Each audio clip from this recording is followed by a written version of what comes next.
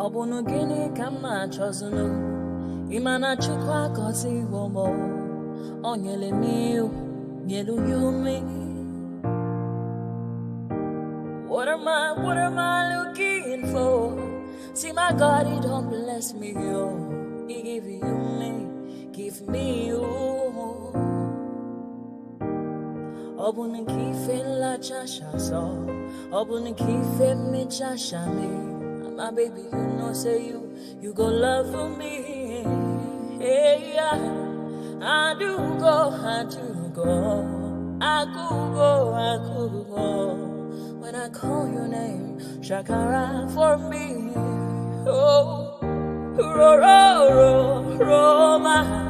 I will be your Romeo. You go be my Julie. Roma, I will be your Romeo. You go be my Julia. Oh, give me your love and I'll go run away. Show me your love and I'll go use you play. Carry me, go me, I go follow you away. Follow you, they go. Maka munagi, me and you. Okwa munagi, my baby and me and you. Me and you, Aqua Monagi, my baby. Obuzi kife la chasha so, Obuni kife la chasha me. My baby, you know, say you go love me. I do go. I could go. When I call your name, Shakara for me. Oh, Roma, I will be your Romeo. You go be my Julie. Yeah, Roma, I will be your Romeo. You will be my.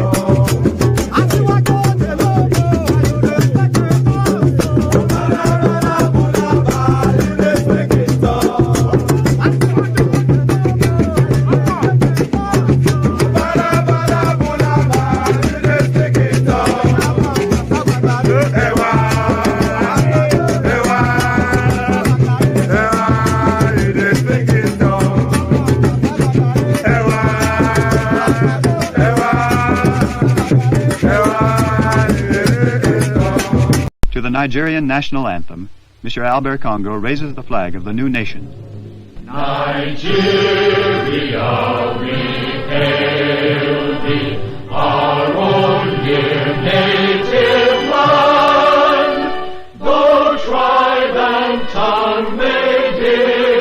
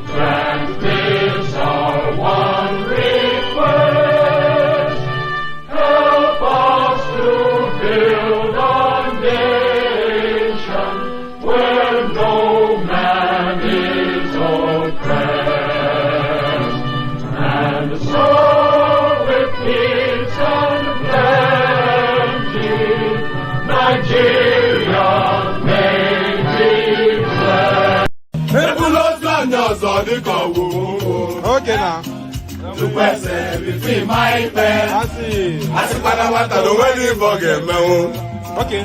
I'm going to look at you. One day, you get out. I'm going to sit down one bit to go. I got no one to tell them back. Oh, where would he get? I got to do that, but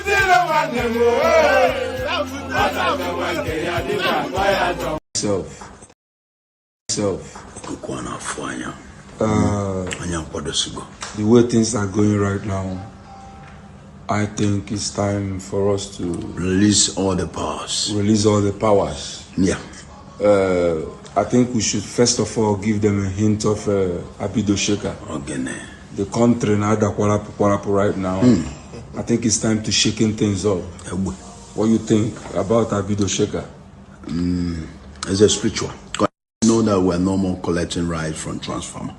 We're taking live directed from high tension. 2024, watch out. And I will let you know and declare you what we're going to use to end all this mess. I'm a warlord. I'm a Daboski. Baose. Epidemic. Pandemic. Pandemonium. Catastrophe. Cataclysm. Ufonia.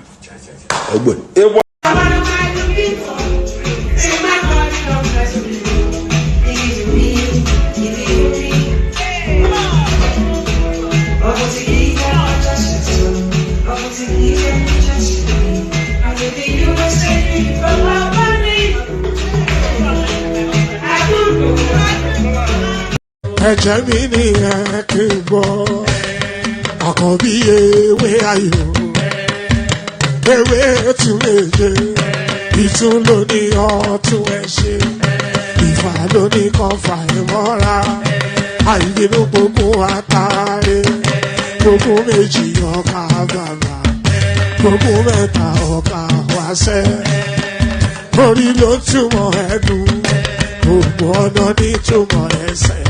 Akọni ìmọ̀ tú ìmọ̀ ọjọ́, ìmọ̀ èmi ni wọn kì í dálẹ̀. Wọ́n bá lọ mẹ́lẹ́mọ́, wọ́n á fi jóye ẹlẹ́mọ́. Akọni wọ́n bá lọ gbé fèrè, wọ́n á fi jóye ẹrùkù. Bọ́ọ̀wọ̀ wọn bá tẹ̀lé, wọ́n á fi jóye aláre. Àwọn mẹ́tẹ̀ẹ̀ta parapọ̀. Wọ́n wá jọ ń pẹ́ mọ́, ẹ̀ẹ́mọ́ olóko jẹ. Wọ́n pa Akíntọ́lá ọmọ Ògún. Wọ́n pàdé Ìyọ̀dà, ọmọ Àtàlàbọ̀bà. Àkọ́bí wọ́n pàdé Ṣàtàdàdẹ, ọmọ ọba Ìjẹ̀bú Mèrè. Aṣíwájú odò gbólùkẹrẹ, ajagun lólòdì ọ̀run. Tó bá ṣe pé tìyẹ, tó bá ṣe pé tìyẹ, lọ bá ń darí jọ wí. Àgbèrò ni kò ń gbọ́wọ́, ọ̀gọ́ ti ṣìgìdì máa gbé, àgẹ́tì ló máa ń gbé, àyàn ti ìlàyàn ewúrẹ́. Ọlọ́run dákun má padà lẹ́yìn ẹ, kó má gbàgbé ọ̀rọ̀ tẹ́. Aṣíwájú Ọlọ́run dákun má padà lẹ́yìn ẹ. Àkọ́bí Ọlọ́run dákun má padà lẹ́yìn ẹ̀. Ọkọ̀ olúrẹ̀lẹ̀ Ọlọ́run dákun má padà lẹ́yìn ẹ̀. And there it is right there. Pardon me. So there it is right there. Here I am, there you are, and here we are. So indicate in the comment section if you can, pardon me, indicate in the comment section if you can hear me okay. So so here we go again, another day, another session. It will never stop, you know that, all the way through to 2027 and beyond. I doubt if we may start many sessions. Hopefully we won't. So another day, another session, but the same principles still apply. Click on the like button just as soon as you come in. Subscribe if you haven't done that already. So I'm not saying that as a, I keep saying this all the time. I'm not saying that as a sing-along. It's a call to action. I'm inviting you to do something quite specific. So click on the like button just as soon as as you hear me say so, you may already be logged on, but click on the like button just as soon as you hear me say so. Subscribe if you haven't done that already, just as I'm inviting you to do now. So do that. So click on like, click on subscribe. And then if you want to be an active combatant, if you want to be part of the Cut and Trust, the Fast and Fury, that is the one-man session, click on the hyperlink that says StreamYard. That brings you into a studio space. Soon as I finish delivering the body of the talking points, I'll let you onto the screen, invite your thoughts. So there's nothing, it's nothing complex or complicated at all. So that hyperlink that says StreamYard right there, our first item in the comment section, if you click on that, it will bring you into what is essentially a green room. So you can relax there and have yourself a glass or something. And then once I've finished doing all the noise making, I'll let you onto the screen and invite what you think on the talking points or whatever it is that you'd like to speak about. So click on like, click on subscribe, click on the hyperlink that says StreamYard, and the example, as always said by Ayo, the $ at the bottom of the YouTube stream or whichever stream you are watching us from, click on that and super chat towards the platform. We have the anticipation of 5 minimum super chats per session. So it's a low bar that can easily be scaled. So it's a very low bar that can easily be scaled. So like, share, subscribe, click on the hyperlink that says StreamYard, click on the $ super chat towards the stream. So I'm a bit conflicted where to start today. So I'll start it instead with video clips. So let me start it instead with video clips. So let me play you this one. Oh, actually, maybe I'll leave this one to later, but let me play you this one. This is Sule Lamido, erstwhile governor of Jigawa State, who we thought had already been packed away to the retirement home of politics. He pops his head through. The parapet, and this is what he had to say. A southern presidential candidate for the PDP in 2027. Peter Obi was a running mate in 2020, I think 2019 election, wasn't he? So he was PDP. So what's wrong if he comes back home? What's wrong with that? You see? Is that the case? Is it coming now? Has he promised you that he's coming back? What I'm saying, is it a crime if he comes back? What's wrong with you? What's wrong with that if he comes back? Is it a crime? But what happened? Yeah, Your Excellency, what happened with the ambition of Mr. Atiku Abubakar, who said he will continue to run for president? And Mr. Atiku Abubakar is your leader. He's your very good friend. No. You are wrong. You are wrong. PDP cannot be owned by anybody. PDP is owned by Nigerian people of PDP. So the ambition of Atiku Abubakar is something different. It's his own personal ambition, his own personal feeling, and his right. But then the party, why the platform? Why for him to contest? So to me, one is free to make a declaration. To me, it has no meaning to me. I'm not part of it. I'm more concerned about, first, building the PDP, keeping the PDP stable and strong. And when we get there, then at the time we come to produce our candidate, Atiku and anybody who will come in can go and run. Anybody, Atiku, anybody. But then it has no monopoly over this slot of running for the PDP. It's not his own monopoly. So he's free to say whatever he's saying, and he's the right to say so. But then it has no bearing or meaning on what we are doing in an effort to be able to restore PDP. It has no meaning on it. No bear on that. So let me get it straight. Now, are you of those in the PDP who think that it is just fair to leave power in the South? And is this the reason why you are considering Peter Obi, considering what happened in 2023, that he got a lot of followership? And there are those who believe that maybe if he had stayed in the PDP and ran side by side with Atiku Abubakar, just maybe, they may have swung that election and won the election. Are you of the opinion of saying the power should be retained in the South? We are not beyond that. The dynamics have changed. Even in Labour, they're having crisis. So Obi was simply a symbol of a protest. And he was able to come to Nigeria, but they, we're not beyond, we're now under a entirely new scenario, new political evolution, whereby the country is literally evaporating, and the country must be restored. Therefore, Obi and I think others who have ambition should be able to support the ambition to the political process. So they know by the time the political process is fully reconciled and organized, then they can kind of run. So for now, whether or not also is not the issue. For now, it's getting a family of the PDP restored, and anybody who was in PDP. I mean, look, Fabio is not a president. Wasn't the PDP? I mean, all the kids today, all Nigerian kids today, all the key players in Nigeria are PDP. So what is, we want to create the kind of environment, so that as we inch towards 2027, the environment will be there for Nigeria and Nigeria. So that, people who might have made a mistake will not come back.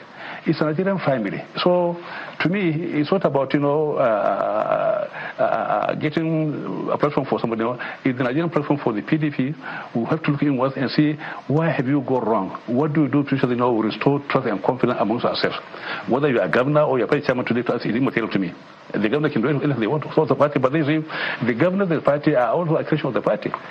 So if the chairman of the party is being difficult, I mean, you don't have been a chairman if there was no party. If the governor is being difficult, they can't become governor if there was no party. So what does I want to make sure got a very, very strong platform to be able to simply confront APC, because APC has the capacity for mischief. They have the capacity for evil making. See now what we've been turned into. A country where we're actually all overwhelmed, totally overwhelmed. We can't even, they keep bringing issues. It's either, petrol subsidy. From there on, new structure, new federation, and configuration of new states. And we are so confused and they are very busy. So they confuse us as a government. If they confuse us as a party, while they are make sure they remain in power. We are busy, on kind of what I call, red herring chase. Governor Lamido, let me quickly ask you. I'm going to ask you some questions on governance and the way forward for our country. But Governor Lamido, just a moment, because I know that you don't mince words and you say it exactly the way you feel about it. Would you blame Atiku Abubakar for the present situation of the PDP? All right. So what you're seeing there now is the changing of the guards. So that is a senior functionary of the PDP, Sule Lamido, former governor of Jigawa State. And what he's saying, they are cutting Peter Obi quite heavily. And you could hear there quite distinctly that they are happy to jettison Atiku Abubakar as a sacrifice for that. Because, of course, they cannot have Peter Obi come to the party with that Atiku still rebel-rousing about some ambition that will never be fulfilled. So that's a changing of the guard. A heavy seducing in the public space, PDP cutting Peter Obi quite heavily. So I will probably play that one more time in the course of the session, but there is that one. So there is that one. So let's launch straight into it. Team Ajek, I see you there. You of course, as always. So we are anticipating 3 more super chats. When I'm saying 3 more, not necessarily from Ayo or Team Ajek, three different people. Let's go to this one. This particular piece is behind the paywall, so I may not be able to read you the fullness of it, but the headline tells you pretty much as you need to know. Ghana's cedi weakens to record low on dollar demand for imports. So this is what everybody has been trying to explain to the hard of cranial function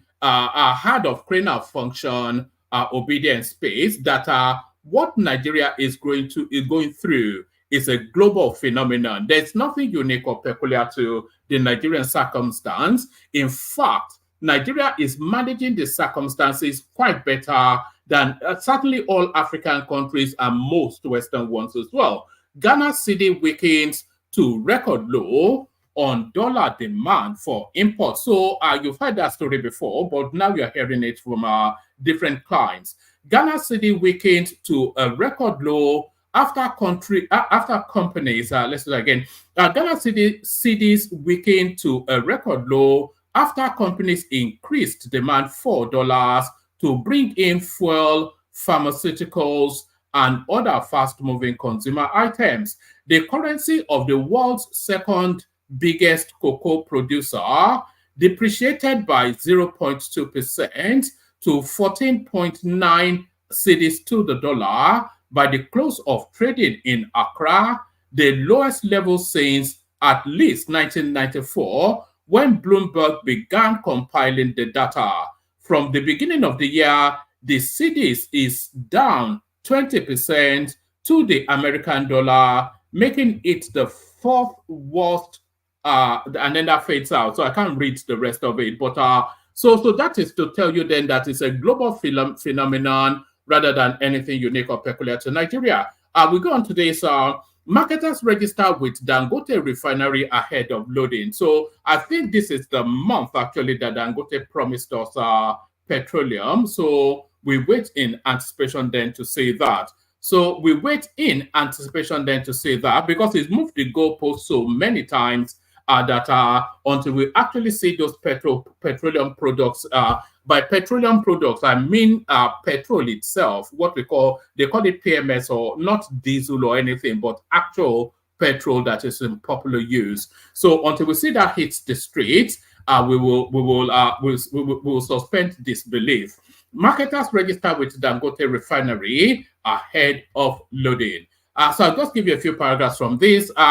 Plenty of room in the studio, by the way. Anybody that wants to come join, just for the conversation to take place. As Nigerians expect premium motor spirit from the Dangote petrochemical refinery this month, petroleum marketers have started registering with the company ahead of loading the products, correspondents have learned. The marketers are registering as individual business owners, applying to get direct fuel supply from the oil refinery. This is even as the Independent Petroleum Marketers Association of Nigeria said it will continue talks with the company to get bulk supplies for its members who may not be able to buy a large volume of petrol from the refinery. The president of Dangote Group, Aliko Dangote, last month disclosed that it will begin the sale of PMS in June, saying his refinery will end the importation of petrol into Nigeria. Speaking at the recent, so I think we've read that previously. I'm just skipping through paragraphs, just not to regurgitate what we previously read. To independent marketers, okay, let me actually, yes, let me just give you the fullness of it. It's not a long read, so I'll give you half of it. Let me give you half of it, and then we are bound on going to another one. As Nigerians expect petroleum motor spirit from the Dangote petrochemical refinery this month, petroleum marketers have started registering with the company ahead of loading the product, correspondents have learned. The marketers are registering as individual business owners, applying to get direct fuel supply from the refinery. This is even as the Independent Petroleum Marketers Association of Nigeria said it will continue talks with the company to get bulk supply for its members who may not be able to buy a large volume of petrol from the refinery. The president of Dangote Group, Aliko Dangote, last month disclosed that it would begin the sale of PMS in June, saying his refinery will end the importation of petrol into Nigeria. Speaking at the recent Africa CEO Forum held in Kigali, Rwanda, Dangote expressed optimism about transforming Africa's energy landscape. So I think we can stop there, actually, because a lot of regurgitation there. So let's go on from that to this. Nigeria's lawmakers propose a 6-year presidential term and 2 vice presidential positions. So this is not news, but this is news, because the birthing of this idea actually came under the Goodluck Jonathan administration. Towards the tail end of Goodluck Jonathan's administration, he was having conversations with the country around a possible one-term 6-year presidency. Nigerian lawmakers propose a 6-year presidential term and 2 vice president positions. So that two vice presidential positions is probably the new insertion. Let's see where we're picking it up from. Yes, They argued that this measure will ensure equal representation. That seems to start. So 35 members of the House of Representatives proposed a bill to mandate the rotation of executive powers amongst the 6 geopolitical zones. So those are the headlines, those are the bullet points of the piece. The bill also seeks to provide a single term of 6 years for the president and governors in Nigeria. The lawmakers proposed the establishment of the office of 2 vice presidents. They argued that this measure will ensure equal representation and reduce the desperation and intense agitation for the creation of new states. Lawmakers, spearheaded by Representative Ikenga, made the call during a news conference at the National Assembly in Abuja on Monday. According to him, the lawmakers were also seeking the amendment of Section 3 of the Constitution to provide for the recognition of the division of Nigeria into 6 geopolitical zones. He added that they were also seeking the provision of a single tenure of 6 years for the president and governors in the country. He said, the bill is also seeking a reduction in government spending and wastage, efficiency in governance, and national stability by providing a single term of 6 years for the governors and the president. The lawmaker proposed the establishment of the office of 2 vice presidents, one from the south and another one from the north. The first vice president will serve. The first vice president will serve as a succession vice president, while the second vice president will hold the position of minister in charge of the economy, and both will also serve as ministers. Furthermore, he emphasized the importance of ensuring the financial autonomy and accountability of local governments. They suggest achieving this by establishing an independent, consolidated local government council account, which would be solely managed by local councils. Additionally, they propose imposing long-term imprisonment for any misuse of local government funds. He mentioned that the bill aims to amend the relevant section of the Electoral Act to ensure that all elections are at both the federal and state levels are conducted on the same day, amongst other provisions. This, he emphasized, should occur before the validly elected person for the contested office is sworn into office. Yes, far-reaching sort of reforms are being proposed. I will say that I disagree with. I probably agree with a good, but I agree with a one-term presidency. So then the presidency is not governing in anticipation of a second term, and then 6 years is sufficient enough for a start-to-finish project, whatever that project is. So I agree with that, and I somewhat agree with the idea of 2 vice presidents as well. I somewhat agree with that, and I even somewhat agree with the with one of the vice presidents being a succession vice president. So essentially, the southern one or the northern one, whichever region it is that is next in line, is next in line for succession. So there's not much I disagree with in that. I have to say, not much that I disagree with in that. 35 representatives seek rotational presidency, single term of 6 years. So I think we just read that. Nigeria losing billions to fuel smuggling. This is the customs people. So now this somewhat contrary to our fuel subsidy is removed, because if the fuel was at market price, then there is no incentive for smuggling. Nigeria losing billions to fuel smuggling, Customs CG. Comptroller General of Nigeria Customs Service, Bashir Adewale Adeniyi, has said that Nigeria is losing billions of naira to fuel smuggling epidemic. Right. Comptroller General of Nigeria Customs Service Bashir Adewale Adediyi has said Nigeria is losing billions of naira to fuel smuggling epidemic. Adeniyi disclosed this during a press briefing in Yola, Adamawa State Capital on Monday. He said illicit trade fueled by a significant price disparity between Nigeria and its neighbor has reached crisis proportion. The situation is dire. Smugglers are exploiting the price difference to reap huge profit, depriving nation of much needed revenue, he said.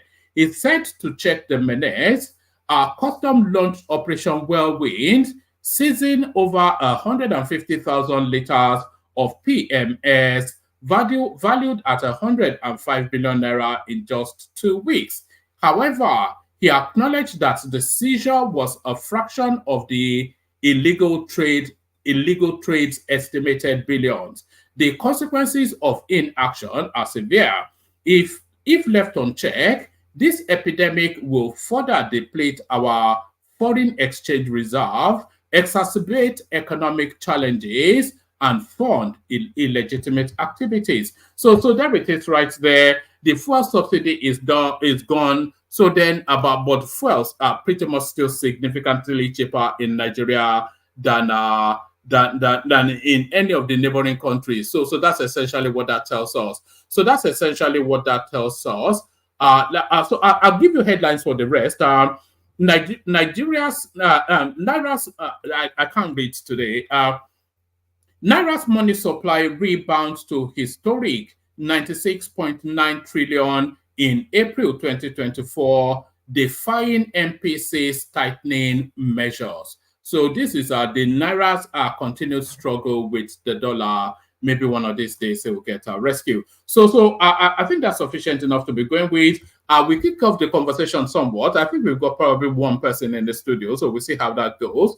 Let's play the K guides, see what happens after that.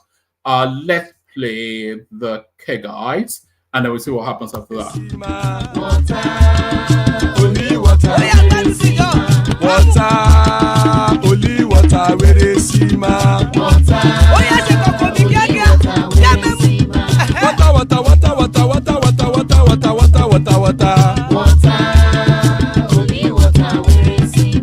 Hapa o naido.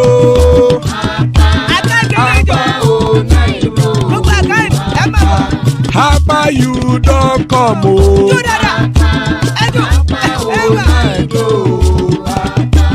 Hapa o naido.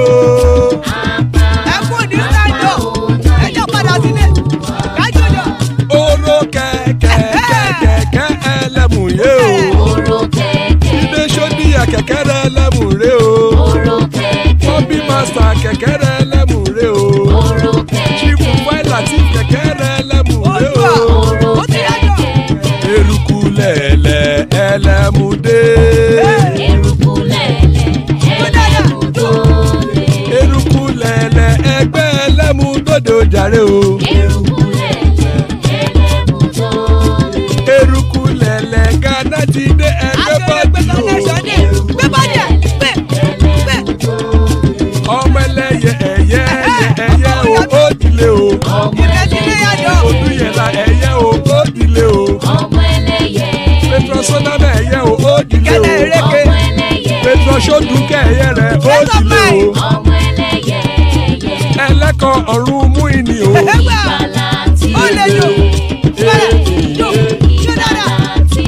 Àkùkọ ọ̀run méjìkọ.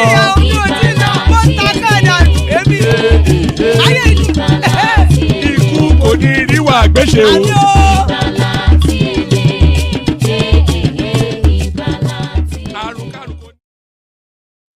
And that is right there. Death have nothing to do with us. Amen to that on behalf of myself and you, my friends. Ajanle Koko in the house. Good to see you, Ajanle Koko. Pansat joins him. Good to see you, Pansat. So who wants to kick it off? Who's ready to go? Let me go first, and I'll be brief because I will go and then come back again.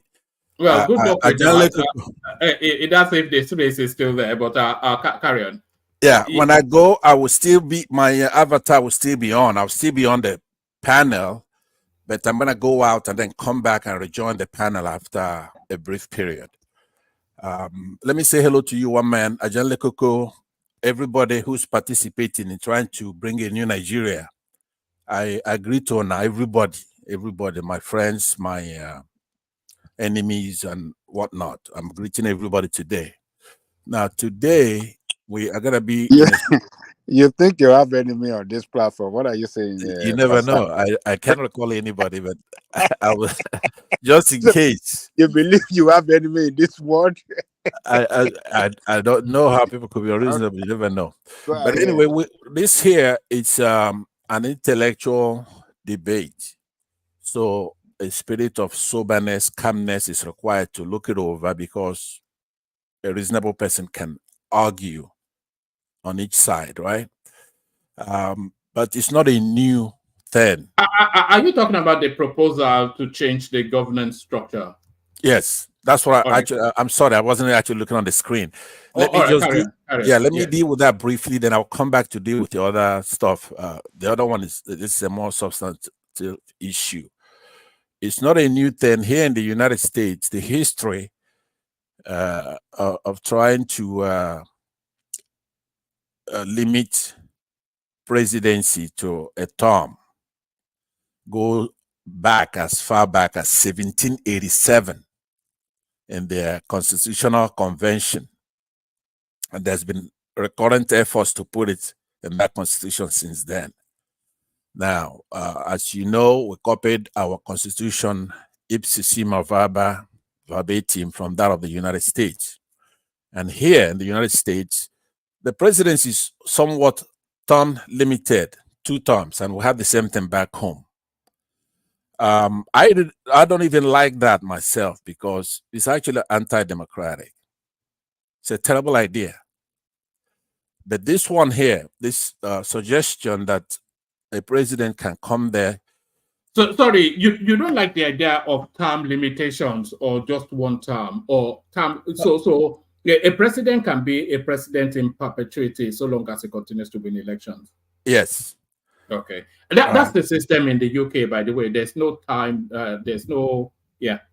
Okay. I'm not gonna knock UK because I normally knock. Now I'm here today on a very good spirit. I want it's a good topic right here, and I'm sorry that I'm running late. Actually, I have somebody waiting in the car, so I'm making this submission here.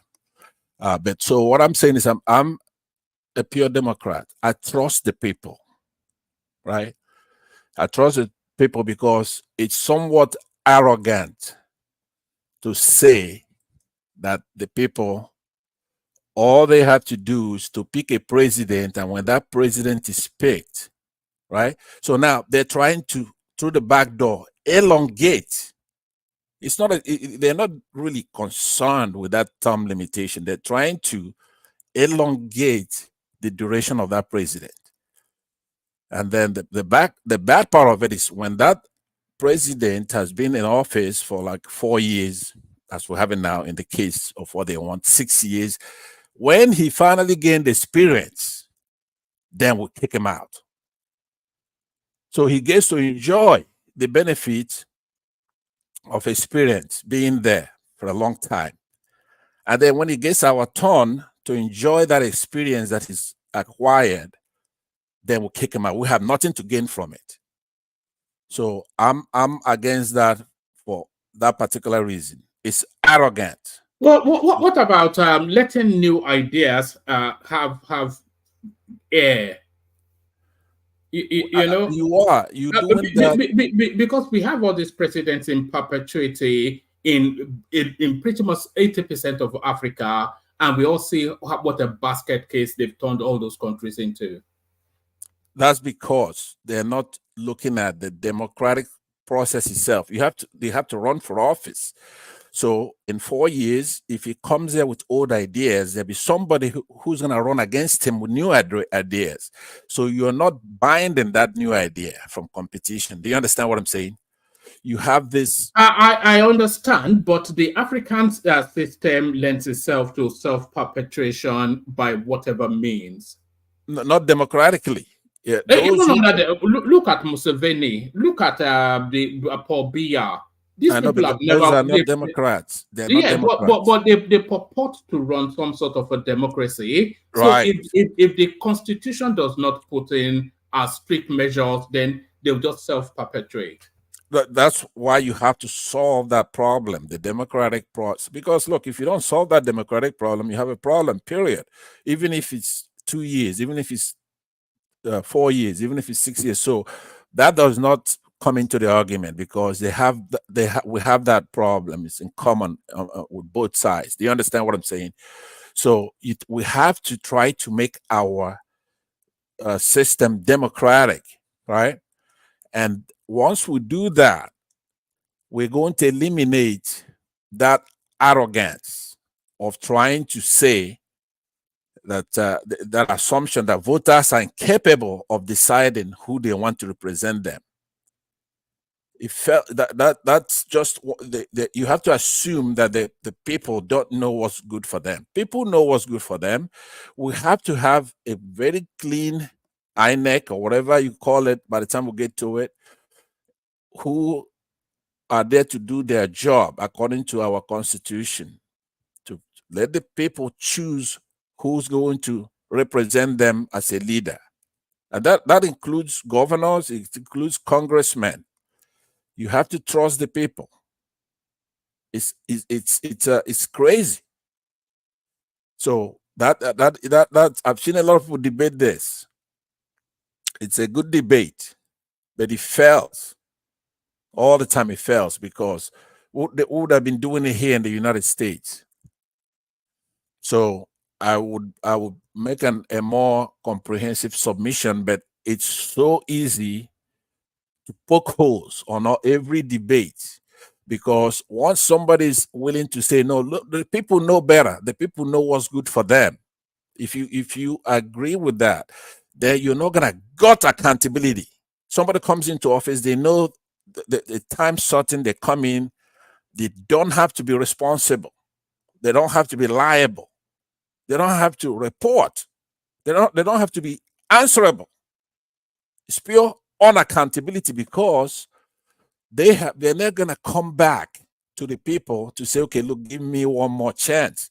Now we saw that with the arrogance of Ronald Reagan here in the United States. He came in here. No. Before you go to the arrogance of Ronald Reagan, that argument still applies in the second term, because the Constitution bars the Constitution limits to 2 terms. So that arrogance that you're describing on a single term, it still applies to a second term. But the counter argument is that if they know that they're not canvassing for a return, for a revalidation, then it frees them up to act to whatever their intentions are for the country. Right, but there are some breaks there, right? When a president comes in and he does well for 4 years, right? And then he's in the second term, now his party would know that, okay, this man may not have to stand for re-election, so whatever he does, we're gonna pay for it. Our political party will pay for it, right? So he starts getting checked by his own party. He already has opposition from the other parties. The president will not be able to do anything too crazy, because now his party is gonna say, you know what, this guy is done. He's not gonna run again. This is his last hooray. So if he does this, then the people are gonna punish our political party for what he does. So often you see his party cooperating with the opposition. In the case, like I was gonna make of Ronald Reagan, he came in here like a cowboy, but towards the end of his first term, then he had to moderate a whole lot. A lot of things that he came to do, and the way he spoke. But I don't expect you to have been an adult when Reagan was here. I was here, so I know. But you could read it up, and you could see the effect of that re-election on the president, right? The sensitivity, his maturity, what he wants to do in South America, you know, with the contrast, he was doing a lot of illegal things, sending arms, bypassing Congress, you know. So all he right. wasn't at least a single term. Take us to the idea of because they came up with a whole raft of ideas, and I couldn't find a point of departure when I was reading it out. The idea of two vice presidents, one from the south, one from the north. What do you make of that? And the idea of embedding rotationality into the constitution, so it's like a pass the baton amongst the geo regions. Okay, for the first one, I'm against the last one, right? They can be creative. I believe that South Africa did a similar thing when they wrest power from the apartheid evil regime. They have more than one vice president.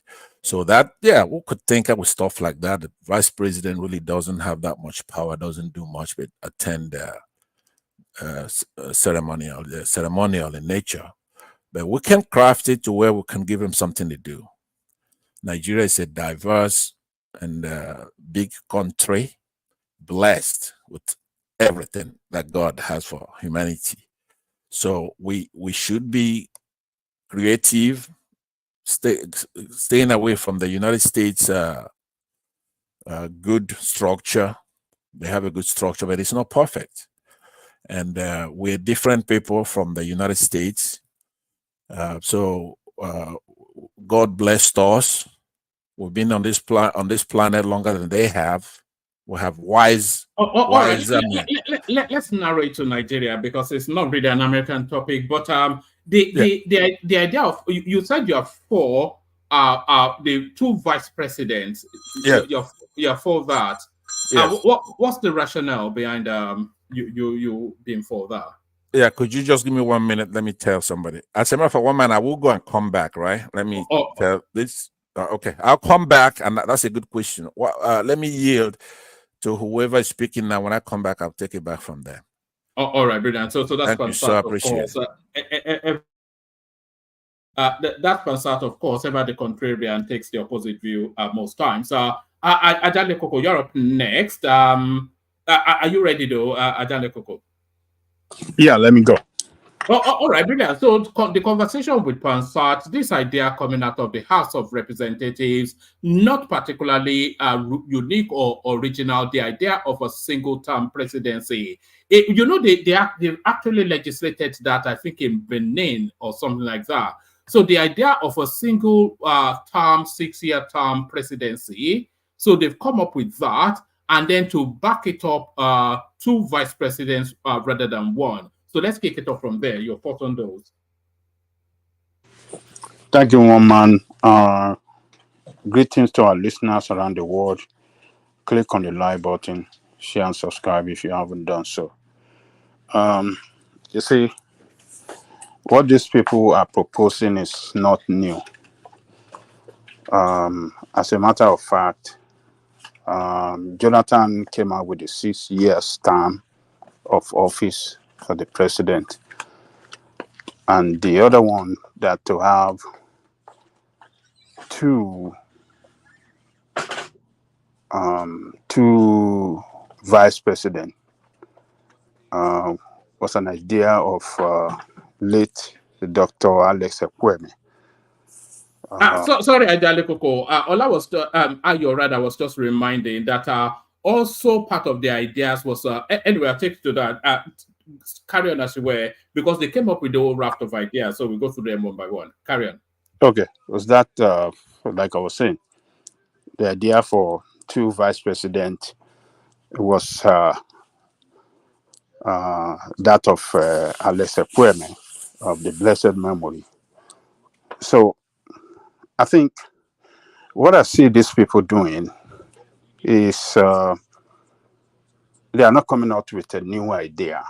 These are ideas that some people in the past, great thinkers like Alex Ekweme, have proposed before. So I think, to me, it looked good. What they are putting forward, but to me, I think it's a chase of shadow. They are chasing shadow. That cannot really solve our political problem. You know, what can really solve our political problem? Does it not go in some way in addressing this marginalization, underrepresentation narrative that we hear endlessly? That is the way it. That is, I mean, yes, it looked like it's going to solve the problem of marginalization and stuff, but in the real sense of it, the problem of Nigeria, the political problem is beyond these 2 points that they are proposing. It's the entire constitution that we hardly have to push for or work hard to see what they can do, you know, to change, particularly what the 2015 or 2014 Constitutional Conference report is what they should have, you know, what should have been what they are pushing for. They should have pushed for the implementation, the, you know, of that 2014 Constitutional Conference. But that's too heavy a lift now. If they can pick beats that are easier attained, you know, because it's such a big thing, the 2014 confab, almost impossible to push it through. But if they can take beats and do it in bite sizes, I think, because we have seen it being done in bite sizes anyway. Bit by bit can take you like 100 years. It's not, that is not the way to solve problem. Let us solve this problem holistically and put the country on the way forward to a better future. And that report contain solutions. So the majority of the problem that we are facing in that country, if we don't, you know, look into that report and then debate it and look for a better... There is no debate to be had anymore now. It was debated extensively. Oh, there's still going to be some debate. There's still going to be some... Yeah, but that is going to... That will take forever now. The better nothing way ever, to be nothing ever takes forever. Okay, we've had this since 2014. How much of it have we done? We've not done anything No, with nothing it. was done to it in 2014. Yes, but we've had it in place since 2014. Yes. Yeah, yes. So what happened was that rather than insist that it's all or nothing, so why don't you just do it in bite sizes, digestible sizes, which seems to be what they are doing anyway. State policing are devolving somewhat centralized power, and now this space, you know, they are doing it in bits. You know, you can't insist that they do the whole thing, or it will never happen. Yeah. No, let me tell you. Let me say something. I beg you. So, if I understand what this whole thing is all about, is that they're just trying to do constitutional amendments, not as if they're trying to rewrite a new constitution. Is that what it is? That seems to have been going on for quite a while now. I'm bouncing back from someone. Is it centered around amending the current fraudulent 1999 constitution, or is it that they want to redo a new constitution? Is that what it is? Because I've not been following. That's why I'm asking. I've not been following.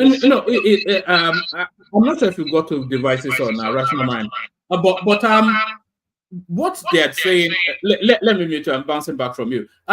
What they are saying. This is coming out of the House of Representatives, and what they are saying is that the country should have a single-term 6-year president, governors, and then two vice presidents for the presidential space. So that is one of the pullouts of the conversation that is going on around that 2014 confab and constitutional amendments and all of that. So partly, yes, what you're saying, it's part of our ongoing constitution. Because, of course, you remember that Buhari devolved quite a lot of power from the exclusive list. So that not fit for purpose constitution that you're saying, they are amending it in bits rather than as a whole piece of work.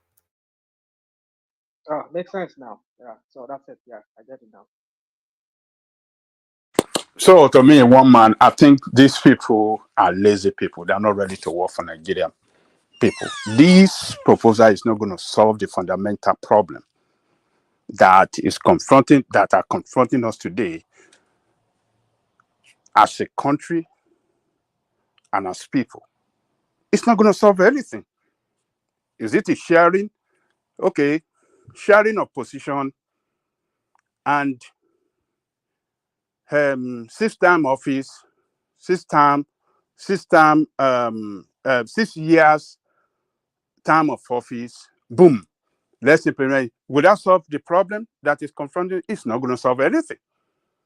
The more fundamental problem that we should tackle and solve that can put that country on the way forward towards a better future. So this is just grandstanding, lazy politicians with no new idea, tapping into the idea of great people or great person or a great leader like Alex Pueme and Jonathan administration. What happened then? The recommendation of the 2014 was actually submitted to the Assembly of 2014, led by the Senate president then. Is it not David Mark, or who was the Senate president back then? But because they were in a hurry they were preparing for the next election, so they couldn't, really look into it. And when Buhari came in, that report was submitted to Buhari. Instead of Buhari to take it up, Buhari, threw it in the trash. So the recommendation in that report covers a whole sum of problem that we are confronting a nation that is So are you saying if they don't adopt the 2014 confab wholly, then they should forget it? Because I'm not sure what you are saying. No, you should be sure of what I'm saying.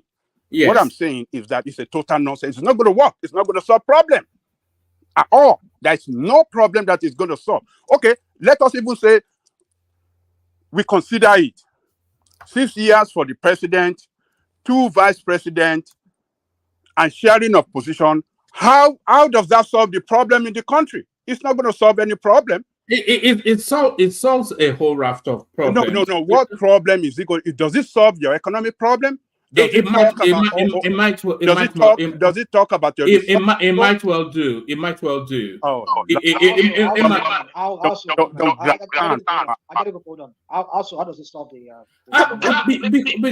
Because in the first term of a presidency, they operate with one hand tied behind their back, and that hand tied behind their back is the second term. One what? You said, well, they operate with one what? with one hand tied behind. Who tied their back? Who tied their hand in the back? Who tied their hand in the back? What do you mean by one hand tied behind their back? Yes, but we're not professional like you now. They operate with one hand tied behind their back. That hand tied behind their back is the second term that they aspire to. So if a president comes in and he knows that is a one-shot deal, anything he wants to steal, he steals it then. Anything he wants to do, he does it then it's completely unencumbered. And all of the vast, look at Tinubu now, hustling for a second term, going at a tepid pace. If you didn't have the contention of a second term, it would be more brutal, more brutish to assure his legacy. So that's the advantage as far as I see it. Well, don't go through you just spoke now. Well, I understand what you're saying. I get it, but I just don't see how it makes sense. It makes sense in the sense of how does this solve the problem? Because if you're having a 6 year single term, yeah, I agree with you that that might want to make them to want to like quickly get stuff done within their 6 years, because they know after that 6 years they might not get another chance, because constitutionally they only allowed one single 6 years. So, but then I don't see how far-reaching that would really solve the problem without us. Well, let me just allow Ajaliko to continue, because there are some things I want to talk about. I don't want to take Ajaliko time. Ajaliko, when you're done, I would speak to that. Okay, well, to me, one man, I don't see any problem this is going to solve. It's just a grandstanding. It's just to show that maybe some few members are trying to do something. It is not going to solve any problem. It kind of want to look like with this proposal, if it's adopted, yes, we're going to start. It is that is the problem to the political class, not the problem. The problem of sharing formula, position sharing formula is a problem to the political class, not the problem that Nigerian people are facing in their daily life today. So the real problem, solution to Nigerian problem are quite recommended in that report. And until when that report, fully implemented, we're not gonna be a country. We're not gonna be a nation. Because in that report, it carries, what do you call it?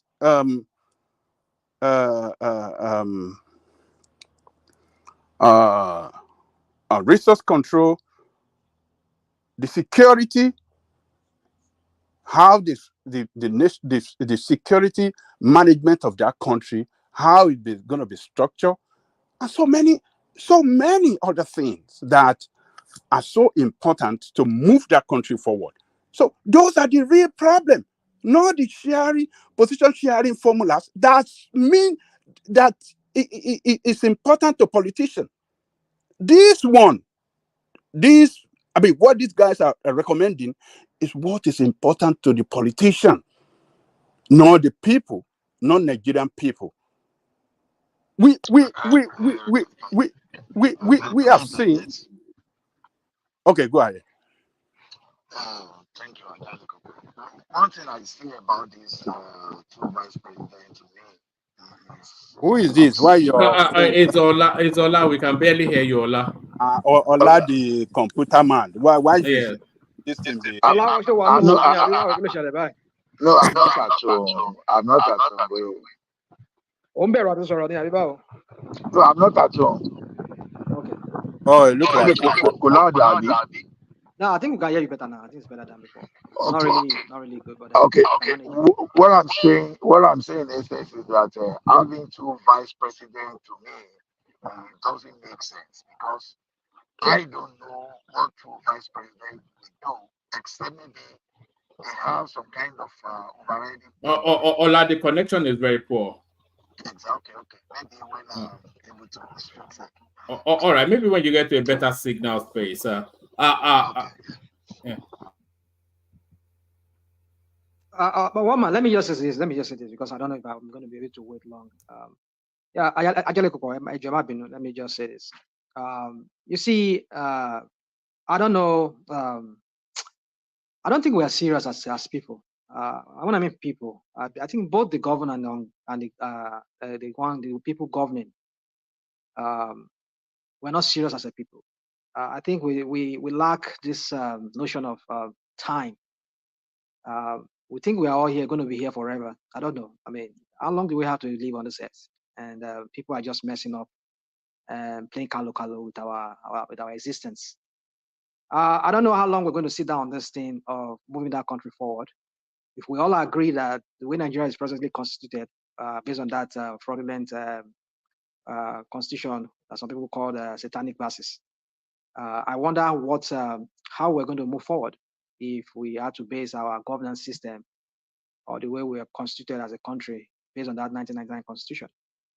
I don't know. I don't know if you listen to, because I was listening to some people, this man, Abayomi today on channels, and it made sense to me, most of the things he said. For me, I don't see two vice presidents and one single term being a panacea or one silver bullet that will solve that problem.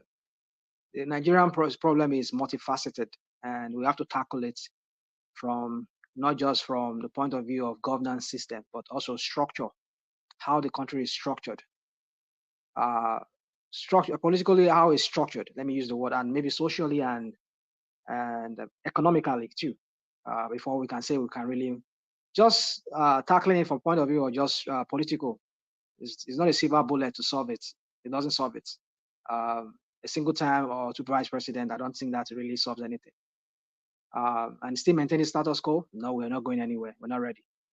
I think restructure here, as some people have said, is we need to restructure the governance system in that country, not just at the federal level, but state and local government. For the fact that the founding father of that country, those people who were there at the independence, who signed the independence, they knew that the only way that country could move forward was through the regional system. And we see that many books and many videos from that era that some of us have seen, we've seen how they praise the feats that was achieved by those founding fathers then. How Nigeria was said to have been one of the most promising countries to industrialize, even far ahead of Pakistan and India at the time. So you wonder, and if we have seen videos of how Lagos looked like in the 60s, in the 50s, 60s, you understand how Lagos was, how Nigeria was moving to become a prosperous country, but ultimately when it was derailed. So my point is this, it's like until when we go back to that, or we go back to something similar to that, if we can't go back to the 1959 constitution or 62 constitution, we can't go back to it, then let's just create something let's just try and replicate something that is similar to that. I don't know if you guys have seen, I don't know, it's been a while I've been on your platform. I know you guys must have discussed so many things. I don't want to take anybody back. I'll just say that in passing, that there was this proposed constitution that was trending online, and which I think the guy was also interviewed today on channels to come and speak about that.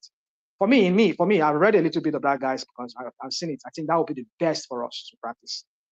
The guy really put into consideration so many things, so many anomalies that we are facing in that country. The issue of identity. Fakponda, yeah. Is it Dr. Fakponda?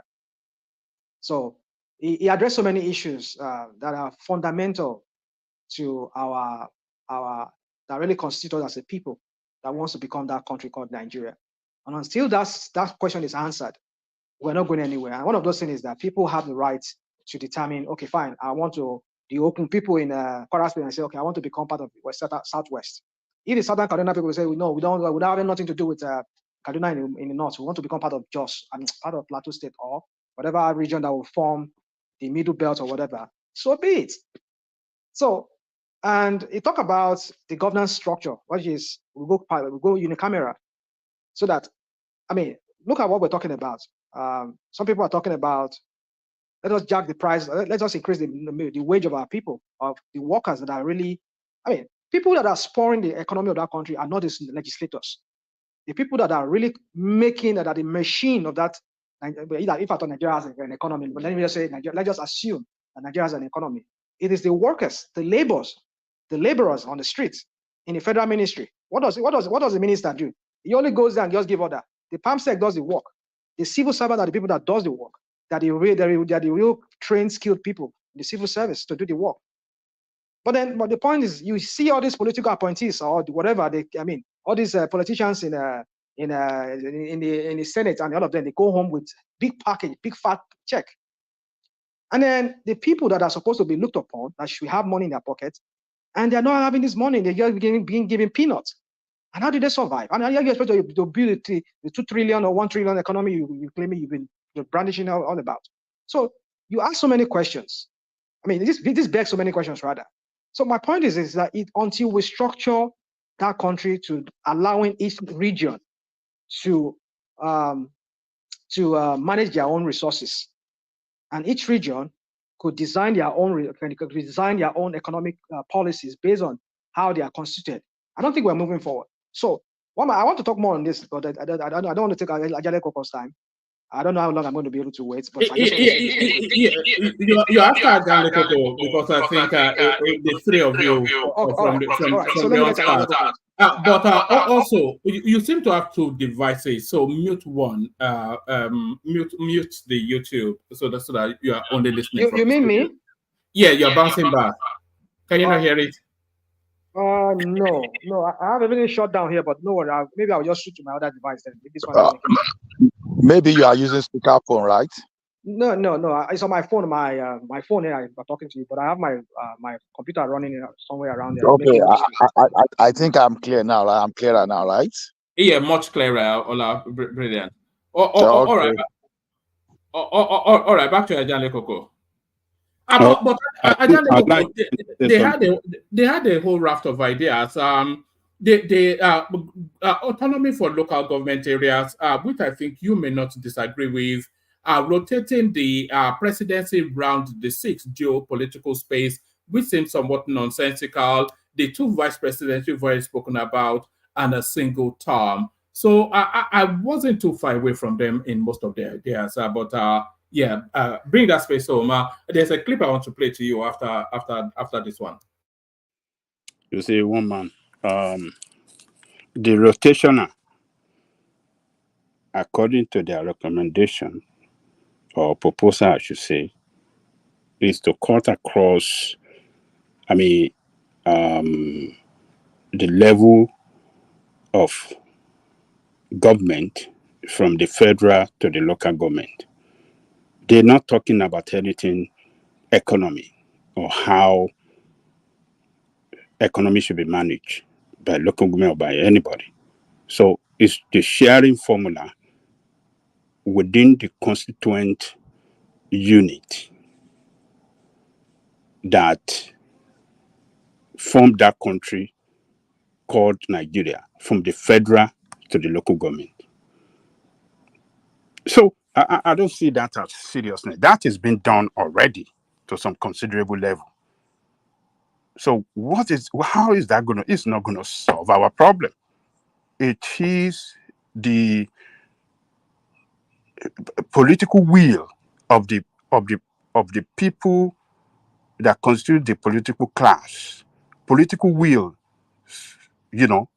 to solving problem that can really solve the problem. If they don't develop that political will, whether they have 100 vice presidents, 92 president, 1,000 whatsoever, no problem going to be solved. This is not fundamental.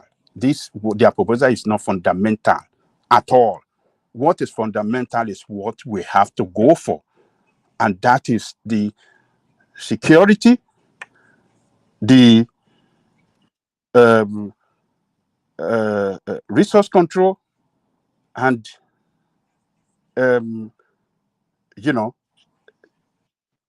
those 2 things, and the management of the economy those are the three.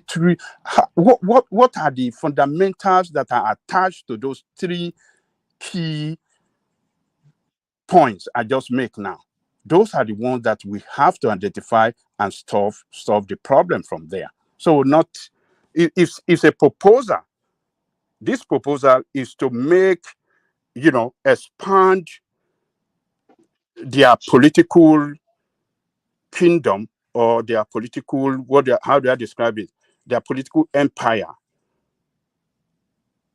among the political class, and give them more opportunity or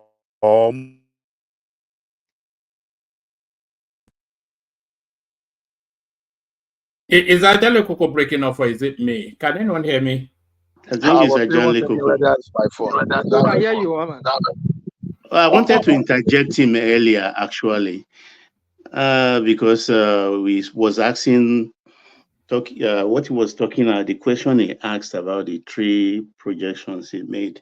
And I want to interject to tell him that without political stability, nothing can be achieved. And the proposal of Ugochi, Senator, Representative, Honorable Ugochi made today, there's nothing in that proposal we've not discussed here before, over and over again. Actually, if my memory serves me correctly, the 6-year thing, the rotational thing, and stuff like that. But there's curiosity, which I observed, because I like to look deeply. He said, Ugoshinri said that there are 35 honorable members that signed to that proposal. And I think in the press conference, I could count 11 of them. Out of the 11, I think the Southeast was about 4, and Kaduna Kano 2, the Borno guy 1, Kogi guy 1. I don't see Southwest in there.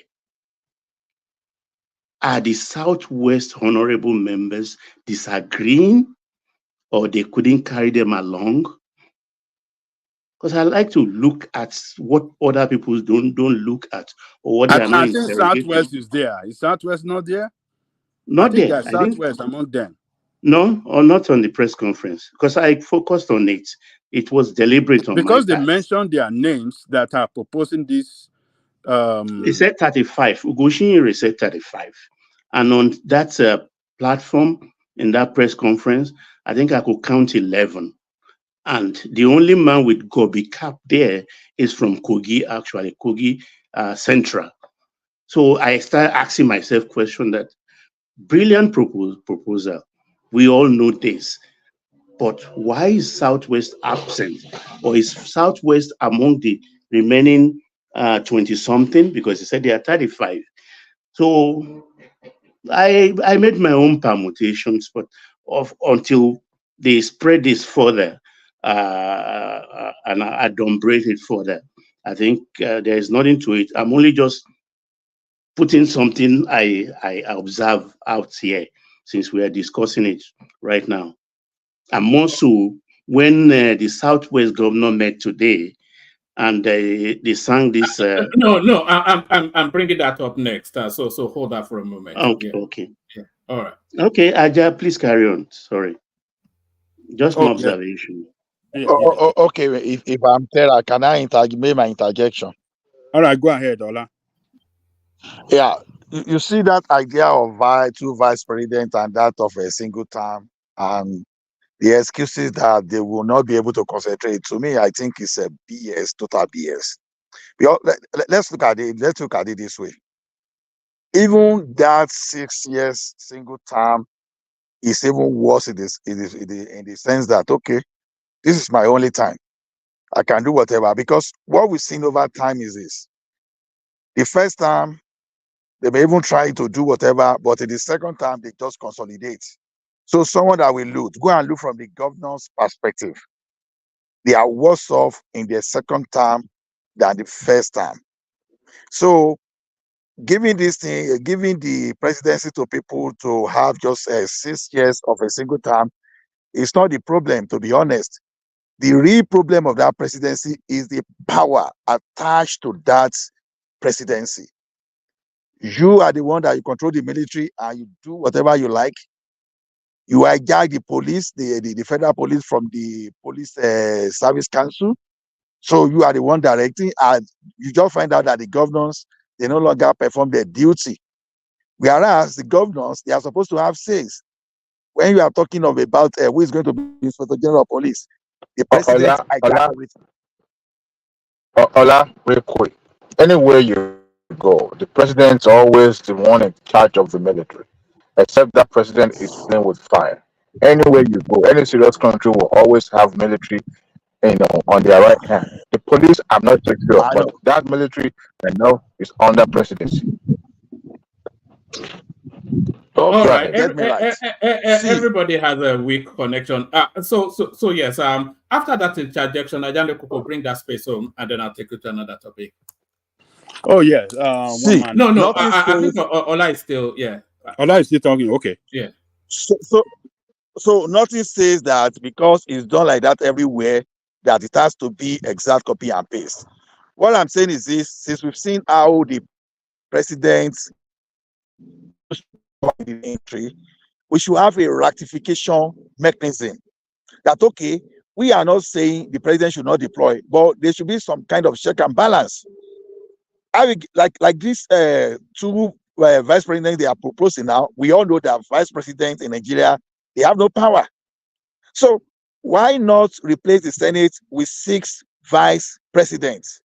And among the 6 vice presidents, there should be one among them that should be qualified to become president, so that we know that in Nigeria, normally we have 6 vice presidents, but among them, when one becomes president, we have 5 left.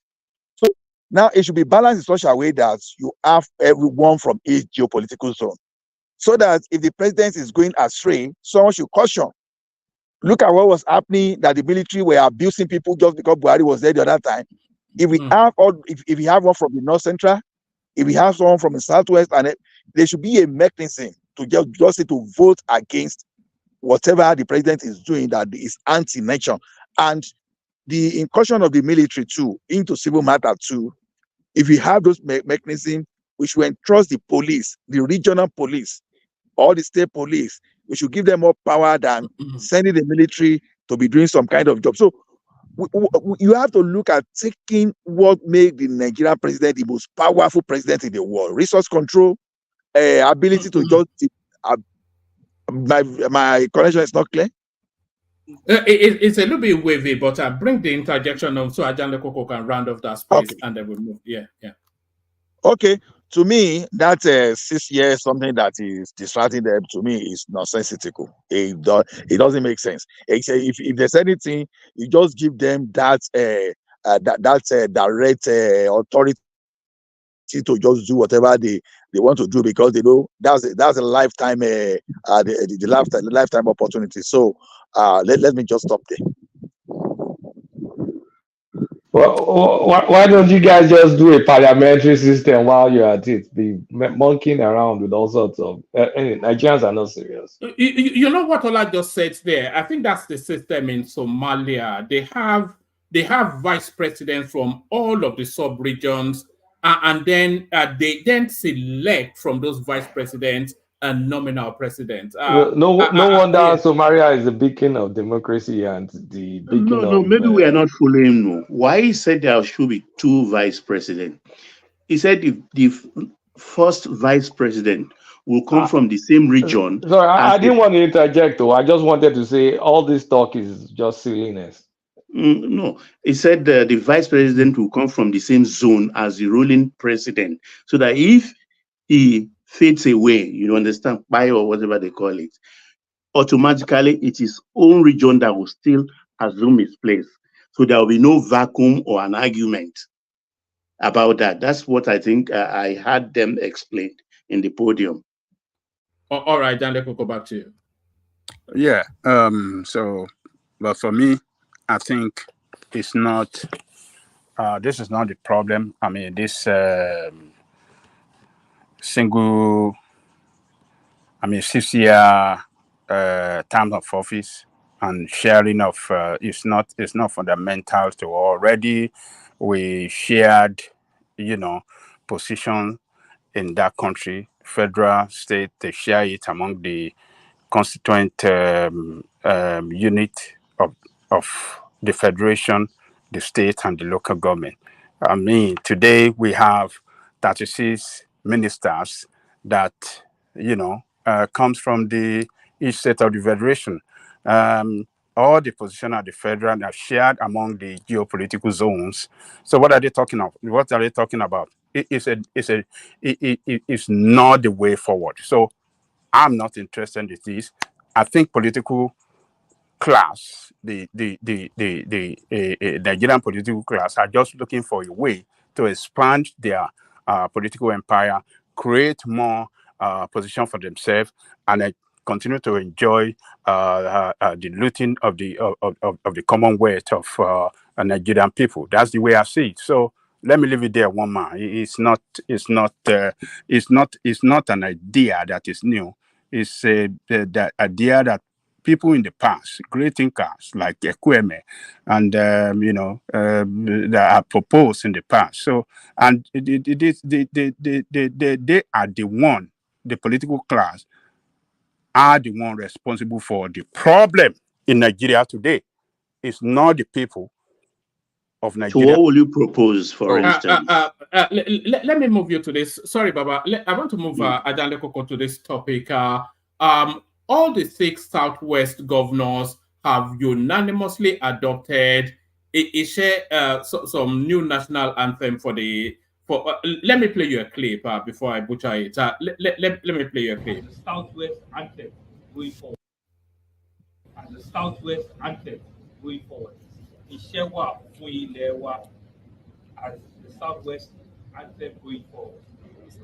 And the all right. So that's all the Southwest governors assembled in Lagos State to have discussions over a whole raft of items. And one of the takeaways was an adaptation of an anthem for the Southwest. So this is what they came up with. Ajanle Koko, listen to this.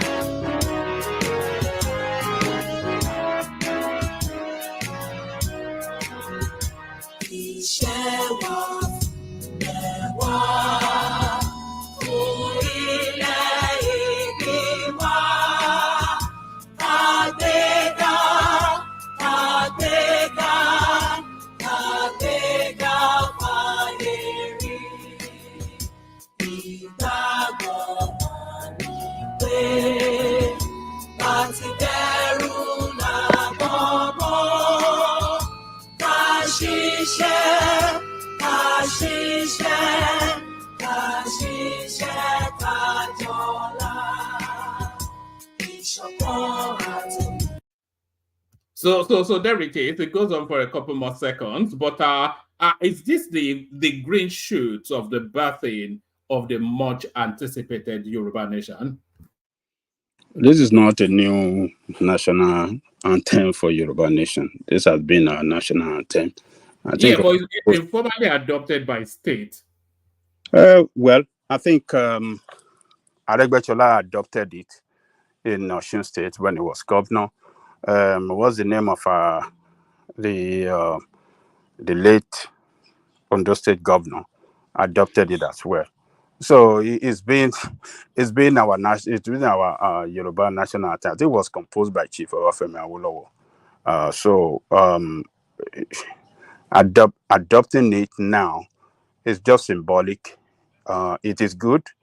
It makes it, more authentic and more it's going to register it better to all. But what does this mean, having a regional anthem? What does it connote for a one unified state having a regional anthem? It connotes that we are country with several nations in it. And does it not indicate that the Southwest sees itself as an entity distinct and unique from the overall Nigerian something? Not only Southwest, every other nation within Nigerian state are distinct, in their own, I think the country should respect them. So it just tells us that we are different nation. The country Nigeria is constituted with different nations, and as such, those nations in it must be respected and must be respected and protected. So Yoruba people are stating it clearly that even though we are Nigerian. Sorry, Ajale Koko, but is coming up with this anthem, is it part of the broader ongoing conversation about reverting to regionalism? I hope so. I hope so. If it's a way of starting a journey towards regionalism, I think it's a good thing. But the people we have at the position of power, particularly at the federal level, are they ready to really do something that can take us on that journey? That's a different ballgame entirely. But one thing about Yoruba people and the leadership of Yoruba land, they will never shy away from their Yorubanism. I know that for sure. And that is what these governors that met today have stated clearly to Yoruba people and the nation and the country as a whole, that look, our homeland, the Yoruba land, we are not going to do anything to jeopardize the interests and Yoruba land and what the Yoruba land stands for, including this national anthem of Yoruba people. So it's a good thing that they confirm it clearly that Yoruba national anthem exists, and it symbolizes what we stand for, and it's good as well that this time that many of our youth does not even know that we have national anthem. It's good that the governor have brought it up and they can hear it and they can know it. So it doesn't affect Nigeria. So what are they going to be singing at the state assemblies in Yoruba land? Of course, it's going to be, they can sing both. They can sing, yeah, they can sing both. Why? Like, for example, in Lagos now, they have adopted as part of their, legislative language, Yoruba on Friday. I think it's Friday, right? That they speak in Yoruba. So every Friday, before starting their how do I describe, before starting their business of the day, I think they can sing that Yoruba anthem. Are they going to mandate it in schools as well? You see, it's a kind of words that.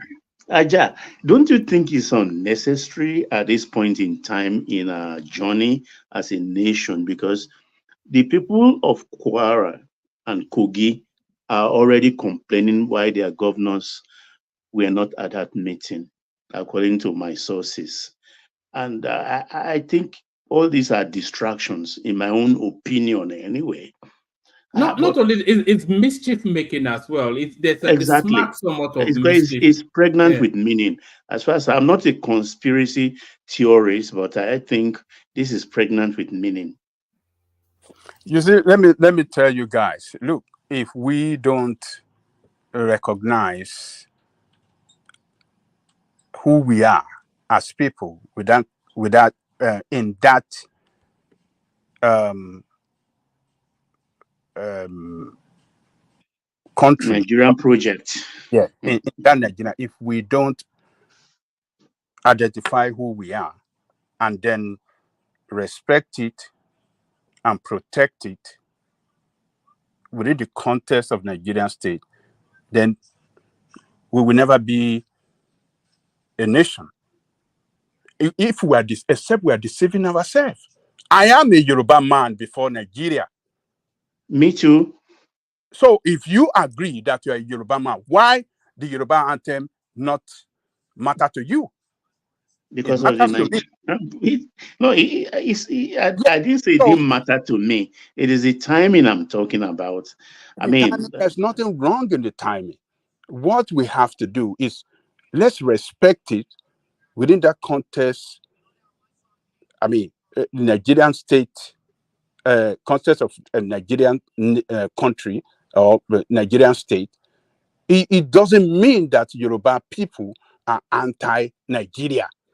If Biafran want to sing their national anthem too in Igbo land, it doesn't mean that they don't want Nigerian national anthem. You see, the way we are, we taking Nigeria too far as in line with this nonsensical argument by politicians that is indivisible nation, is non-negotiable.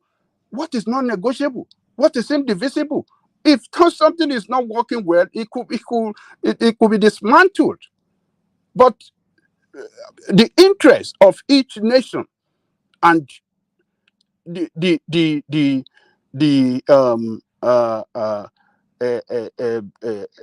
what is important to them or what represents their origin should be protected by Nigerian state. That is the way it can work. But if you want to force people or you want to tell people on what to do and what not to do, then they're going to be pushed back. There's going to be a problem. So these leaders coming out with this national anthem doesn't mean that they don't respect Nigerian state. Doesn't mean that they are doing away with Nigerian, what do you call it? Nigerian national anthem. But they are making it known to their people that we respect who we are as people and what comes along with us from our origin. This is our state, our Yoruba national anthem. We respect it, just as we respect Nigerian national anthem. Nigeria doesn't lose anything in this. But when you see politicians trying to cause problem, trying to paint people, not to be who they are, not to,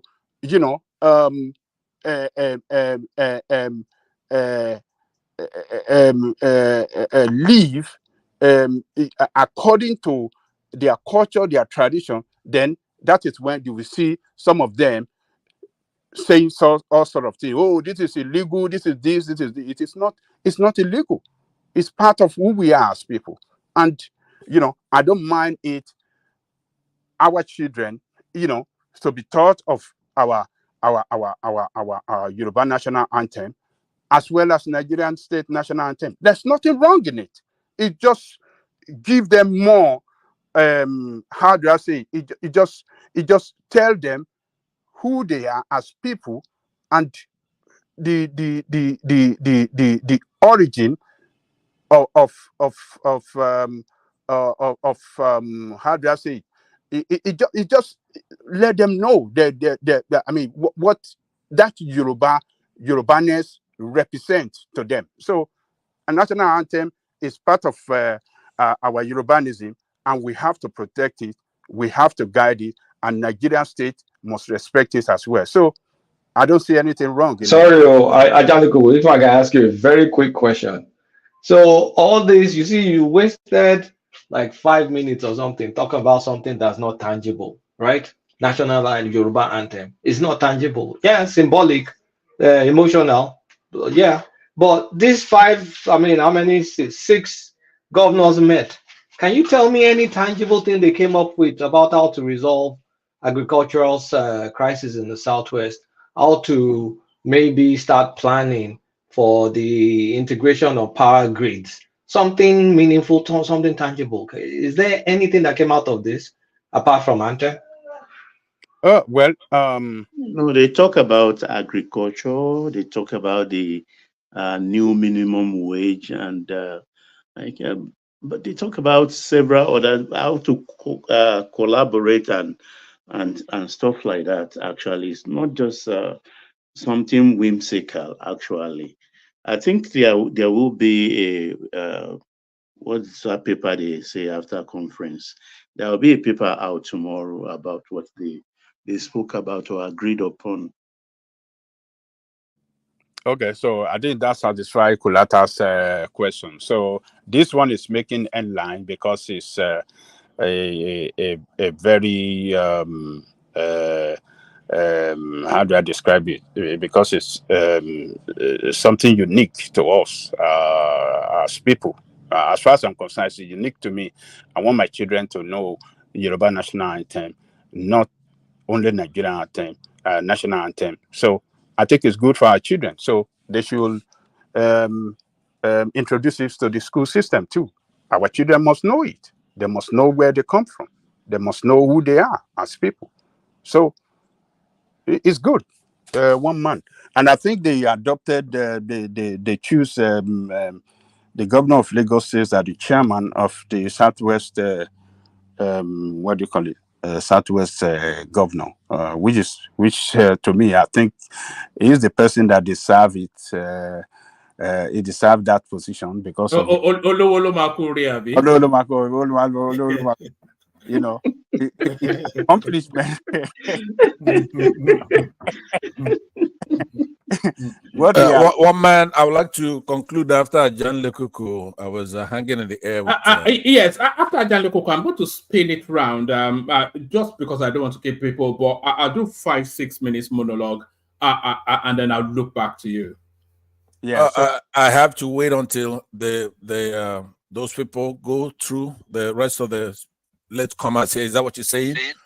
One man, why don't you give me one more topic? Let me just discuss it real quick so that we can go on, please. All right. Just give him one more topic. Kapansa, please. Most of us are waiting, please. Okay, yeah, I understand. Ja, are you done? I can go now. No, let me get done. Okay. Man will direct the affair. So I think the governor, I think he deserves it, considering his accomplishment so far. The rail project that he delivered, and some other great projects, and that he has accomplished. The most performing governor among all of them in the Southwest. So he deserves that position of leadership. And I hope he can manage it well, and he can play his politics well and start preparing himself for presidential position too. So because that guy so far has accomplished so much than his predecessors, if not everything put together. But in comparison, side by side with each one of them, even Itoga, he accomplished better than every one of them when it comes to some gigantic project. And at the end of his time in office, when he commissioned the biggest hospital, the biggest children hospital in Africa, and some other project, I think that guy we place that guy on top of every other person that have governed before him, and even among all governors in the country. So he's a great guy, and I wish him well, and I hope that he will lead other Yorubas governors. You know, he will lead them very well, and he will use his position as governor of Lagos State to integrate the economy of Lagos with other parts of Yoruba land, so that we all of us in the Southwest can enjoy the benefit of good governance. I think that is what I'm looking forward to. So congratulations to Sanwo-Olu, and I congratulate these colleagues that elected him or choose him to be their leaders. They choose the right person. So let me leave it there, one man. All right, brilliant. We will do that 5-6 minutes monologue, but we'll kick it off with Pansat. So we go Pansat. We were going to go Ola, but I think it dropped for a moment. So we go Pansat, Rational Mind, Baba, Kulata, and then we continue from there. So Pansat, 5-6 minutes monologue from you. Thank you very much. By the way, it coincides with the IQ of the people here as well. Let me say that Ajan Lekuku, before I address Kulata, who made a suggestion about parliamentary system, let me say that if we take your concerns on this platform and the remarks that you made here today, which I agree with 100%, by the way, I don't disagree with anything you said, but if we take it to its logical conclusion, you're better off with your own country, Yoruba country, because you tend to be for that nation, Yorubas, and their well-being, and your Yoruba force, and just today you're for the national anthem for the Yoruba, yesterday you were for whatever. But if we just take it to its logical conclusion, if you had to push a button, no problem. You prefer to have your own country, right? Is that right? Why not? Okay, thank you. So now, I agree with you. I would like to have the same thing for my own people as well.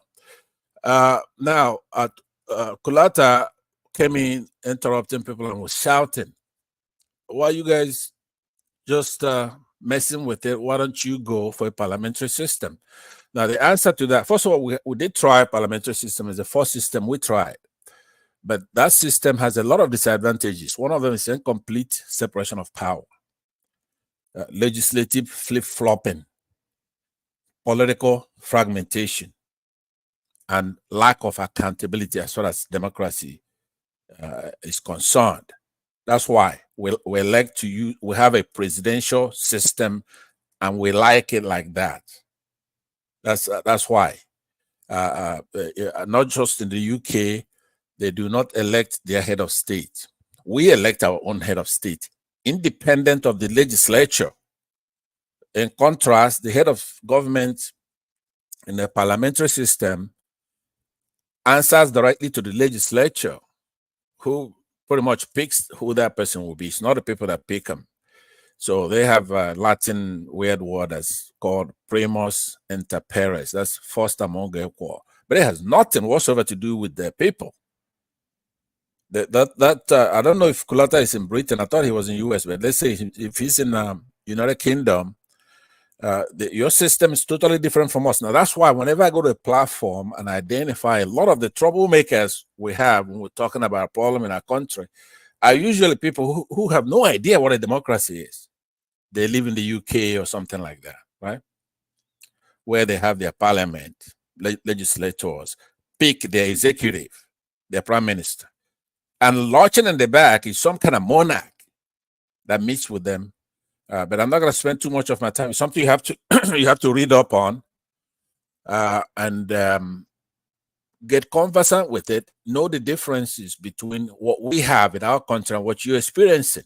Apparently, you've never lived in a democracy before. To be honest with you on that. So hey, Pastor, hold on. We have a monarch. Sultan of Sokoto is the monarch of Nigeria. Continue. Yeah, but those are not recognized by our constitution. They're traditional stuff, they're regional, they're cultural, but there's no rule whatsoever in our federal system. Now, a few times military dictators have tinkered with our shambolic constitution and put some kind of strange things into it. We just haven't dealt with it yet. We will. So now, let me then address the issue. You know, one man in this country, United States. Now, there's something when I said something that I mentioned United States, and you say, "Hey, this conversation is about Nigeria. It's not about United States or any other country." Well, that's not true. There are things that are called universal truths. That's the debate we're having here. This is not about Nigeria. What I'm going to say here about Nigeria applies to everywhere. They're called truisms, they're axioms, they're postulates, they're self-evident truths, intrinsically, plain truth, obvious truth, applies everywhere, they're general. So I'm saying that to say the following. In this country, the United States, they started off, there was no term limit for a president. The first, it's just by happenstance that the first president that they had decided not to run again after 2 years, right? But then the best president, some would say here, some would say Lincoln, who died in office, but one of them, Franklin Delano Roosevelt, was elected president 4 times. 4 terms from 1932 to his death in 1945. So he would have continued being president because he was good. The people re-elected him. There's nothing wrong with that. Now it's officially term limited to 2 years, and I'm against that. Now, anybody would tell you that the United States, let me just tell this person, I'll call him back. Kabinski. I'm fine. I will call you back. Give me a minute. All right. So what I'm saying, you're still calling yourself guy names at your age. What's going on? What's all this? I don't know that you know that I'm immortal, right? Age is just a number. But anyway, I was saying that George Washington was the first one. Then Franklin Delano Roosevelt served a long time, and it's in the top 5 at least with anybody's list. But by my own reckoning, I would say he's the best president they have aside from Lincoln. So that term limit, that the duration of office or being reelected doesn't take away anything. You would admit that this United States has built a pretty good country for themselves.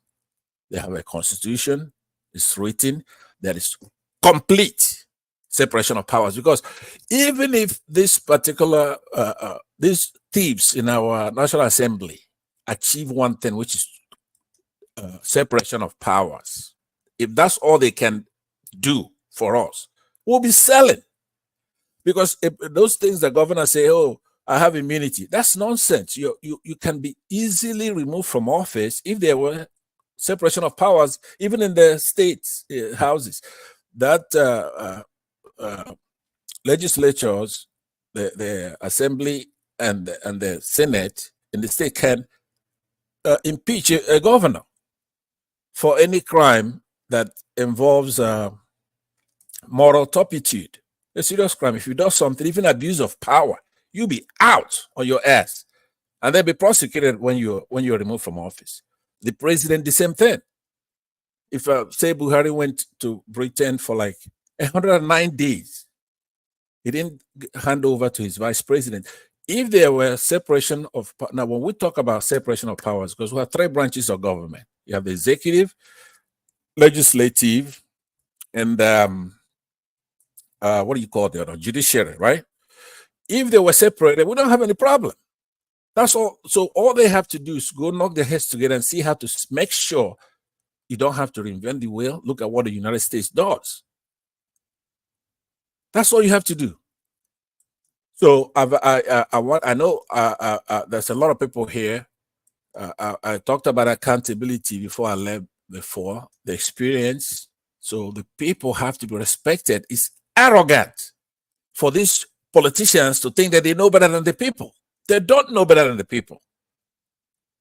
The people are smart, just like in the last election we had in 2023. The people went out there and picked the best anybody could have, even in the United States. But they shut off their beavers. And then here we are. So we have to try to make sure we have a good constitution.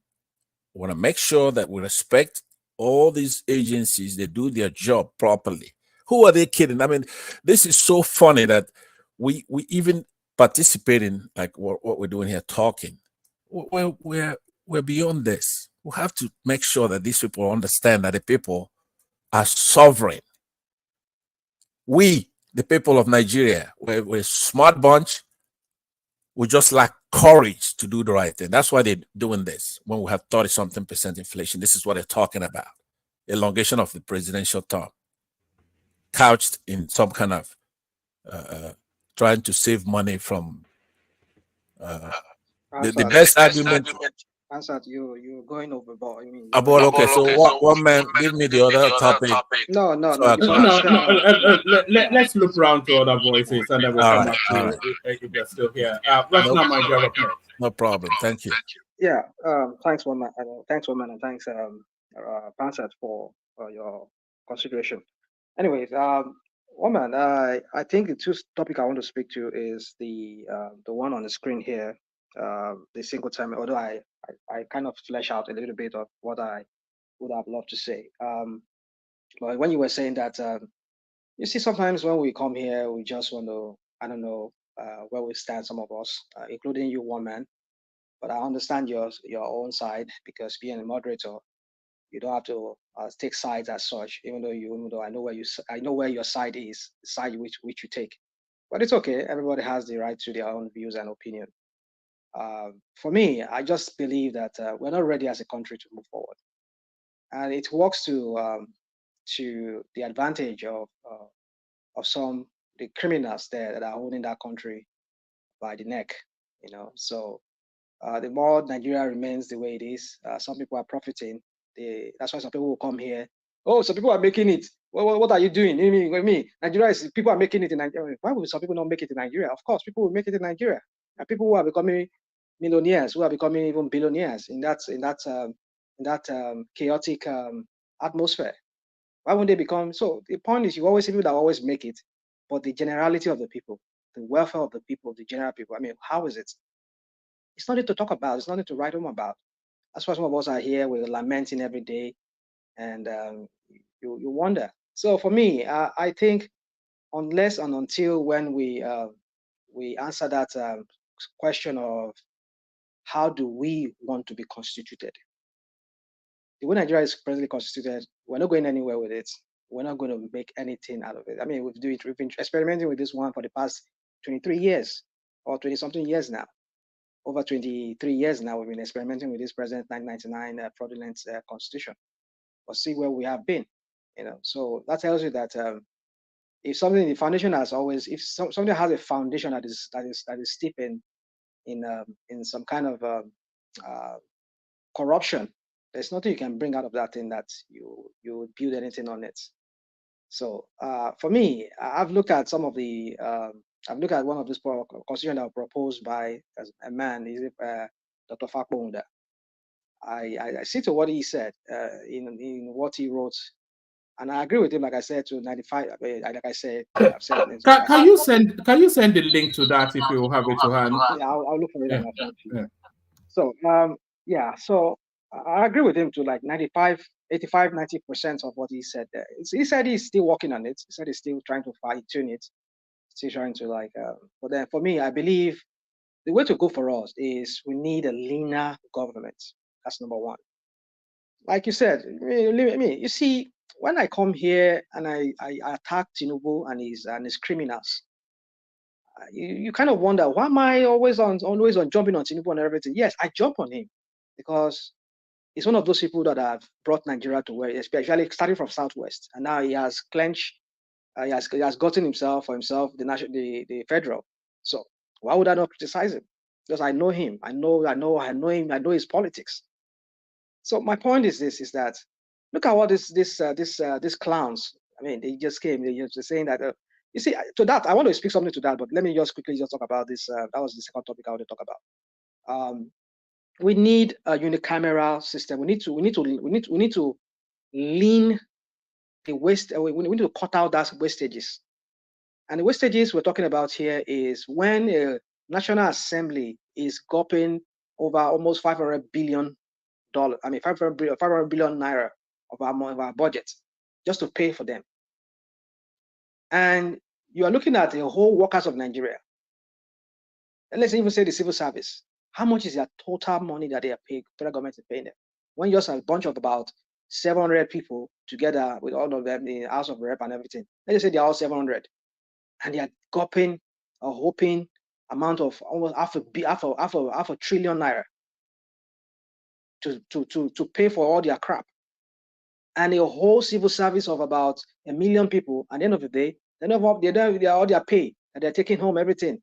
It's not even up to even that amount of money that these people take. And you wonder, are these people there to serve the people, or they are there to become their lord? Sorry, you want pay parity between a parliamentarian and the cleaner at the office? Oh man, don't get me that. I know you are trying to be another conversation stopper here now. I mean, what you're saying, I know that I'm not here for that. I'm just trying to say, my point I'm trying to make here is that governance is about working for the people. I don't expect them to earn the same amount of money. That's my position. I don't expect them to earn. Rational mind. But it is insane that you pay these people about 700 of these people together, or all the people working for them and everything in that House of Rep and Senate, and then you are going home with almost $500 billion naira of our money. I know what have we seen over the years? What have we seen in every Senate, every National Assembly that they create? Rational mind. Can you hear? I can hear. I think Kulata is trying to interject. I know he was trying to interject me. Yeah, I want to ask you a question.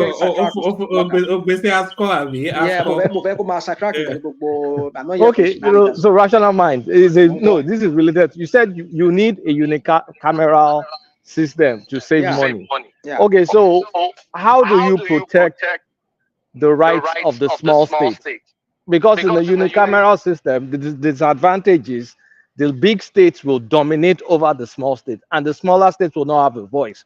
That's why you have to be intentional to create a Senate that, regardless of the state size, there's equal representation to balance it out. So if you create a unicameral system, Kano, Lagos, and the big states will always dominate. So how do you protect the rights of Osun State, the rights of Ekiti, and all those smaller states? Because that's why you create a bicameral system. The equal representation from each state will be the. That means so that means you are going to. Oh, so because we are talking of. What did you say, Adelekoko? What I'm saying, I say equal representation will be the solution to that problem. If so you jeopardize the House of Rep and then you go for the Senate. We are not gonna have Senate. It's going to be House of Rep, one house. But then you have the problem I just described if it's House of Rep, because it's based on the local government and whatever. It's not equal House of Rep members for each state. It's going to be, okay, forget about House of Rep, one Senate. We can enlarge this maybe to 5 from each state, and we're going to have equal representation there. And decision as to the power of legislation, we come from there. 5 from each state of the federation. Then you are stifling the rights of big populations. They are not stifling the right of anybody. They are big populations. They're not well represented because that's why you have the House of Rep. No, that you see that argument. Let me answer Lotta. Lotta, you see, if you go that will solve the problem one and for all. It will save cost and solve this problem of one side of the country dominating the house than the other side of it. Will solve it once and for all. Because but then it's not equitable distribution based on population. Okay. Again, go say that to California. That has about 40 million people living there, and they had 3 senators, and then but That's So what I'm talking bicameral about, because Senate will balance out the excesses of the House. hold on.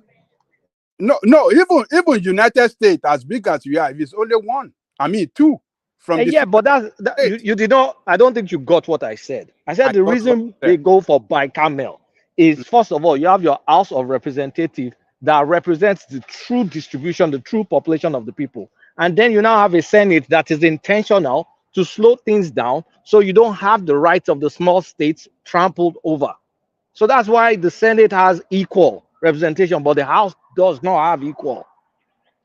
So any Hold on. excesses Can I can say be something? controlled. Come on? You have your time. You can flesh out this. Let me just say, one man, or is it Thomas? Somebody is muting me here. Is it because? Do you guys having feedback from my? Are you guys having feedback from me? Is my? Yeah, I suspect We you are again, having Thomas. we are having feedback We're on you. having feedback I from think you. it's one man. I think it's one man No, system. it's not one man. If Eh? anybody is speaking, if Rational Man You is on mute, they will be hearing the feedback. Yeah, it's from Rational Man. I understand that. Maybe that's the reason. That's why I just want to know. Is that the reason? So Yeah, it's okay. yeah, I'm sorry, that's the guys. reason. I'm sorry, guys, if my connection is so bad today. I don't know why it's so bad. It's been a while. I had this kind of problem, but then anyway, just bear with me, please. I'll wrap up. So my point is this: you see, I'm glad I understand your concern, but I believe it can be done. We can do equal representation. I understand that some regions. You see, the thing is this: again, we need to understand the whole focus of this thing. The focus of this backbone kind of constitution is that we do not want a strong center. The region should be the strongest for themselves. The National Assembly, the Parliament, will be acting in the capacity of representing the whole country. Then, when we have a ceremonial president, it will just be a ceremonial head that will be representing us in signing treaties outside, and representing us outside. Then, when the Prime Minister will be the one managing the affairs within the state, within the country. So, and then the people who are elected from each region into the House of National Assembly would also be acting in capacity as either commissioner or as ministers of different ministry. If you go by ministry, then or what they call it, commission. Then. So my point is this: is that they will be acting. Despite, according to this guy, he said they will be paid by their own region, but they will still be acting for their region, or whatever people they are representing from their region, side of their region, and at the same time, they will be, if they are elected to serve as commissioner or as ministers in any of the government that will be formed, then they can always be replaced by some other person from another region. So the point is this: is that we will streamline the whole pay, because the thing is, there'll be no wastages having so over bloated people going to House of Rep representing us. So the focus will be the region, and there will be a premier or whatever we call the person, you should call that person, will be the head. And then this premier will have some people like Ikbimo, what do you call it? Some people like councils of people that will be giving him ideas of development in different areas. You need to go and listen to that guy, what he said, how he proposes it. So my point is this: is that just trying to like get two vice presidents from each region. And I mean, you see, this issue of this northern, you see, these northern people, I have problem with the elites, not the people of North, but the elites. Again, these are the people who are the people. You see, let us just, my people will say, don't worry, just cut these people off. I wish Oka was succeeded many years ago in what he was trying to do. These people are the people holding us back. Anything we want to do in that country, these people will always just put up some kind of roadblock into it. They will say this. Look at what we're talking about: the Fulani idiots that were Burundas that were just moving around. I mean, the criminals among the Fulanis that were just moving around and troubling that country. And then we're talking about trying to restrict them in one place. Some idiots were saying that no, you cannot do that. They are Nigerians. So and so constitution says that everybody is free to move. I mean, like, what is wrong with people? Is that kind of people you want to share a country with? People that cannot think rationally, they cannot even see through things, or everything they see from the prism of, oh, they want to silence us as Fulani people. They don't want. I mean, shut up. I mean, these Fulanis coming. I mean, are you telling me that all these Fulanis are they Nigerians? And this same idiot was one of them was even quoting is it the West African this treaty by the West African that people should be every goods and every people of the every citizen of the Western African bloc should be free to move. Are you saying somebody from Senegambia, who is not in Nigeria, because he looks like the Fulani in Nigeria now, cannot bring all his gold, all his malu and come into Nigeria and start terrorizing? You accept as a Nigerian? I mean, I don't get it. That was I think a senator that was making that argument in the Senate. So somebody can come from Gambia or from Guinea, and will say that because I'm a Fulani. I look at the Fulani in Nigeria, and I say it's a Nigerian. Just imagine how some people. I mean, you heard Bala Mohammed talking the other day that every Fulani, wherever they come from, they are welcome tonight. I mean, how do you build a country with people? How can you secure your border? How do you even know the number of people in the space when people from aliens from other places that are coming to your space? I mean, when you have such people as leaders from those kind of regions, how do you expect to prosper as a country? So that's what I'm saying. Let us just cut these people off. Let them just get the just let them go and treat their fuck up over there in the north.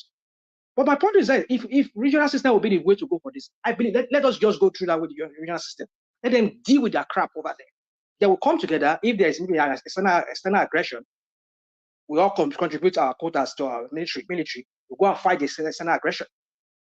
So my point is there's a way we can go around this thing. But these guys, they don't want to do the heavy lifting. They don't want to do the mental gymnastics. They're trying to think through all this problem and see how we can fashion it up. But rather, they want to keep this within the status quo. For me, I've said it, just elected to vice president, because for me, the North is not homogeneous. That's one thing I want us to understand. The North is not homogeneous. We have the Christian part of the North that are not, they are Hausas, they're not Hausa Fulanis. They are Hausas, the Biroms, the Kajs, and all of them. They're not Fulanis. But we know what the Fulanis have done. Spreading their emirship everywhere, trying to even the so-called Christian-dominated areas, you still see emirship there. These are Christian-dominated areas. They replace them with emirs who are Fulanis, who are Islamic by nature. And then I mean, see, these guys, we need to go and read that guy's. I know some of us must have read it. Let us go and read that guy's. I mean, what he proposed. I'm not saying it's a panacea, but it's some kind of a solution that at least more than 60% of our problem will be solved, both economically, socially, and politically. It will be solved. Because if we maintain that, so okay, a prime minister and people who serve in the parliament can also act as ministers or as commissioners, then we'll cut off all this graft of people getting excess pay. Because if their region are the one responsible for their money, because as you are going to represent your region is paying. That is parliamentary system of government now. Yeah, that's what I'm saying. Parliamentary, yeah, that's parliamentary. But its own kind of parliamentary system, we're going to have, I think it's going to have a president, who's going to be more like a ceremonial head. If I think I read that part. It's the same that we had it in First Republic. That's what I'm saying. Yeah. What is proposing is similar to what we had, what we wanted to have during the early 60s. Yeah, that is what we had in the First Republic when Zikwe. Yeah, it should not be a ceremonial head, but the internal thing within the politics within Nigeria will be the prime minister. And he will constitute his cabinet if his party makes up the majority within the parliament. And so, you as a commissioner, as a minister, your pay is coming from your region. You're the only one paying you. They would have set your amount. You don't expect if somebody coming from Southwest to be any something as somebody coming from maybe Northeast. If Northeast say they want to pay their lawmakers 100 million naira. And the one from Southwest says they're going to pay him 50 million naira. It's okay. That's up to them. If they have the money, if they have the resources to pay that's up to them. So, but my point is that if we do not restructure that country politically, socially, and economically in the sense that now every region would develop at their own pace, they will manage their resources. Southwest has bitumen, has what's it called, gold, has petrol, oil and gas. I mean, to some extent. With our industries, we can create our own economy within our space. Southeast can do their own, South can do their own, North Central can do, so like that. Let everybody manage their things. And then these people from Kogi and all these Okun people and the people from Kwara State, if they so decide they want to become part of Southwest, the guy said there should be a referendum for that. Let them go through a referendum. Let them say, okay, yes, they want to become part of Southwest. You can't force them into becoming part of the North Central or whatever they're at that point. So you see, I know this sounds like a very tall dream, something like that's almost a fairy tale. But for me, You see, these people just pay lip service to everything. Like we're seeing those governors a while ago. They said this and that. You see, Rational mind, can I please ask you a question, please? So what you're saying now is, are we going to amend the constitution, or we abandon this constitution, then we go with this man narrative, or what do we do if we want to go in that direction? yeah. You see, for me, I'm against this amending of this fraudulent 999 constitution. For me, it's I don't know if you listen to, and I agree with Professor, I'm not Professor, Dr. Abayomi, when he said that today on the channels. The process by which the 1999 constitution came about, it's what is flawed about the 1999 constitution. There's no we the people there. They just arrogate that thing to themselves. We the people. Where are the we the people? When did we the people talk about it? Where was the parliament that was existed there? That's okay. The parliament deliberated on this matter. I mean, it was just by a decree. That was why they came about that 1999 constitution. It was by some military guys who came together and just cook up some people together, and then they said, we the people. Where are the we the people? Now, this is the time now for us to do the we the people now, because it is presumed that whoever is in the House of Rep now, the senators and are you sorry, Rational Mind? Are you saying they didn't take that constitution round? Because I'm pretty sure they did before. They did not. Where round? What round? They considered round the ethnic nations. What ethnic nation? When was that? When give me as someone who has been in media? When was it that they did that? Tell me. Maybe I didn't know about that. It was never done. One man. Let's not dance around with something. They just gather some people. Is it Nikki Toby? They call the lady or the guy. Considered they make a committee and they just drafted the Go and read it now. I mean, I had him today when he was reading it from the preamble of the 1999 Constitution. That we saw. I mean, they gave out this constitution. Salam Abubakar drafted the constitution. He just handed it over to the this thing. There's no. No, you see, we can continue flogging these. People had no contribution to it. There is no contribution from the people. So this is, if any time now, it is this National Assembly now, they can enact a law that this is a law to create a new constitution for ourselves, and then they can work on it. Okay, there's a committee we're going to set up, not among the members of House of Rep. It's going to be externally from different groups. They will come together, and then at least it's a law backing it up. A law by the people that were given the mandate by everybody from their own area. Like if you're a House of a Rep member, at least you won your election, Albi. You won the majority. So the majority of your area gave you that mandate to go and represent them. So you can speak for them by saying, yes, we want this law, this bill to pass as okay, a new constitution we want to make. You see, one man, Nigeria is rational mind. We can continue talking, we'll not go anywhere with all this thing. That in itself is unconstitutional. You can't have a bill to swap the constitution because the constitution tells you how you can modify the constitution. That's what we're saying. The 1999 is not a constitution. That's what we're saying. You don't still get it. You're not still getting it. It's not a constitution. It's a criminal constitution. It was a criminally made constitution. And something that is criminally made that does not follow the due process of how constitution evolved, it's not a constitution. Let's forget about the crap about who are the military guys? Who elected them? They usurped the authority of that country. They took over through the gun. Did you elect the colonialists? The 1963 constitution that was written. Who were the people that did it? Was it not the people that went to the House of Rep? Well, the framework of the 1963 came from colonial power. Did you elect the British? But who were the one who did it? Who were the one who sat down and they all endorsed it? Who are the people? We don't know people who won the respective election in their respective areas. Awolowo and all of them, and now all of them that were there then. Did they not win election? Even though it was okay, they took some part of it from the colonial, the Machiavellian, or whatever they call it. But at least they sat down. They consulted themselves as people who represent their own people, and they threw this open, and everybody talked about it. They deliberated it. Even the Northern people came too. The MPC there is in Northern People's Congress. All of them, they all came. NNPC, or NNPC or NN whatever of Azikiwe, they all came together and they agreed on it. What are you talking about? We're talking about the military giving constitution that was never discussed. Some group of military, they call it the Military Supreme Council. They just came about it and then they just give it to us and say we are. You see, it's so tiring to discuss things with some of us here because I'm not saying my view is always right, but I'm just saying that sometimes we cannot critique things and see clearly But I know criticism is not by it's not a gift that everybody has. But my point is this: is that I just feel like for us to move forward, we need to go back to regionalism, allow everybody control their resources. This crap that they are doing is just a facade, and I've seen that again with you see these guys. They just like to play with our lives. I mean, like look at it now. They come the 5 governors. They were saying, I mean, this is the same Sanwo-Olu when this guy was alive. When they were doing Amotekun, he always go there. He said Lagos State will not have Amotekun. They will have their own neighborhood watch. Suddenly now, Tinubu is there now because Tinubu wants to run second time now. They realize that they know that it's a total failure now. What they can do now to win the hearts of Nigerians, because they know Nigerians are clamoring to see a change in that constitution.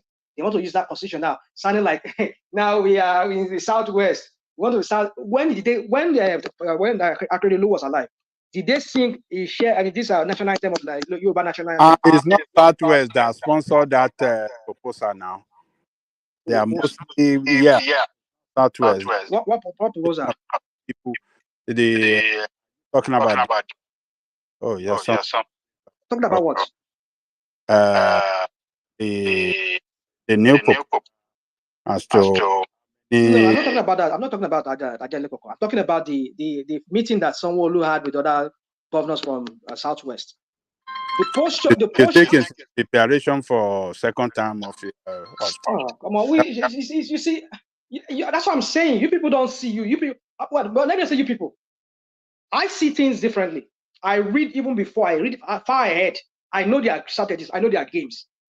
I've seen it. That's what they are doing. Tinubu is a failure. He has failed. Even though this is just the first year, I know he has already. For me, that's how I feel. He has failed. Now, for them to now start posturing him for second term, now they are trying to sell us this bobo of. Now we suddenly realize that we are the Yoruba nations, and now we have when Bubu was there, the Lagos State did not. Even though they appear in some of the Southwest meetings that they say the Southwest governors, they never implemented most of the things that Southwest governors were doing, like Amotekun, the national anthem. Now suddenly now Tinubu is there now. They remember that now that they want to start having national anthem, Yoruba national anthem. They endorse it, and now that Tinubu is there now, they want to do Yoruba agricultural whatever crap. Save that BS. You see, we know these people. They only pay lip service to it. You know, because that's what the Yoruba people are yearning to have. So that in the next election, Yoruba people will rally around Tinubu. I mean, you see, we know all these games that they are playing. We know. Akeredolu introduced it to the school system back then. And they sang it now. Did they not sing it? They sang it in their schools over there. Yeah. Yeah, in Ondo State. So why didn't you say it's Tinubu, or why? I mean, this is not. I'm talking about Lagos. I'm talking about Lagos. I'm not talking about the other states. I'm talking about Lagos is Tinubu now. Is it not? Lagos is not Tinubu. No, this is all the governors that came together today. It's not only Lagos. I know. I get it. But you see, I mean, you don't seem to understand where we have PDP governor. But who is the hosting governor? That's the question. We have PDP governor. Ade Dancer. No, Ade Dancer. Sanwo-Olu. He's the hosting governor now. He went to Lagos to go and meet him. Yeah, is it not so when they went to Lagos now to meet him now, he's the hosting governor now. He's the one. He's not the mouthpiece of everybody. He's not the one that gave the mouthpiece to become the one that was reading out the whole crap he was reading. As Tinubu behind it, or Tinubu indirect. Save me that BS. I mean, who is Sanwo-Olu? Who is Tinubu? Who is Sanwo-Olu? Who is Tinubu? Tani Sanwo-Olu, Tani Tinubu. I mean, come on, let's not do this. Let me just quickly wrap up. Yeah, you said something. Yeah, go on. When you the thing is this. My point is this. What I'm just trying to say is that we know their games. Propaganda. You said what? Is it propaganda, right? Propaganda. Okay, you never support anything that comes from as long as I will never support it because I know these people they only pay lip service. No, I will never support them because they pay lip service to things. They only do things when they know they will benefit from it. They don't do it because they love the people. Look at what this guy is proposing. 62,000 naira for what? I mean, I know it's not. I won't blame him for it. At least it's what you try from. Well, let me not say even try. He'll try now. I mean, you remove the first. You never make any provision for anything. You just announce first subsidy is gone. You float the naira. You have nothing. Let me not go. I don't want to go down that route anymore because it's going to take my time. My point is this: is that I can't even praise him for anything. 62,000 naira for what?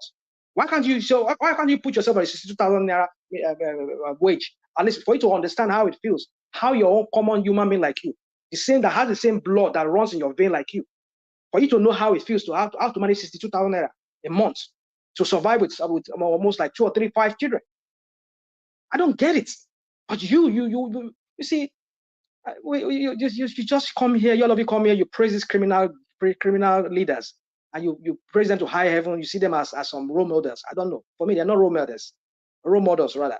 For me, I just think what those people are just doing, they're just playing to the gallery. I mean, they're just trying to they know that Yoruba people are yearning to see a Yoruba nation. Some people like myself, they want to bobo us and make us feel like, hey, yeah, now you'll be singing Yoruba national anthem in schools now. Yoruba, there will be a Yoruba. This is the same Kolata that was here some months ago who came here and was championing Yoruba people. Now they want to revive Odua conglomerates. They want to do this. They did Yoruba, Southwest governors, they come together. I mean, what have we seen 1 year into this journey now? What have we seen? Always making pronouncements here and there. Nothing gets done after it. And you want me to believe that these people are serious? We'll all be here.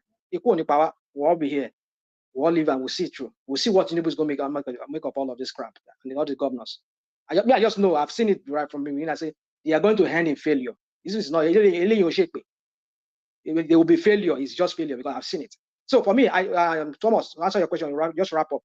Yes, the new constitution is what I'm talking about. I'm not talking about this amendment. It does not take us anywhere. This frontline 999 constitution will take us nowhere. We're not getting anywhere with it. The best thing for us is let us create a people-oriented constitution that is made by the people. Let us send our people there to go and debate it. If this guy gave us this one that he has given us, we're not saying we should stick to it. We can use that as a blueprint, and then we'll start discussing it. And we can tweak whatever we need to tweak from there. Okay, I don't want 6 regions. Let us make it 7. Let us make it 9. Then we can tweak it like that. Oh, we want the president to have a little bit of power. Okay, we can tweak it like that. But what he's saying is that all the thing he's saying is in his own proposal. He knows that's not something we can just implement once. It's going to take us a span of many years to really implement them. But let us start something more tangible. Not this one they're telling us they want to do 2 vice president and 1 president. How does that put food on the table? How does that create wealth in each region or state that exists now? They're not talking about that. They are talking about how to give power to 2 people and 1 person. Come on, one man. These people are not serious. Let me just let other people talk. Thank you, one man. All right, brilliant, excellent. Up next, Baba. Baba, you're up next. Yeah, one man. Thanks for the opportunity. A very good evening to your panelists. I salute you, comment section, and our esteemed viewers, listeners. I salute you too. Please click the like button if you've forgotten to do so. By all means, please share and subscribe later. Yes, one man. I want to speak to the what do I call it? What is topical right now. I think what everyone has proposed, those I've listened to so far, it's only possible in a military regime. They have the capacity, the bluster, the gun, everything to do it with a fiat, with causing less friction. But in the present democratic setting we are in, it's not possible to go back to regionalism. It's not going to happen. A lot of people, particularly not in my own neck of the wood, or other regions like the northwest, northeast, the Christian people there, they've known the importance of having their own state. At least they can manage it rather than remain under the umbrella hegemony of the Fulanis. and stuff like that. So they wouldn't want to go back to regionalism. So I'm only being realistic here. I think the proper thing for us to do that's easier is confederation, what some people call true federalism. Because at 36 states we have right now, I look at all the states, the map, and every state is blessed one way or the other.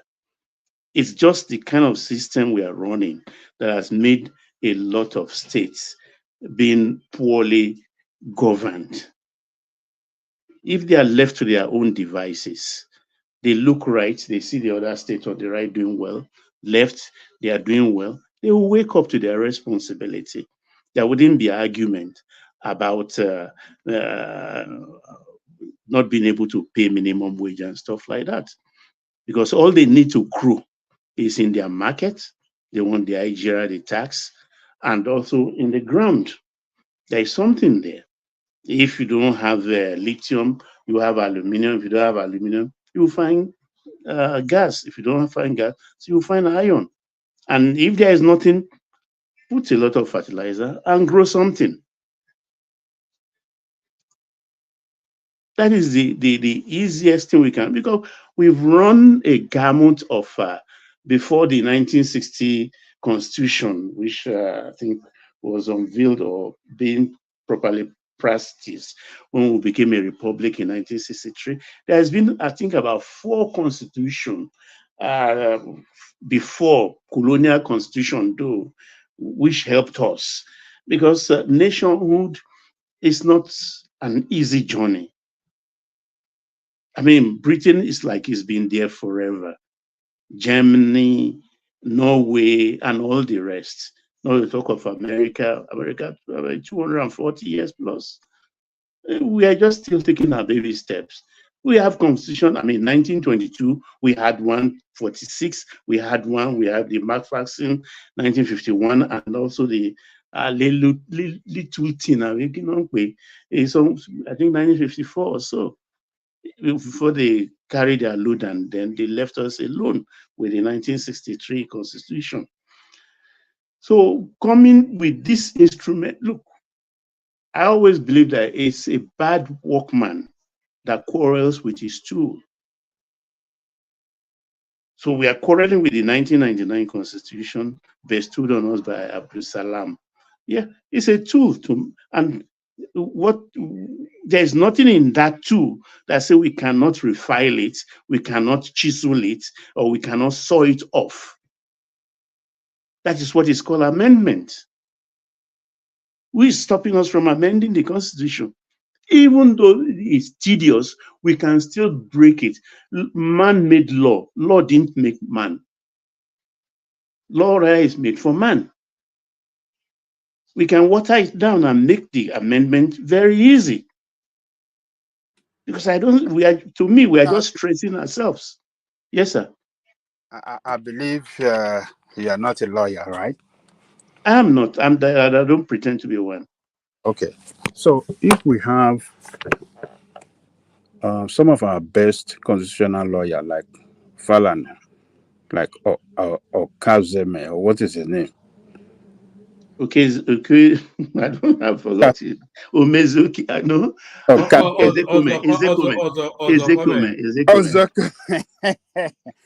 If I think those two guys to me, stand out to be, some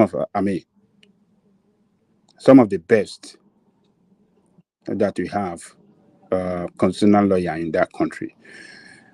I mean, we heard them several times said that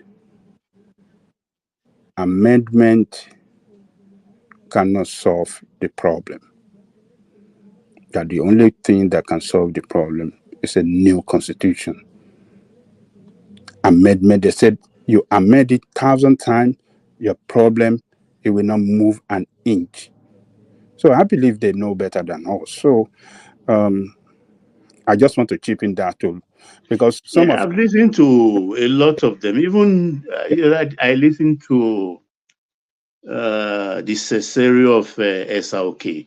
the Cicero of SAOK, Chief Bola Ige, blessed memory. He was saying the same thing. The marine lawyer too. All of them are saying, "Look, let's impeach the constitution and have another one." But who told you that new one too? We are not going to quarrel with it 4 years down the line. No. What they said is that this one, the present one, is not written by Nigerian people. It doesn't. You know, the problem of Nigeria and the solution to them are not captured in this constitution. So what they are saying is that the best constitution that can represent Nigerian people is the one that we have Nigerian people written by themselves, like the one we had, the constitutional conference we had in 2014, where Nigerians sat down and make recommendations. Something else something like that is what they were recommending that we have to do. That's look, because they have we afford it? They have read this, they've seen all the holes in it, and they have seen it that it cannot work. Wait, this it cannot work. It cannot work. This 2014 you referred to, all of them went to I can't remember. So many in hundreds spent weeks to come up with that document. It cost us money. Only very few of them refused to take their allowances. Well, it cost us money. And what happened? For political reasons, Jonathan didn't use it. He wanted to use it as a tool to get second term. He failed. He handed it to Buhari. Buhari dumped it somewhere in the safe and locked it up. Now, we say we want a new instrument entirely. Then we bring people like almost 300 again to Abuja, and then it becomes a jamboree. When no, that is this not what Igiyoda needs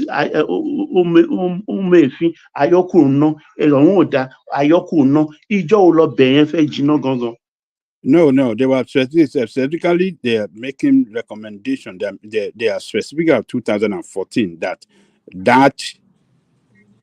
2014 conference report should be adopted, should be can really as a guideline to marry to this 1999 constitution.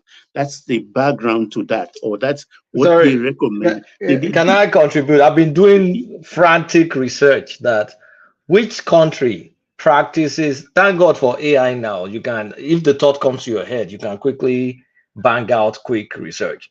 So I was like, which country practice the kind of fiscal system like Nigeria's, where we have centralized revenue collection and revenue distribution? You know, the country that I was told is similar to Nigeria, India.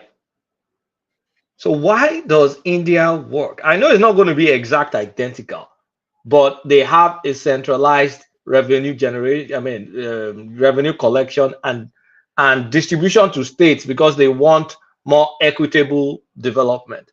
So I'm just trying to reinforce what Baba said about complaining about the tools. It's up to you to make the tool work. If India can make it work, and the economy is now bigger than the UK's economy, and it's going up and up and up, it's soon going to be number 3. What is Nigeria? What is Nigeria really complaining about? Are we just generally incompetent, regardless of the system we're given?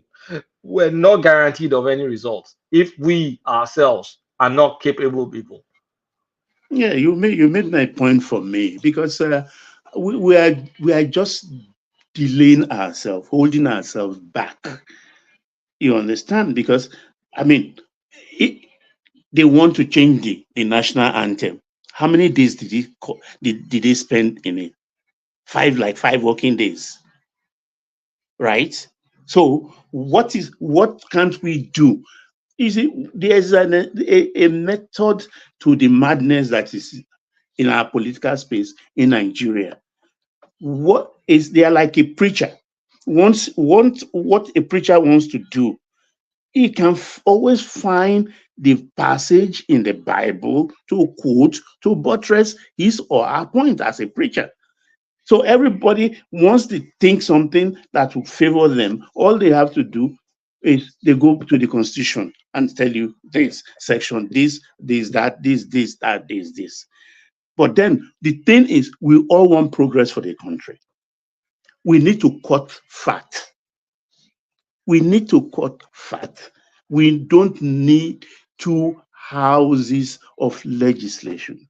We need only one. Whether that one is people by 400 people, by 300 people, let it be just one. So we can have our focus. And even that one, what says that they cannot be on part-time basis? Maybe they sit for maybe every quarter, just 45 days. They go back to their constituency. After all, they have their businesses before. They work somewhere before. They can go back to their business. And they earn just allowances. These are the things we have to put in place. We have to cut fat, because all these things we are just doing, because for the life of me, when you came to me to campaign, you were well dressed. You came with a very good car. You stood in your car, you stay on your seat. There is roof there, open roof. You were talking to me. So why would that same person come to Abuja and I will be buying him clothes, buying him newspaper, buying him cars? Who is the foolish man here? The problems are simple. We all know it. Then let's put knife to the meat. Let's go to the chase. They've proved it before when they wanted to buy those cars. I mean, an announcement was made. When they wanted the anthem, voila. So I don't know this trick they are playing, and we are just following, and we are joining and things like that. It's just not going to work. The regional thing, I mean, who wants to go back to a northern region? You want to tell the Birom man to go back? Yes. What we're suggesting here is not the old style of the 3 regions that we used to have, or the 4 regions that we have, but rather it's going to be more of like the 6 regions that Abacha created. No, it was Dr. Ekweme who proposed that 6 zonal political zones. So we'll do that for a start. As time goes on, some could say they want to form their own region, like Southern Kaduna, Nasarawa State, Plateau State. They might want to carve their own out of even central and North Central. So it's just like this guy. I just need you guys to go and listen to 2 of his interviews I've seen so far. One by JJ Media, and then one by what's it called? Even though the channels own, they didn't have the time to flesh out. Sorry, who are you talking about? Ifabonda.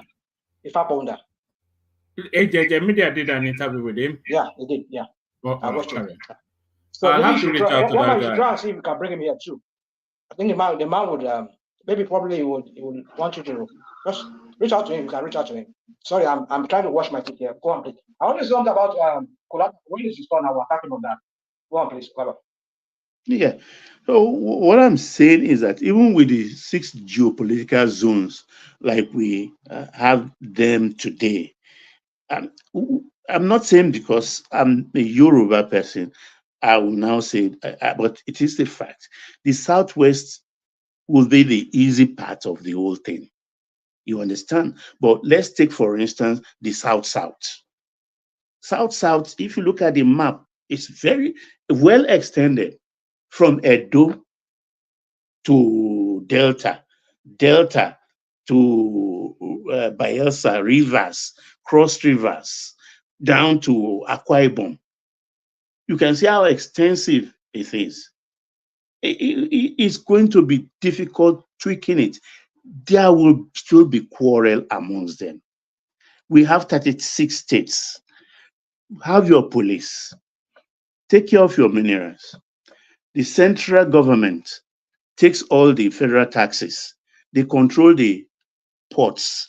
And we sit down and put what is the states, what's the federal government responsibility, what goes to federal side, how do we share it, or they collect most of these things and share it back to the states too. Then you in your state as a governor, you understand, you know, in your state you need more money. IGR will not be sufficient. But here you are, you have bitumen, you have gold, you have this, you have that, you have timber, you have rubber, you have PK oil. So all you have to do is fold. Look, I know Nigerian, we are very competitive people. Very, very competitive people. I know that because you can see since this republic, some states don't even have one bridge or don't have more than one bridge. But it has become a fad for them now. There is no state you won't find any bridge or some imitation of good roads, if I may put it that way. So each state will be on their own and their money, because it is bad enough for the workers today when a federal government is trying maybe to streamline the wage structure, and the states are coming out to say we can pay, and in truth, most of them cannot pay. In truth, because the 30 we are having now, they can't even pay it. Some states are paying 18. And there are states, believe me, I've listened to a governor, I can't remember whether it's Zamfara or somewhere in the northeast, said they are even paying 12,000 naira. 12,000 naira in the north. And that governor, you think you believe that those states? I know. I was just going to say, make you begin crying for them now. So, you don't know how to shit here. I be crying now. Look, there are things that are above cry, that your eyes will just be red, and you can't cry, your eyes will be dry. Because you can't. But the governor justified in that interview I listened to. I think it's a Northern radio platform. He said the need of their people is different from the need of the people of the South. No, Baba, let me say something.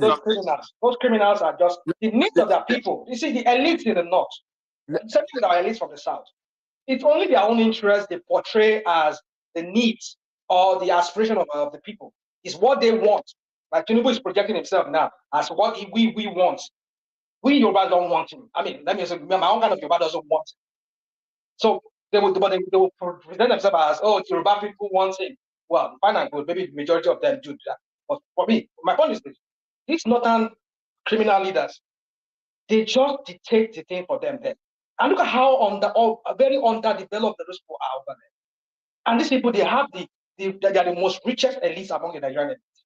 Go to Dubai, go to London, go to Switzerland. You see that they buy homes here. They have estates here in America. Yeah, that's what I'm talking about, confederation or true federalism, so that you can leave them. Confederation, you call it regionalism. I think regionalism is a form of confederation too.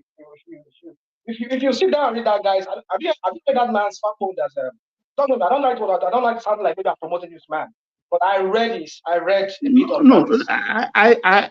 I am a child of regionalism. I liked it. There is nothing wrong in it. You understand? Even though I didn't enjoy Awolowo's school, I went to Federal, where they wasted our time. What Awolowo was doing 6 years primary, we were doing 8 years in the primary school. All my cousins, they were in tertiary before me, because I spent 2 extra years, standard 1, standard 2, after primary 1, primary 2. You get my point? I witnessed it. We enjoyed it. But where we are right now, that was 66 to this time. People like arithmetic tell me we're talking about almost 60 years. military governors government have come and gone. So it's not going to be easy. When they said it now, how are you, boy? Baba, can I ask you a question? Yes, sir. Yes, sir. So when you are listening to that interview and the governor was saying paying 12,000 that they cannot, do you really believe that governor that the state cannot play? I was looking as a device of devil on earth, as far as I'm concerned. Because if how much we are not paying SMEs, we are not paying farmers. All you are paying are civil servants. And most of these civil servants in your state, how many are there in some of these states that you take FAC money and you cannot pay them? Look, do you know why Baba, do you know why that guy can speak like that and get away? Because you have a job. Say again, I didn't hear that well. I said, do you know why that governor can say that and get away with it? Because you have a journalist who represent the politician too, interview him. A journalist that have not done his homework well. A journalist that cannot put before him how many assistants. I mean, how do you call this? What do you call this? The assistant they call PA, special assistant. Advisors to advisors, personal assistant to personal assistant, special senior assistant. Yes, these are the facts they Yeah, need Aja, to. if I'm gonna need you to interrogate Baba, hit them harder now. This way, which kind soft let me ball land. are you throwing? Let me land so I can leave. No, but what I wanted to interject. Hold on. Let me finish my point. Let me finish my point. Let me finish my point. You see, it's because you have journalists who is working for politicians themselves, who cannot do his own work, cannot come out and put before the governors, the wasteful, how wasteful they are, and then point out to him that, look at how you are wasting the resources of the state. How dare you are saying that you cannot pay this when you are doing this, you are paying this, you have done this. You see, that is the problem. Journalists in Nigeria or the press cannot say are political themselves. They align with political class, either in the right or in the left. They are not independent. They don't work, to fight for the people, just the way we had it during the military time. We have a vibrant, knowledgeable, investigative journalism during the military, holding the military accountable. Why can't we have press that can do the same anymore? Oh, it's surprising. I mean, it's shameful. Let me just. Yeah, we have myriads of problems in our country, but as far as I'm concerned, it's not difficult if we are very honest to ourselves. We are not being served as citizens of that country properly because God bless us with a lot of resources. And I don't know the tortuous life we choose to live. I mean, we are like so individualistic that it's like you just climb the ladder rather than leave it there for other people to climb. You just want to toss it around. And they even do it to themselves because there are people who serve the Amosun in Ogun State, all these PA and PPS and NNN thing. They are holding this present one to ransom to pay them that they have some allowances outstanding since Amosu's time. So you can see, and if you want to go into that exactly, they are still going to pay them one day and share the money, and that thing it's marks of fraud. So that I don't know. I don't want this regional thing is going to be another kind of jamboree for politicians. They know how to manipulate us, but we are easily manipulated. 3 more minutes, Baba. 3 more minutes. Yes. So let me talk. Let me just leave this one and talk about the wage, because Algeria has said there will be no strike tomorrow. So the negotiation is continuing. And the way I look at the governors are now the problem, though the organized private sector have made their stand known. And I think I sympathize with organized private sector, because what we are not realizing, because the people throw a lot of things around, figures, papers, and if you work and you earn minimum wage, let's say 60,000 naira, you have housing allowance. It may be small, as maybe a messenger or a janitor, but you have the housing allowance, you have the transport allowance, and you also have leave allowance. But don't forget to also that your employer contributes into your pension scheme. The employer contributes. They just take minimal out of your own and then put 2/3 on it and pass it on to the government for your retirement. So it's not just about the minimum. So a man that earns 60,000 at the end of the day, depending on your position, the man who earns 60 may be taking home about maybe 80,000. But unfortunately, he may be living in a house where he pays more in rent, and he may live so many distance away, so long away, that he may spend more to get to work. So there are a lot of inputs that we have to work about, because it's not even the size. Suppose they pay you 250 and that 250 cannot buy you anything. It's possible. With this runaway inflation we're experiencing, the 250 may not buy you anything, but the 60 may, with all your allowances, may buy you something. So we have to be very careful where we are going with this thing, because if we break the back of the SMEs, they will downsize.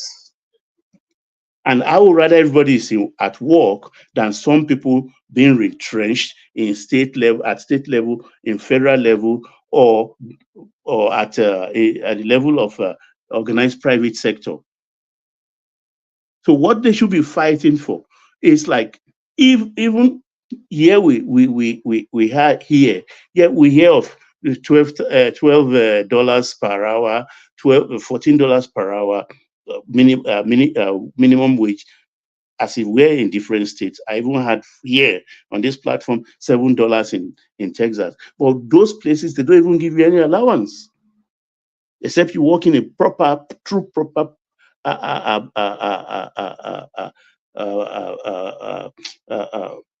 private sector before you can earn all those things. No leave, no no leave, no.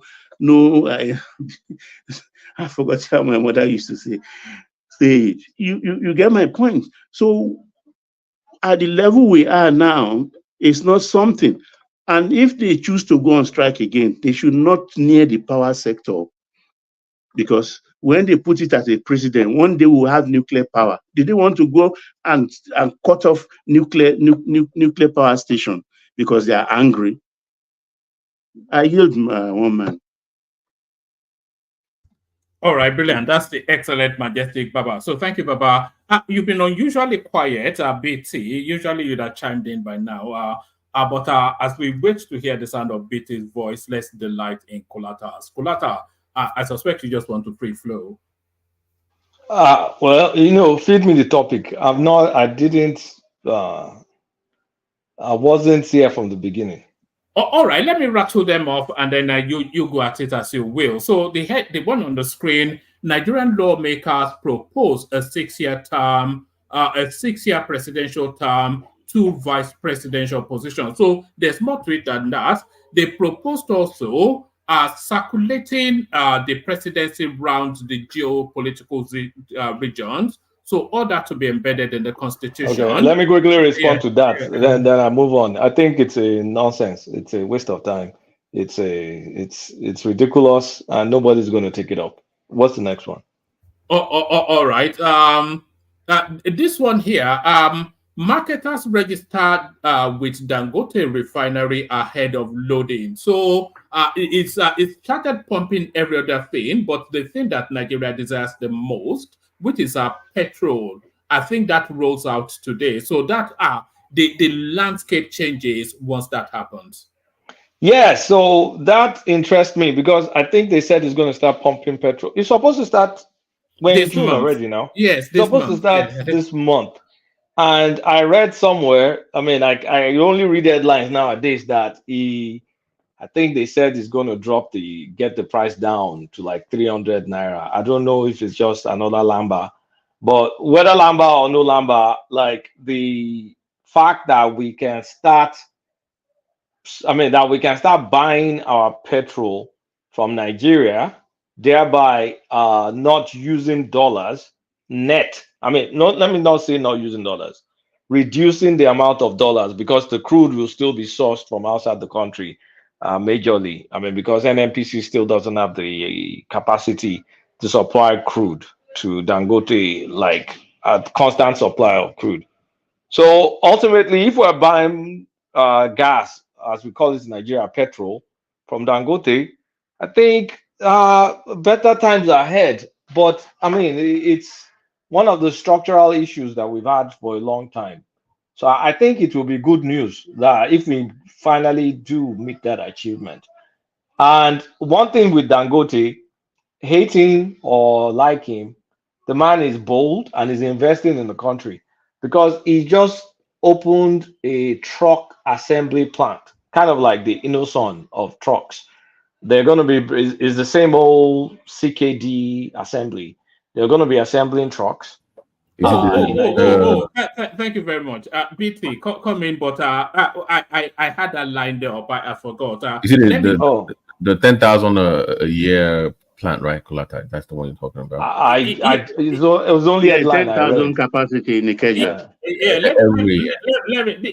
He wants to blow Innocent out of the. No, one man, let's not do that. No, it's different things they are doing. One man, one man, you know it's going to become tribal. Let's not do that. You know all right. Let me start this clip since it's only about 2 minutes. But I had the clip already. The Dangote Sinotruck West Africa is an assembler and producer of a full range of commercial vehicles, covering heavy-duty trucks and other semi-trailers serving the local transportation industry. Joint venture company with a total investment of over $100 million formed for the truck assembly, which is owned 60% by Dangote Industries, 30% by Sinotruck China, and 5% by Andes. The decision to invest in the truck assembly, according to the management, was part of their backward integration strategies to add value and reduce imports. Our aim is to meet the expected current demand of this segment of automobiles required for logistics, construction, food, and beverages industries in Nigeria. And I'm sure we are going to fully participate in the new CNG, which I think the government is driving. But we alone in Dangote who have actually committed to buy 10,000 of the CNG trucks. I'm sure even the president of the country will be glad to receive report from us on what is going on in Lagos and how you and the governor of Lagos are collaborating together with the federal government to take children off the streets of criminality into gain employment. We have seen the benefit of what they're doing here. We have procured from them. Should we just rename that country the Federal Republic of Dangote? Is that not really? Why not? This is a man willing to invest in Nigeria. And if you're willing to put your money down, why won't you get your reward? I mean, if majority of the businessmen in so-called businessmen in Nigeria are to go to China and import junk, very few are interested in manufacturing in the country, unlike this guy. And then you now say, oh no, it's favored for this. If I was the president, or if you were the president, why won't you favor someone trying to create jobs? Okay, you know what I would say, Ogbeni, tell me, what else do you want to invest in? I'm willing to do it. I mean, at this point, yeah, because it's the only one bold enough now. All of them are running into safety. They'll do bank or pata, they'll do some small telecoms, allow South African company or a few other foreign company to help them. Kulata, You understand? I've always been telling people when you say FDI, I say, what's FDI? There is money in our country. There's money in our country now. Do you know Tanzania is in Enugu looking for FDI? Tanzania. They are there begging people to come and invest in their country. Invest in their country. Can you imagine? We don't even know the value of the people we have in this country. We have a lot of people with deep pockets, which they made from petrol subsidy. Billions. Carry on, Joe. If you tell Babangida and Abacha's kids that, okay, this power generation matter, you don't do, please go to your dad's account in Luxembourg and Switzerland and bring money, come and invest. At least. Okay, hold up, please. Didn't we talk about this like a year ago on this platform? That you must look away from all this money. Just bring the money in. We will look away. If you stole the funds, if we bring it back, we will not persecute you. If you invest it in this particular sector that we want you to invest the money to, that's the only way, because they have the money stashed away in Switzerland or Luxembourg or whatever island or Cayman or wherever they are. Bring them. I mean, bring it now. Small time now. You see this Dangote may even open a truck assembly plant, and then it'll take over farming in Nigeria, and everybody will now say, monopoly, one thing or the other. Look, you know, does he have a succession plan though? Because all these things that anyway, you know, he doesn't have a son. If my memory serves, he only has daughters. He's going to go public soon, particularly on the refinery, both in London Stock Bourse and Nigeria. But Aloma Jogoen is the thing. He only has daughters now. The stockholders now, and you'll have a trust or something to help him manage whatever. He'll open a trust. He's not the dumb guy now. And his daughters, are they useless? Where Yorubas here now. The daughter is up there. Women have the one that married 3 years ago. Yeah, but the wealth will go outside of his lineage. It doesn't matter anymore. The Dan Tatars are there, the mother's side. Yeah, the Dan Tatars are there now. They will help him carry. I mean, I admire the guy. The reason I admire, he may be ruthless. Of course, you don't make money by being nice. I mean, it's not nice guys that make money, but he's investing in the country. And the more Tinubu, I said this here before, that Tinubu needs to recruit a bunch of guys. You can call them cronies or whatever. Recruit them, let them, all this chasing after Onyibo all over the place, let them come and do what we need to do. How much did Nigeria invest in Dangote refinery? How much? 20% or something like 4 that. billion, 20%. Okay. Do you know how much that? Hold on now. You say now by force, hold on. You had 4 or 5 people who agree with you interject. So to make it a conversation, let me interject too. Right? Go ahead now, okay, but don't shout now. I'm saying you take our $4 billion in 2021 and give to this man. Right? So what? Well, I'm going to tell you what. If you just shut up for 1 minute, let me just lie. It wasn't gifted, though. It was to buy equity. It's investment, right? Hold on investment now. Isn't the company running now? One man. Let him land. I need your help. I said I come here today with a good spirit. Let's have a conversation, right? So let's not double the session. I'm saying we have 210 million Nigerians, a lot of smart people, a lot of industrialists, a lot of businessmen. We need oil. We need refineries. We have our own state refineries that need to be fixed. But these people, by nepotism, Buhari gave somebody $4 billion. Now, when you hear $1 billion, many people don't even know what that means. That's a lot of money. Our entire budget is 20-something billion to pay the army, do everything that we do in that country. So we give this man $4 billion. He doesn't deliver. Up to today, there's been deadlines set. He doesn't deliver it. Now he runs off to go doing something that is in direct competition, actually, the CNG with what he's doing over here. And you're here praising him. I don't know if you're trolling. You are trolls. Now that's what he does. He comes here and do about Einstein. That's what he let me does. lie.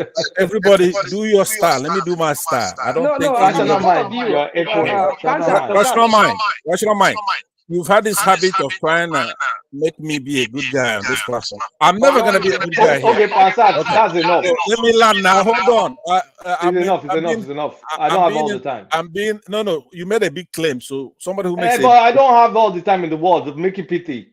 Okay, please listen to what I'm saying, though. I haven't said anything that's not a fact, so I don't know why you haven't. I said make it snappy. You come here with that dog doesn't make it snappy. Get to your point. If you are showing off with your Dangote, take. All we want is out. Take your Dangote. Let them go and build you refinery and compete with people who are building vehicles. We really don't care. All we're saying is that if you're gonna go grab a Mayfairly, now the first day I came on this platform, I was telling one man, this Southerners, it's only when it comes to people they're running their mouth. These people come over there, take that oil, right? Grab their servants. If he's president, Jonathan, he barely makes it home with his wife. If it's on again, he barely made it home. He was removed illegally. Out of every crook in the Buhari's administration, they grab a Mayfairly, right? Now this Dangote got more money from our money. He hasn't delivered right there. That is some kind of fraud for right now, because there's been so many dates. He doesn't deliver. So what you do is to come here in front of me. I can see if I'm not here. In front of me, you're praising Dangote, who has some questions to answer. Now, what crime has he committed? Well, he took his diversion of construction funds. He took money from Nigerian government money, $4 billion, almost over 30% of what you're praising him for. I could build a refinery for Ghana. Yeah, but what's his crime? Nigeria. You don't know that if you take money from anybody, how much more government money, and you don't deliver, is it forever?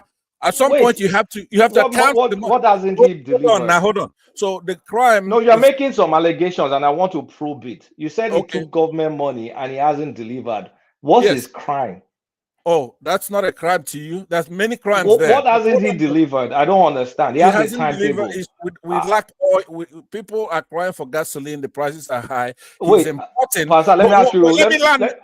No, shut up, Pansat. Let me ask you a question. Pansat, shut up. I don't have time for that. Let me ask you a question. Pansat, you shut up and let me ask you a question. Are you ready for my question? Okay.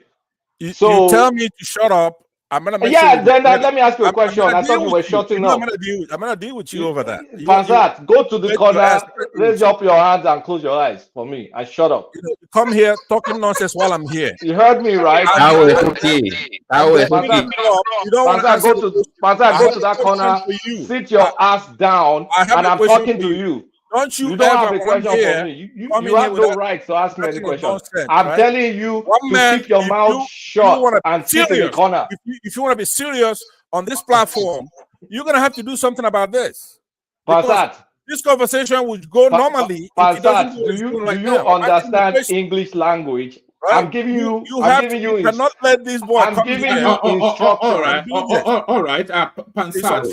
Man, why do you continue to allow this? This man comes here. You can't be coming here and just be talking. Honest now. You allow it to happen on your show all the time. No, Pansat is an integral part of the drain. Why do you always allow him to do this? And he has no right to ask I'm not released from timeout. Pansat, hold on. Get back to your timeout.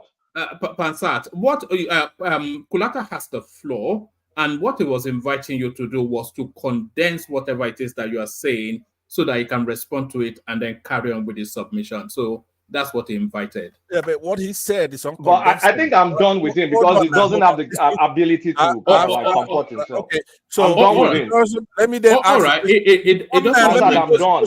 It doesn't want to enter. I don't want to entertain you. One man. Oh, okay. Ask the question. I'm not taking his question. One man. I'm done. Means I'm done. Hold on, everybody. Yeah, you ask the question, and then Kulata exercises the chat. One man, do you understand what I said? He's in timeout. I don't give a rat's ass what he's about to say. So let's move on. All right, take us to the headline on the screen there. Now, Ghana City weakens to record. I'm not going to take you to the headline, one man. I'm going to continue what I'm saying. That I should ask the question then. After my question, please, can you just sit in the corner? Pansat, he doesn't want to take the question. I don't want to talk to you anymore. You had your chance. Sit down. He can only say that when I'm done. He doesn't have to answer, but he could decline. That's the floor now. So let him just. The question should be Pansat, respect Kulata. He said he doesn't want to entertain. I don't want to take your. Let him carry on. All right. I can answer the question. He doesn't have to answer. I thought you said we were going to have a decent session. You have the right to reject someone's question too, or no. I have the right. Let him continue. Please. Well, hold on. I can ask the question, then he can say, I'm not going to answer it, but he said he doesn't want your interjection at all. He's tired of your. He doesn't want your interjection. Let him move on. All right. Back to you, Kulata. Okay. Before I was rudely interrupted. This Yoruba thing here is not going to work for us, man. I want to get along. Can you remove this guy, one man? Can you remove this guy? Enough is enough, man. You cannot shut me up. Then take him out. God if damn I'm it. on the panel, no. Pansat is an integral part. It's a long-standing member. Why don't you like to respect others? All right. Pansat, let Kulata carry on because you're now holding us up. So as I was saying before I was rudely interrupted, Dangote is one of the investors that Nigeria, we need more of that kind of guy. He's creating jobs in the country. He's opening, automobile sector. He has a Peugeot plant. Where is that plant again? He has another car assembly plant. Now this in Kaduna, Pan Dangote, Dangote. And then now truck. Next thing, this guy will probably start building tractors. And for all this, we're putting money in Dangote, we're doing this one thing or the other. Nigeria has invested 17 trillion on refinery turnaround maintenance in 20 years. Since they reversed the sale of the refineries to this same Dangote guy, we've spent 17 trillion. And if you convert that in dollars, not just today's rate of dollars, yesterday's rate of dollars, I know the greatest beneficiary of that turnaround maintenance is one Obasanjo stooge, a guy called Emeka Offor. Maybe I'm mispronouncing his name. Emeka Offor. Chrome Petroleum. Chrome oil that has zero experience in any sort of turnaround maintenance, and they kept pumping money to this guy and did not do squat.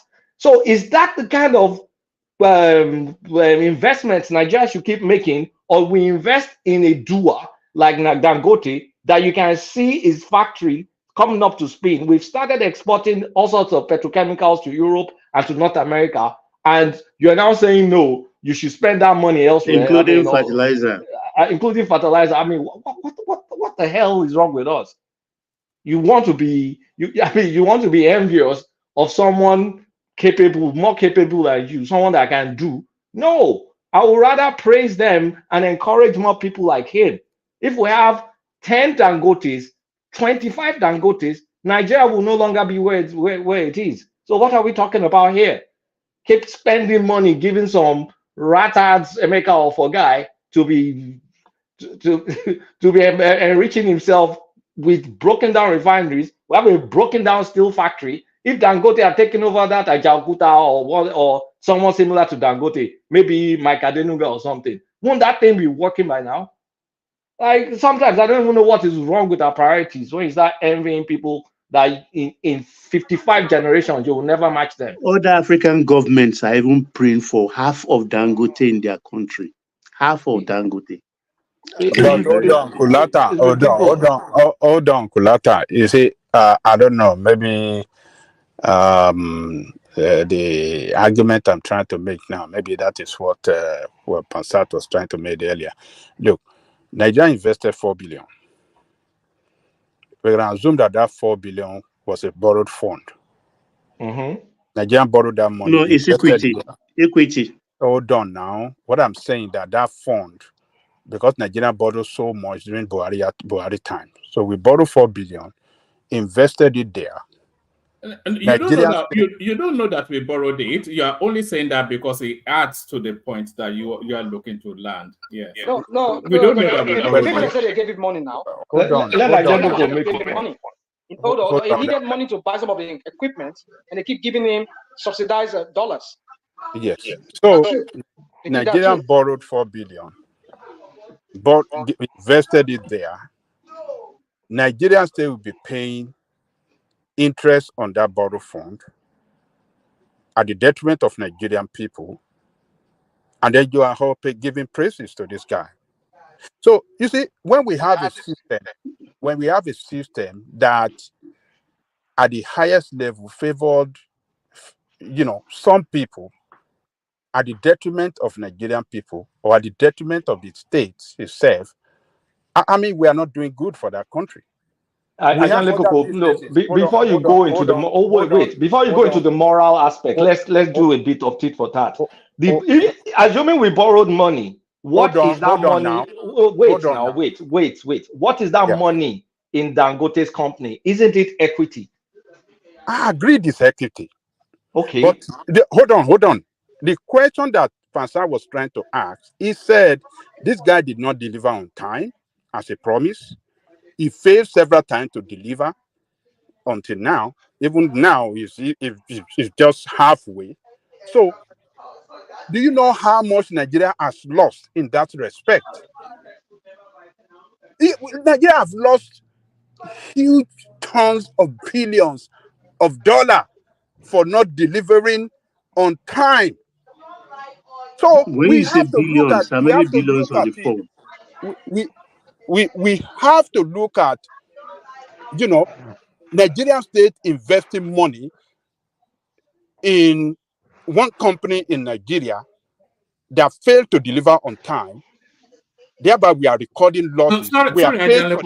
There's heavy background noise coming from somewhere. I think it's not from me. I don't have noise from me.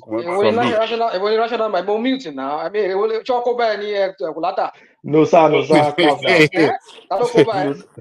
calm down. So what I'm saying here is that, look, Nigerian state and Nigerian people are the one at the receiving end.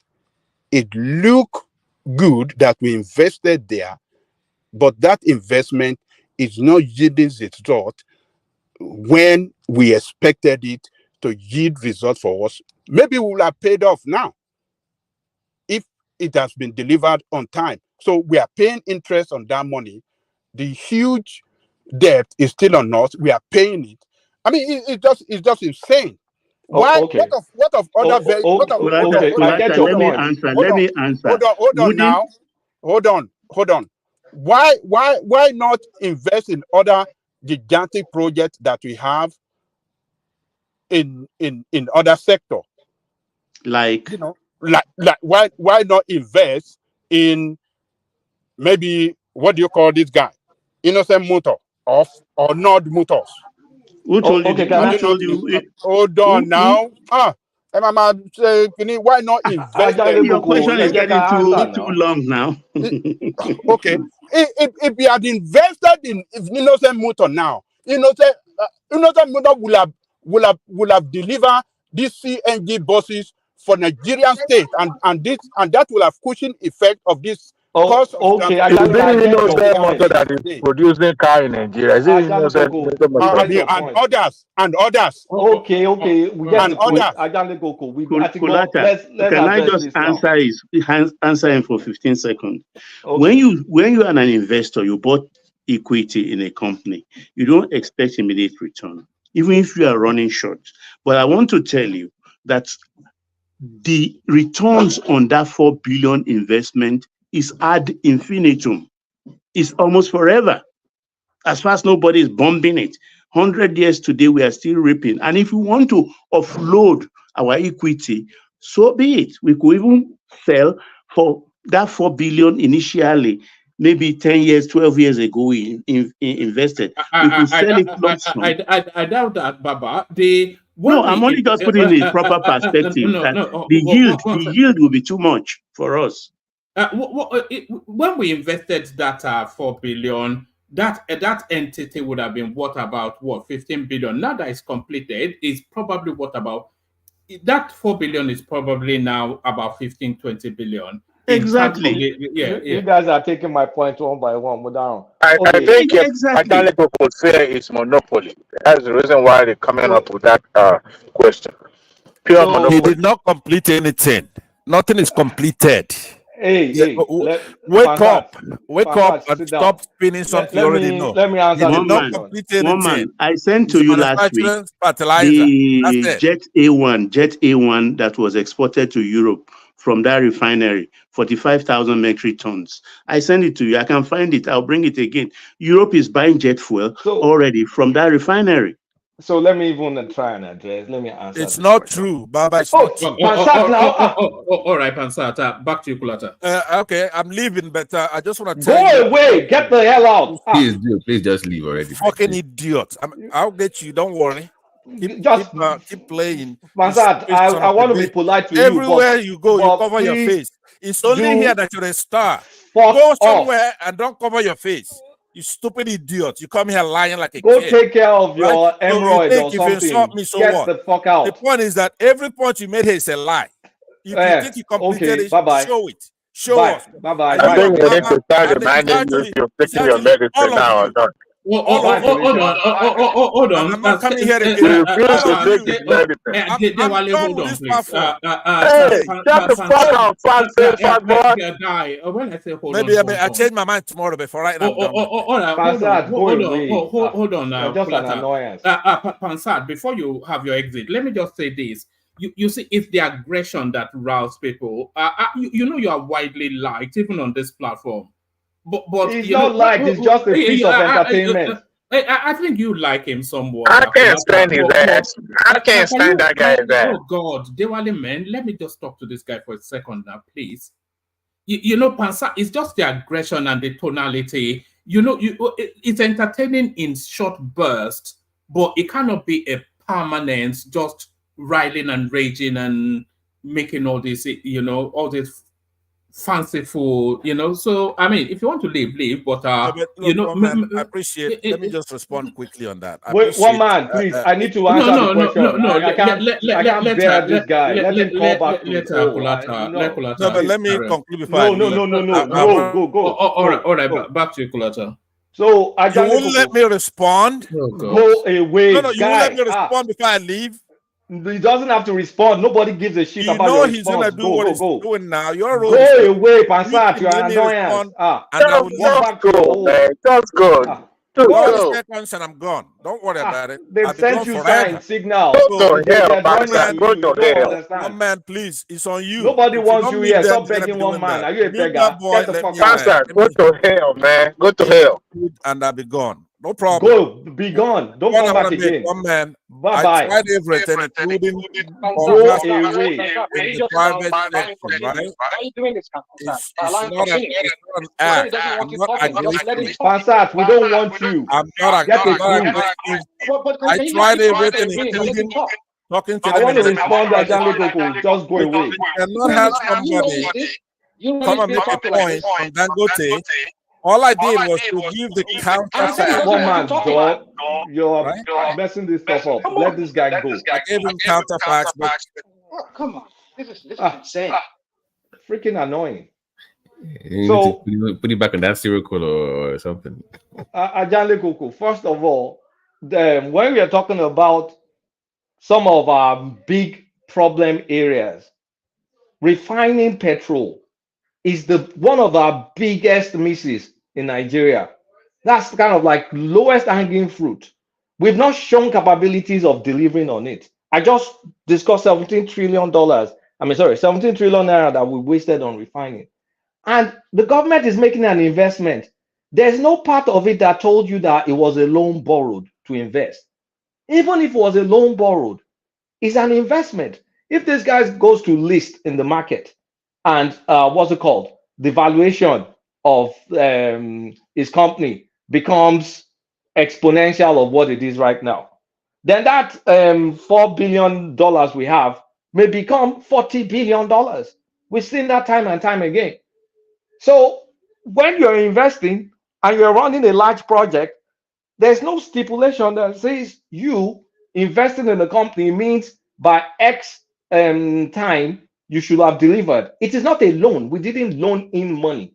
We invested in his company. So we're not mandated to say that, okay, is the delivery time that you have to deliver or whatever. And then you say, oh, we should go and invest in Innocent Motors. If not for, isn't it government buying cars from Innocent Motors? So government is going to put money so government can buy cars from Innocent. Like how many individuals are buying cars? They do that here. US government does that. Innocent Motors. Hold on. US government does that. What are you talking about? It's not an efficient use of money. We don't have unlimited resources like US. You see, The fact that US government does something doesn't mean it's right for Nigeria. Another Albert Einstein here. You saw that some of the things you say here. It's not about Albert Einstein or anything. You don't put Nigerian money for inefficiency. You put Nigerian money in a company where you are the ones that are going to be the off-takers of his product. Does that make any sense to you? What are you doing? So when we're talking about investment, Dangote, that investment will definitely go exponential, and you're also fixing a major part of our industrial sector. We've not been able to refine for how many decades, and then we have the ability to. We're going to have the ability to refine now. And you're saying you're questioning that investment. That's kind of like a no-brainer investment, in my opinion, because it's only going to grow. Because you are putting it in capable hands, and it's high time the government stop trying to build stuff by themselves and invest in entrepreneurs, people that know how to do their own thing, people that know how to make money. And Dangote is one of them. Hate him all you like. It is a Nigerian story. You go to different countries, you see this man hustling, even as far as East Africa. So what are we talking about? We need to kind of like get our priorities right in Nigeria. I guess you're the one who doesn't know sometimes. Some of the things you are you're echoing. You're really echoing. You're echoing. You can't take some of the things you are. You're echoing. You're echoing. I'm echoing? Okay. Yes. Sorry. I'm not saying don't interject me. You're echoing. Am I still echoing? Can you hear me better now? Yes. Am I still echoing? Okay. I just let it be then. Okay, go on. Hold on. When rational mind is speaking, if no one speaks, it doesn't. It's only when somebody speaks that it echoes back. Carry on. Can I speak now? Is this still echoing?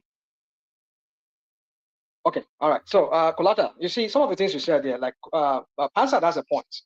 You know, you Nigerian government gave this guy money. He said there's a timeline. This thing was supposed to. Look at Bubu when he was there. They went inaugurating a refinery that has not even started. That's not even completed. Do you know how many months it took them after that inauguration that they started working? People, the fertilizer side of it. So you see, we can come here and start, promoting these people. I'm not saying it's not an astute. What's your point? My point is this: is that you are coming here promoting this man like he's some kind of genius, or he's a genius instead of with his corrupt way of manipulating the Nigerian government to give him some concessions or even invest or get some money. There has never been any businessman in Nigeria that has have this kind of dilly-dallying with the Nigerian government. Every Nigerian government that comes in and they give him money or they give him some kind of concession that would make him to be able to, gather some money and build his own business on his own. Okay, let me ask you. Hold on. So you don't go emotional. Hold on. Come on, stop this. Wait. So when you buy, okay. Let me. You are going to the emotional angle. When you buy stocks in Microsoft, and Microsoft fails to release the latest Azure platform. Okay, let me do something relatable. They missed the Xbox release date. You invested in Microsoft. What are you going to do? We're talking about investment here. Here you go again. Here you go. We go again with this. Your No, answer me that simple I'm question. not going to answer that question because you're always. Why would you answer? Because you see, because you just found out you just spoke now, this is the dumb reason why crap. I answer. This is the reason. Because if you invest in a company and the company misses a deadline, you as an investor, you can pull your money away. An investor is different from and government. sell your shares. Listen, you like to do this false equivalence. Like I was. What's the false equivalence? It's an investment. Yeah, because that was the same thing you did earlier when you were having this conversation. Is it an investment, true or false? Come on. It's an investment, correct. So is it a special investment? Hold on. We're talking about taxpayers' money here. We can invariably. It doesn't matter. Investment is investment. It does matter. No, it doesn't. You invested in a private company. You are bound by the rules of that private company.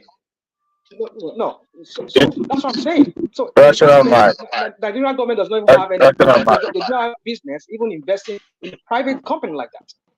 If not because there's so much more than what we all of us we know. This guy has always gotten this thing from the Nigerian government every time. Either some by way of concession or by just giving some tax break, some ridiculous tax break that makes no sense. I want to support you tonight, but one thing I want you to understand is this. Dangote and the rest that are already involved in the corporate Nigeria. Nigerian invested in Dangote refinery. A little hiccup or setback doesn't mean that the project has failed. Look, from time to time, projects do have setback. You can't invest such humongous amount of money for a project like that and you expect it to fail. Even that project is too big to fail. And Nigeria would not even pull that money out of that project. Your argument, Babajale Koko argument, together with Pansa tonight is flawed. Reason being is that sometimes projects like this, massive like this, do have hiccup. But the fact that the company has not started on a larger scale exporting the final product doesn't mean that the company is failed. What you are saying about investing the amount of money and expecting the return at a particular time, sometimes government do give some level of wiggle room because everything being done in that company is not outside government. They know about it. Yes, it was inaugurated to honor President Muhammadu Buhari. But I think it was premature, but they know the reason why they do that. And it doesn't stop, the project itself. So that argument, I think the only argument I want to put forward tonight is about monopoly. Allow only Dangote alone to have, a hands in every sector of the economy. And I think others are a bit skeptical and afraid of, dwelling where this man has put his mouth. Remember in I believe 2001 or 2000, I can't remember, when Indy Okereke, you guys remember her, when he and other CEOs established a corporate governance, corporate Nigeria, I believe that's the title, their name. Gunata, you remember? I remember. Yes, that was when you started having all these CEOs getting involved in politics itself. They're not beginning to romanticize politicians. The reason why some of the other businessmen are not as fully involved like Dangote is because Nigeria is known for having unstable policies. Every now and then you will see them changing policies as if they're changing wrapper. And these people are not, it's their money. You can't just put money and expect government to be, especially when we have, political instability. So when we have government that cannot be committed to a cause, they themselves are scared of putting their own money. But Dangote and government has always been 5 and 6. That is why it seems he's the only player. And to be honest, to his credit, the man is fully committed to Nigeria project. And that's why you see him partaking in every sector of the government. I mean, you can't blame him. He's a businessman, for crying out loud. He's a businessman. And the government decided because of his antecedent and seriousness, they decided to reach their terms with him. If the likes of Boa and the other big businessmen, even Otedolas and the Adenuga and Co, I think they have their limitation. That's why they've not really gone to that full extent. But Dangote has always been partnering with the government. Bua has a model refinery in Calabar. Dewale, do you know the number one feedback you always get from the audience? My microphone. Yes, look at that. Fix your mic. Fix your mic. Look at all those comments. Fix your mic. I know. Even when I'm at home, it does that even too. Prince, fix your mic. Everybody is asking you, fix your mic. Fix your mic. But you guys can hear me. You guys have an idea what I'm trying to put out there. Yeah, but I think I can hear you, Jari Adewale. Carry on. Thank you, sir. I think the fear of monopoly, when you have a single individual controlling every aspect of the economy, it can be a little bit scary. And to me, I think federal government should not, allow that. In as much as they believe so much in Dangote, they could as well empower others. Somebody mentioned Innocent. Innocent is not the only person assembling vehicle in the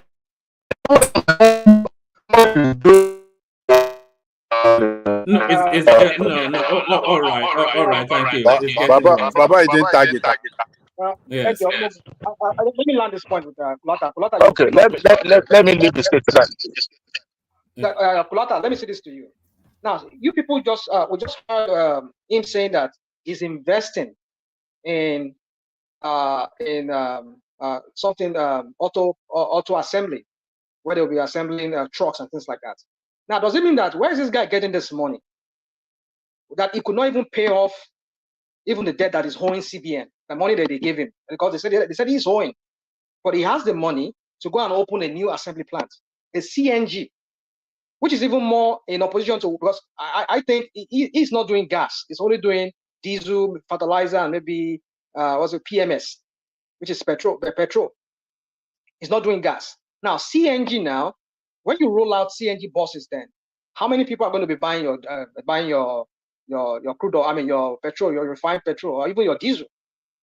So you see, it begs a lot of questions. That what is this guy up to? Does this guy even know what he's doing? Because you want to invest in. You're asking the richest rational mind. The richest black man in the world. All right, back to Kulata. Back to Kulata. I'm really shocked.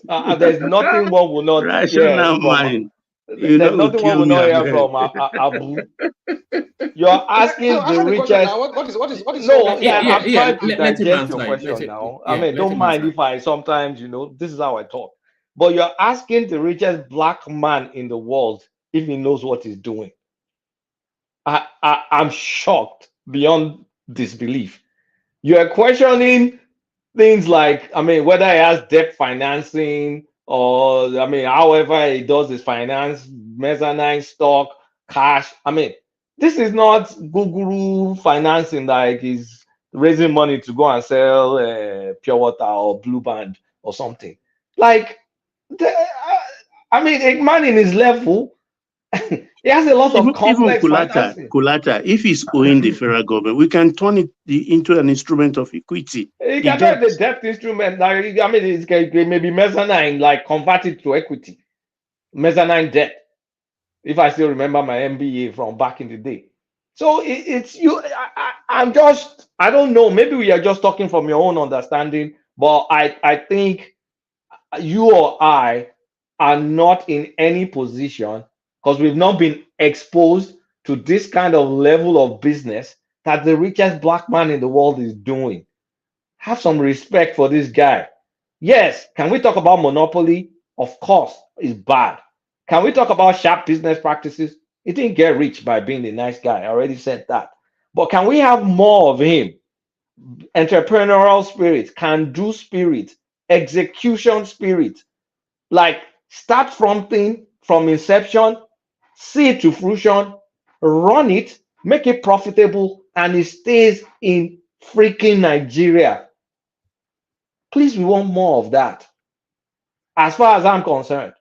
And the more we have, the less the monopoly power he controls.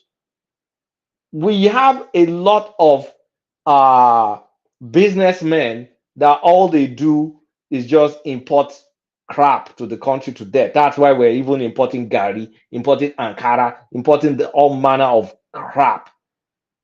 I will always prefer a doer, a manufacturer, someone that is doing things in our own soil, using our own resources, hiring our own people. I'll always prefer paying taxes. I'll prefer him to someone that is dumping Chinese cheap goods and destroying factories. Further kind of like, we know we have a problem. We know what globalization has done, right? So I'm not going to like pretend like, oh no, there's no way we could have shielded away from globalization. But we also know what dumping of products is doing.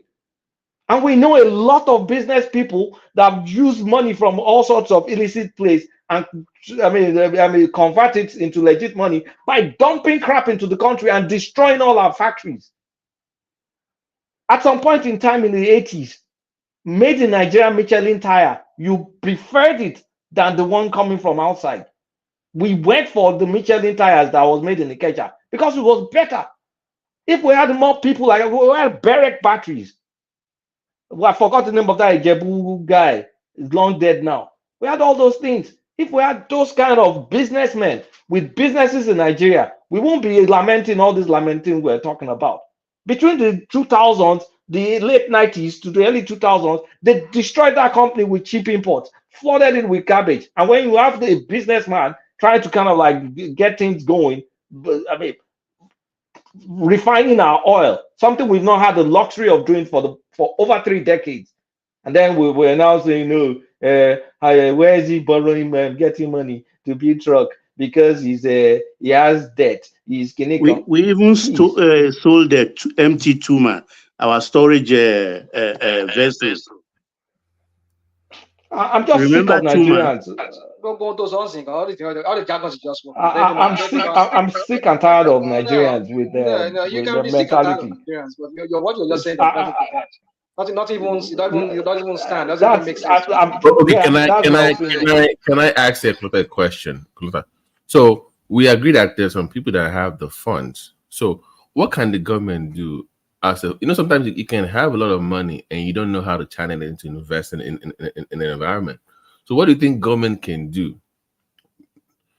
Besides the point we raised earlier about people bringing the funds back, for those that even have the funds in Nigeria that can fund some key sectors, what can the government do to help encourage them to invest in those key sectors? Like example, power generation, what can they do to help? Because I think it's about the fear of investment. Even though they have the money, I think maybe the OP will come out by money on their dividends or their stocks than to put the money into it. So what can the government do for those kind of millionaires in dollars? The government, like you're a Republican, right? Fiscal conservative. I get fiscal. The government can get out of the way.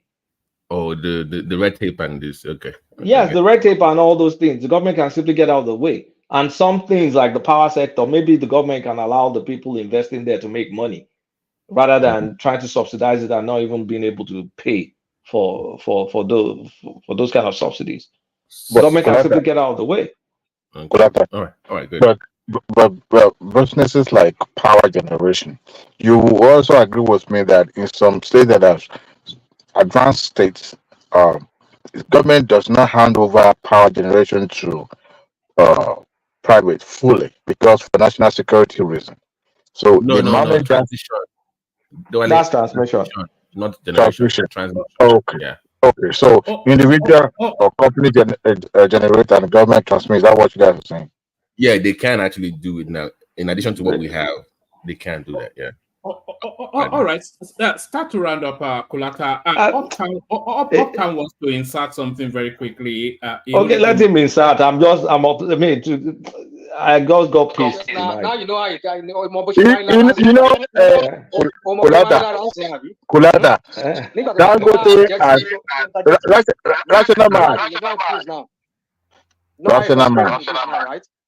Dangote has paid his due.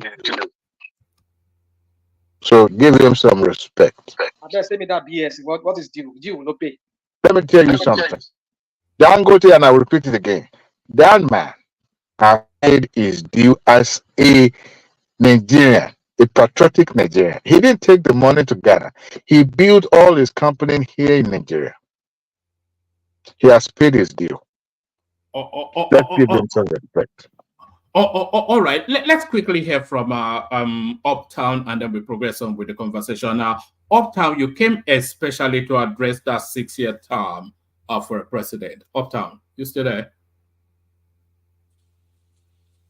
Yeah, one more, Namir. Brilliant. Let's hear from you. Yeah, I don't know why we are going back and forth with Dangote this, Dangote that, Dangote this, Dangote. I think most Nigerians just want to have the refinery really functioning.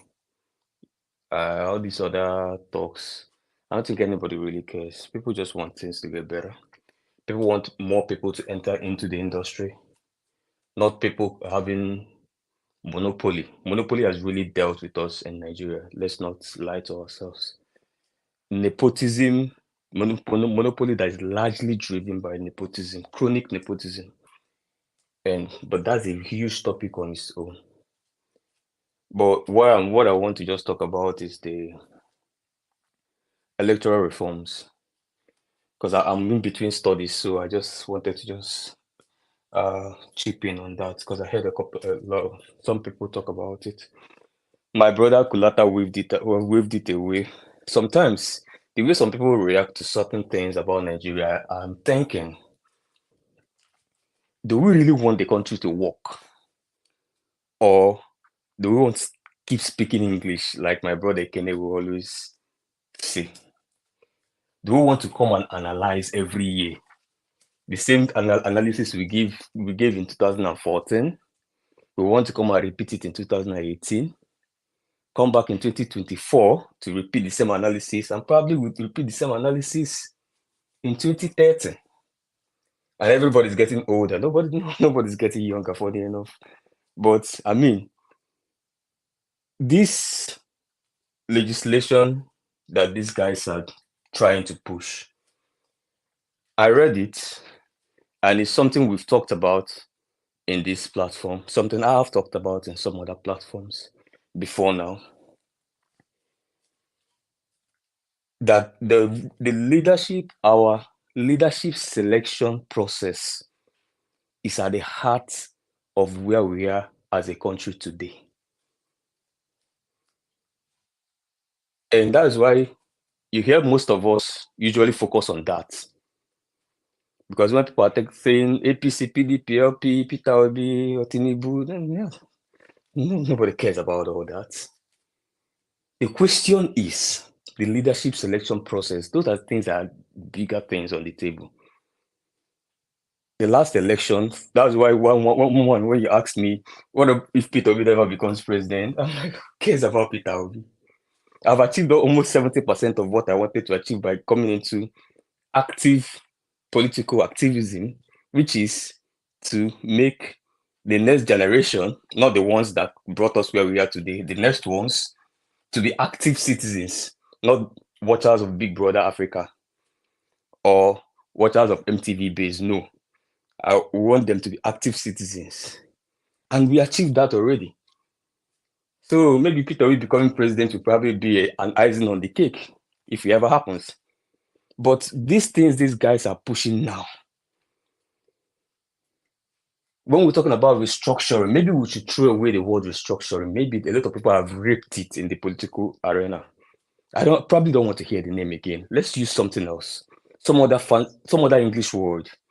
But the point is, if you like, when TINUBU is done, bring in Fashola.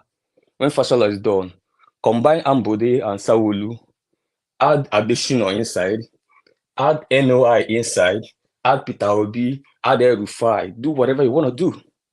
After all, we once had Ngozi Okonjo-Iweala as our finance minister in this country, didn't we? She's one of the best in the world in that space. We've once had Adesina. Where are we today? We once had Adesina on the saddle. There are fundamental things, which I think the last government that actually talked about it was the last PDP government. Fundamental things that must, M-U-S-T, must happen for anything to even move forward in this country. And at the heart of it is leadership selection process. And that is what we're talking about with the electoral, whatever these guys are bringing on board. And I beg to disagree with people that say that it's not really going to change anything. I think I align more with one man. because one man highlighted one of the major things, which is critical. And honestly, in all honesty, I've not seen any other remedy to the ethnicization of leadership selection process that would be better effective than this. There's no other way. When you say 6 term, people like me, I probably prefer 5, but 6 is also okay. Because even if you look at it, the 4 plus 4 that we are doing is actually just 3 years and 3 years. Those last year before elections, no governance happens there. No governance happened in 2022. We are all in this country. Buhari's ministers were running for election. So no governance happened. Buhari ruled for the first 3 years and the last 3 years, which is probably just the same 6 years.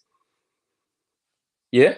So this 6 years tenure, first of all, for me, the one that is most dear to my heart, everybody knows that we first of all eliminate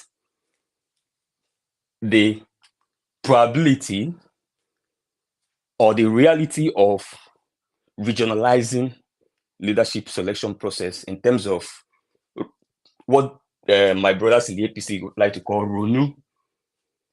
So there will be no need for any region to RONU during elections. Because what it means is that if it's the turn of the Northeast, APC will provide Northeast, PDP will provide Northeast, all the parties, AAC, whatever it is, everybody will provide Northeast, and everybody will look and say, okay, who is the best candidate? Now, people will now be talking more of capacities of the candidates, not where they come from. Nobody will be fighting and dragging about where anybody comes from. This candidate from Northeast, that candidate from Northeast, that candidate, okay, fine, they are all from Northeast anyway, so that ethnicity has been cancelled. So, okay, so what else is on the table? This, okay, this, experience, that. That is how we can select the best leaders. Because if we continue with what we are doing today, when TINUBU is done, the North is playing their games, and whatever games they're playing will contribute on how they respond in terms of both their senators and House of Rep response to TINUBU'S government, which will also affect decisions TINUBU will also take, which will in turn affect Nigerians. Because now, most of his decisions will now be politically motivated or politically influenced, and most of the time to be negative. Because if we continue what we're doing today, APC might field a Southerner, PDP will field a Northerner because they feel that's the only way they can defeat APC.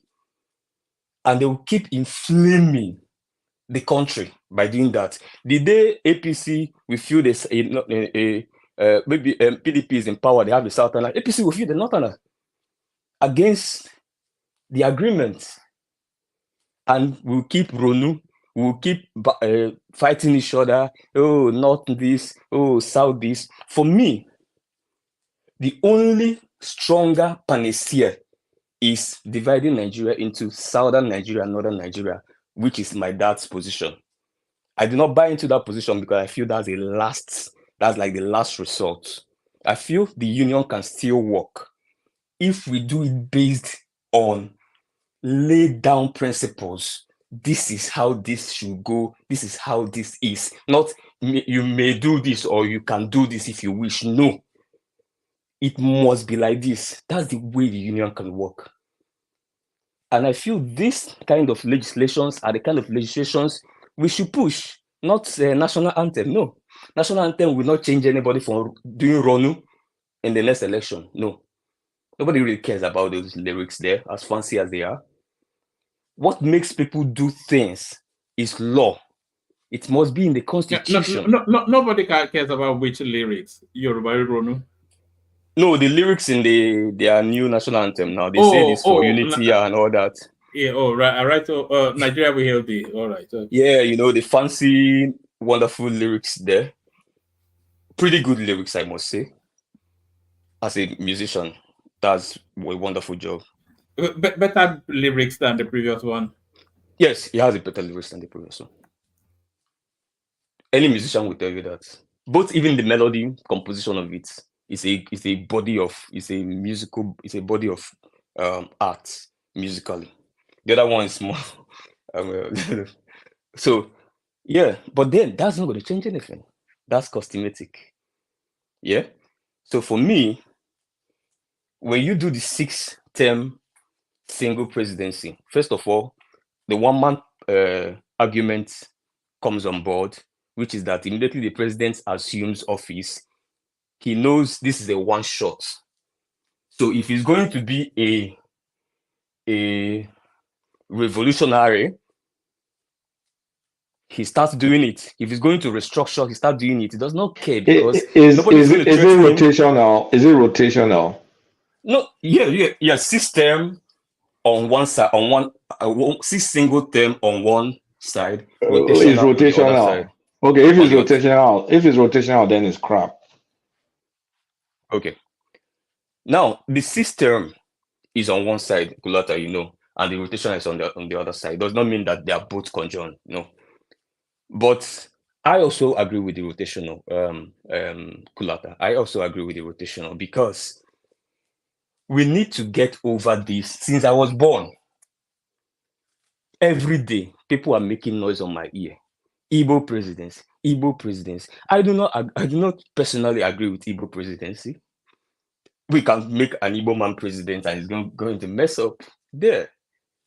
And they will say it's Igbo people that spoil the country.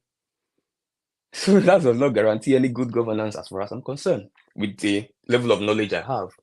Neither does any other person's presidency from whatever tribe guarantee any sort of good governance to anybody.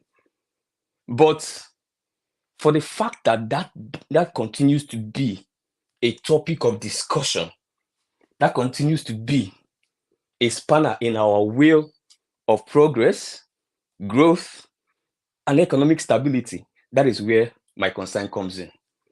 Now, if it is so, then we should fix it. 3 more minutes, Uptown. 3 more minutes.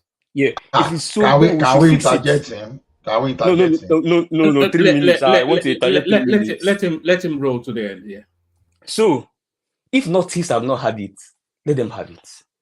North Central, have they had it? I don't know. Let them have it. Southeast, let them have it. Then we can now start rotating in a gentlemanly way. Nobody has to be holding anybody on the neck, dragging or playing, maneuvering games and trying to suppress this person, that person is trying to suppress. No, we have bigger things to do in the country.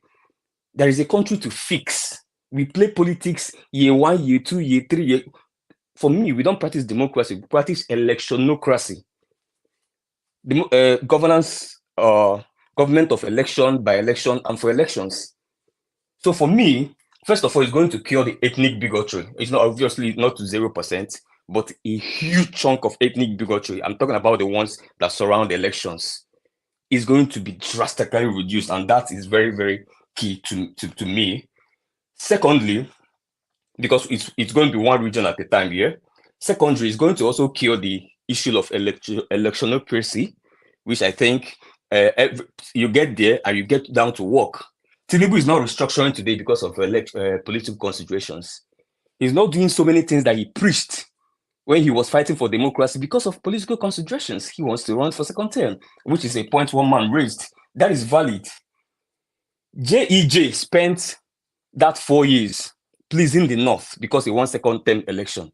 If he was not looking for 2nd term election, he would have been a far better president, I can tell you that, in terms of for all the country, including us in the South. He wouldn't have been doing what he was doing then, but he wanted 2nd term. He still didn't get it anyway.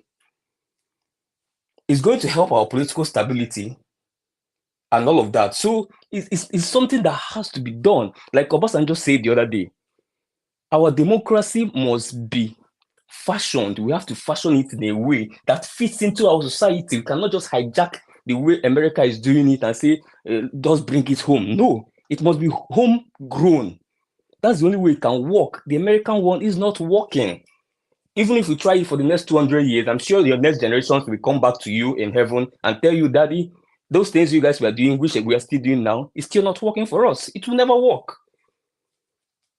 And on the second point, one moment before I close, I think the point also, part of it is the two vice presidents, right? I think I also support that, because the issue of doctrine of necessity that happened in 2009, if it was not properly managed, we would have gone into crisis. And one of the reasons why Goodluck Jonathan's government had most of the problem he had was because a section of the country does really think that he was doing the term of their part of the country. So they didn't give him rest. And what did that do? That impacted in all of us, because the more they are pressuring him, the more it's impacting us. But if there was a vice president that was going to take over from the same region as the president, and that kind of thing happened, and the guy takes over, the polity will be stable. So that's going to cure those kind of problems for us and all of that. And again, what happened in 2015, if Goodluck Jonathan was not a Southerner, if Goodluck Jonathan was someone like a Buhari from the north, from the far north, and you guys did what, and Southerners did to him, what was done to Goodluck Jonathan, this country may have been gone up in flames, like some people predicted. You get? So to avoid all of those things, we need to remodel our own style of democracy that is going to work.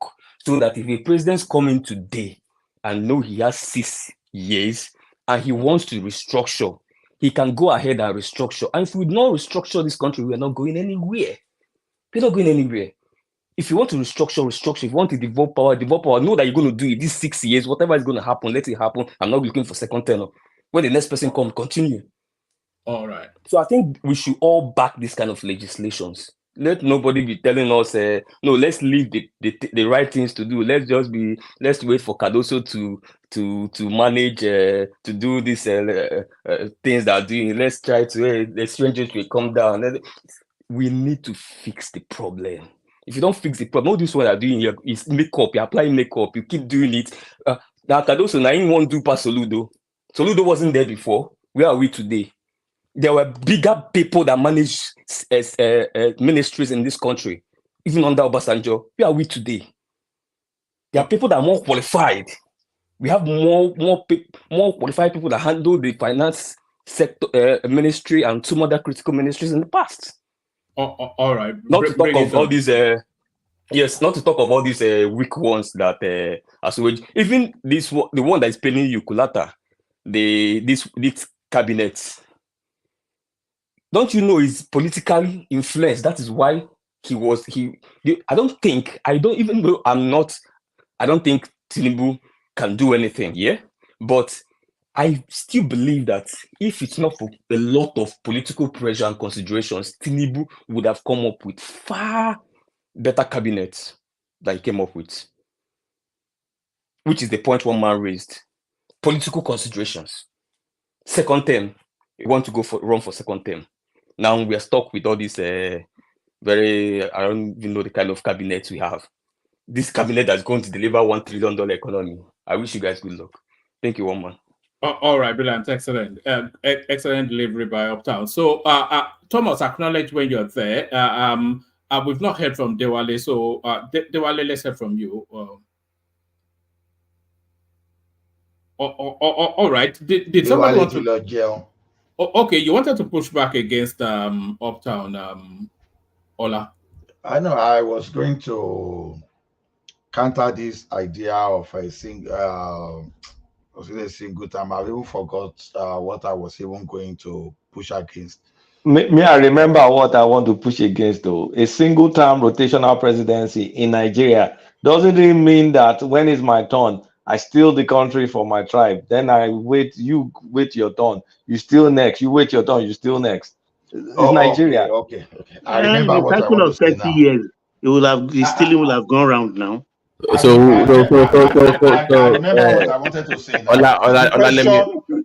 The question we should ask ourselves is this. services. The So, question wait, then who goes last then? Baba wait now. Me, I just they come again. Peter Obi will go last. No, look at this way. We're going to put him in cryogenics to freeze him. Go ahead. Sorry, Ola, sorry. The first question we should ask ourselves is this: what is in that presidency that everybody want this rotation? That thing that want everybody to want to take shot at that presidency is what we need to take away from that place. You understand? Because the position should not even my be... brother, but the person that's going to take it away is looking for second tenure now. He's not looking for second tenure. Even we are falling for that idea when we are saying one-term presidency. Look, that thing is not going to help that country as far as I'm concerned. But look, how do we get to this state? Because the federal government hijack all the property of the state. We should be more. We should be looking at that resources that everything they are going to that. Everybody want to be all in all. So look at it this way: if you are the president, if you don't have control over the police, I can tell you, the Canadian Prime Minister, they don't have control over the police. The military is the only area, and that military, they are not going to take that decision without the parliament. And I don't think any president of America too can just absolutely take control of the armed forces in America without the Congress. I'm just assuming, I don't know your system in America. So do you support the parliamentary talks by the side as well? Oh my goodness, I support parliamentary 1,000,000%. Because I wanted to add that by the corner too, that was a space to look into as well in terms of keeping them these people that are fighting for 6 years in single term, they are after turn by turn. It is our turn now to okay. Look at it now. You get 6 years single term. You have Buhari, you have Abacha, and you have some kind of those reckless leaders you can talk about in power. So are you going to commit the entire 6 years of your life to these people? You may look at 6 years is not long enough, but 6 years is enough to mess a generation up entirely. It will mess you up mentally, economically, everything. But you start looking away. So the quick question we should be asking ourselves: what's that so lucrative there that everybody wants to take a shot? You understand? Okay, look at it this way. When some military group, when they crash our economy, what's so lucrative that we have to crash the regional system and you capture all the resources just because you want to have that power? What do you want to do with that power? If you really want to serve people, you should be able to devolve power. You understand? Allow everybody. You do not that normal. You should like normal division of labor. Take most of those things away from the federal. Don't let the federal have control over the police. Even at most, if you control the police, let them control something that is similar to you say FBI or whatever you call it in the United States. Let it be that. Let every region control their police. Then economy. Let every region control their system of education. You understand? Reduce the resources that goes to that central. As long as okay, if you cannot use the federal resources to do some kind of to corner into your region, that you have little power that you can you want to construct like a Lagos, Calabar, coastal road now. Because you are presidency, you just use your executive power. No, you have to prove to the other region that okay, I'm not being nepotistic in this situation. Like the one that Amechi will carry, is it naval base to Daura or Ministry of Transport, whatever they carry, is it maritime or I don't know, I can't remember. He was looking for presidency now. You understand? You don't have Transport to do University. That. Exactly. So what you need to do is that power that is at that central is what you are supposed to take away and give to the region. So anybody that goes to that region, you know that if they go and mess up at the center, it's not going to affect your own region. You know that you are facing your premier or whosoever you have within your region. So all this idea of rotational presidency to me is absolute jargon nonsense. As far as my brother, can I now ask you maybe a reality check here? So I agree totally with what all you said here, which is I think this all falls into the restructuring, which I clearly said we need to do. There's no how we can avoid it.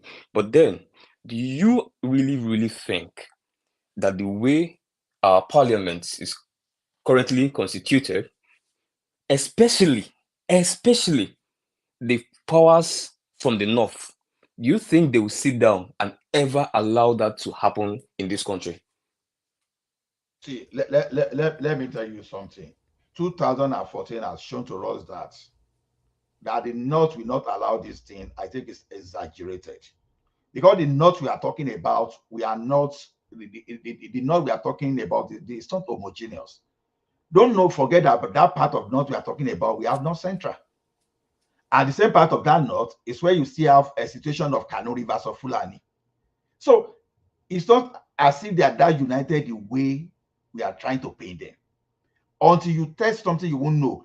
In 2014 confab, they were able to do some things that you will believe that, oh, the northern people, they will oppose. No, they didn't have that power, because Nigerians were able to reach some kind of agreement that nobody ever believed you could reach such kind of agreement.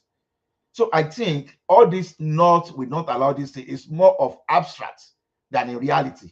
Why not push it and let's see? You understand?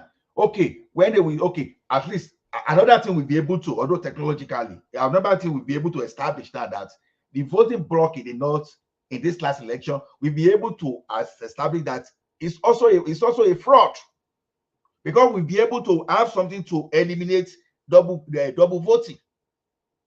So to me, until we test it, let's stop even ascribing all this power to the North. Let us go and test it first and see whether it's not going to work. Because to me, as far as I'm concerned today, the North Central is fragmented.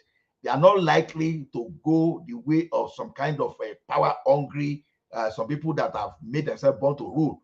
So it's not the North we used to know in the 60s or in the 70s.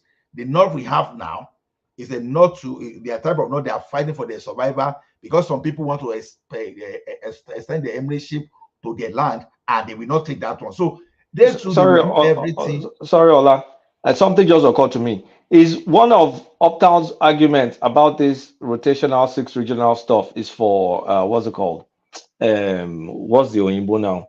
Is for inclusion, equity and inclusion. Is that one of the arguments? Exactly. So And if you take it, let me quickly land. So if you take it to a place like North Central, how are you going to get equity? And how are you going to get equity? Because an Igala man may not make it. A Yoruba man there may not make it. You guys know what the hell I'm talking about. No, they also will rotate. If after 30 years it comes back to their region. It's just like the same way states do it. If you go to Anambra know how they are bringing the governor. So it's not really. I think it only favors the Wazobia, the 3 Wazobia. No. It favors the 6th region, because we decided to divide the country into 6 regions here. We don't look at ourselves as regions. Hold on. The North Central and the South are not looking at themselves as a region. They're still ethnicities. It's where we have more homogeneity that it really favors. Okay, do you know what is interesting? We have. If it's the time. Sorry, Uptown. Sorry, I apologize. When it's the time, let's say it's the turn of the central, of another central, and somebody from, let's say, Kwara State, that is Yoruba, says it's our turn. So then it becomes a Yoruba person, not somebody from the Northeast, not central. Exactly. You see the problem? But it's Kwara. But we are in central. But it's Yoruba there. It doesn't matter. It doesn't matter. That's where geography plays them. But that's the he's a North Central person. It will matter now. See, it's just like maybe Ishikiri in South saying no, South have not had it because Goodluck was not the Ishikiri. No. So it's never going to be perfect here, but it's going to reduce drastically. So nobody's saying it's going to be El Dorado. No, but at least it only guarantees an Igbo presidency. That's it. Politics. We agreed. One voice. So we agreed on 6, dividing the country into 6 regions. There's what they came up with, and that's what is in existence today. So I feel the 6 regions must have a feeling of inclusivity. And what I didn't even add the last time is also that it helps with costs as well. If we are running an election every 4 years, no. Yeah. So there's a lot. I listed up to 5, and that's just one of it. So to just say let's throw it away. Okay, so what are your solutions you are bringing to the country? Because, like I said before, we've had better ministers than the one we had today, and we are here today. We are where we are today. So even if you can uproot, bring the Microsoft leader to come and head our finance, don't forget about all those things. Solution is very simple. There are problems in the country. There are structural issues. What do you want from Igbo presidency? What exactly do you want? What do you mean by what I want for Igbo presidency? I don't understand that question. I need to how will it benefit you? How will exactly. benefit How will it go? Okay. Oh, now let me answer this question. The fact that two of you, when a rational man usually calls some people bigots, I disagree with him. But some questions some people ask sometimes when you raise some topics. Don't no.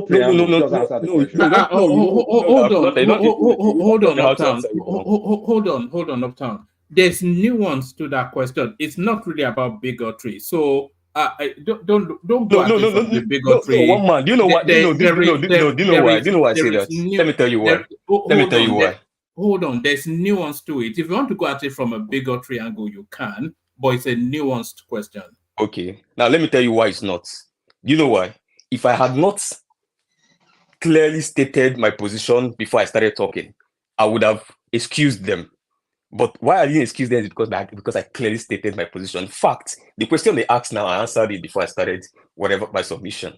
When I said that I do not believe that a presidency coming from any region is going to favor that region. In fact, if you've studied over the last years, which I have, that in fact, the biggest losers of any presidency coming from a certain region is usually that region.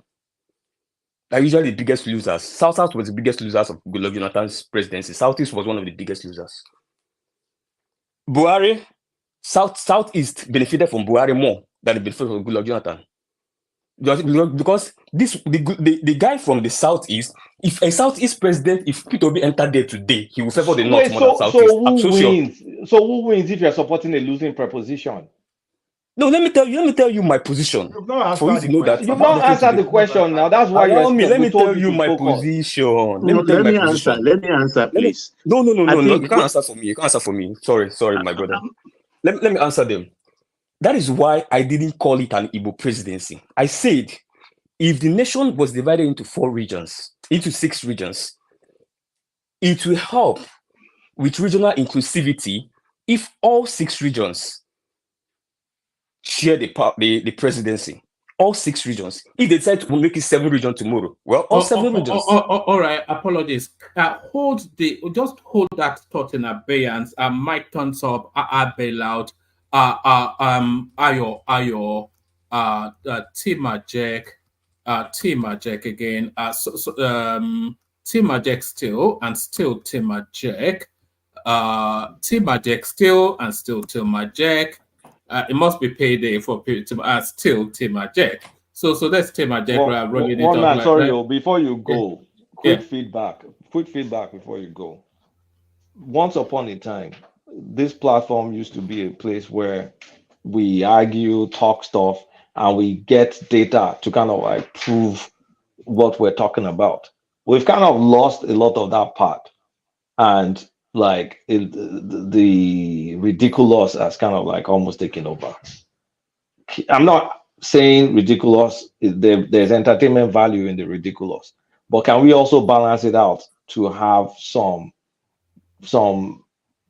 I mean, at the very minimum, when someone is saying something, back it up with facts, we go through the text, and then we can continue playing the ridiculous because there's entertainment value in the ridiculous. But right now, what's the reference? Well, the reference is because when you think about how things have been going for the past couple of months, I know, There's a lot of slow news days, but it's all about belly aching, complaining, and then also someone being very extremely disruptive. I mean, there's a time and place for everything. I'm not against those things. It entertains me. But what I'm saying is we should also have the ability when we question facts for people to provide references.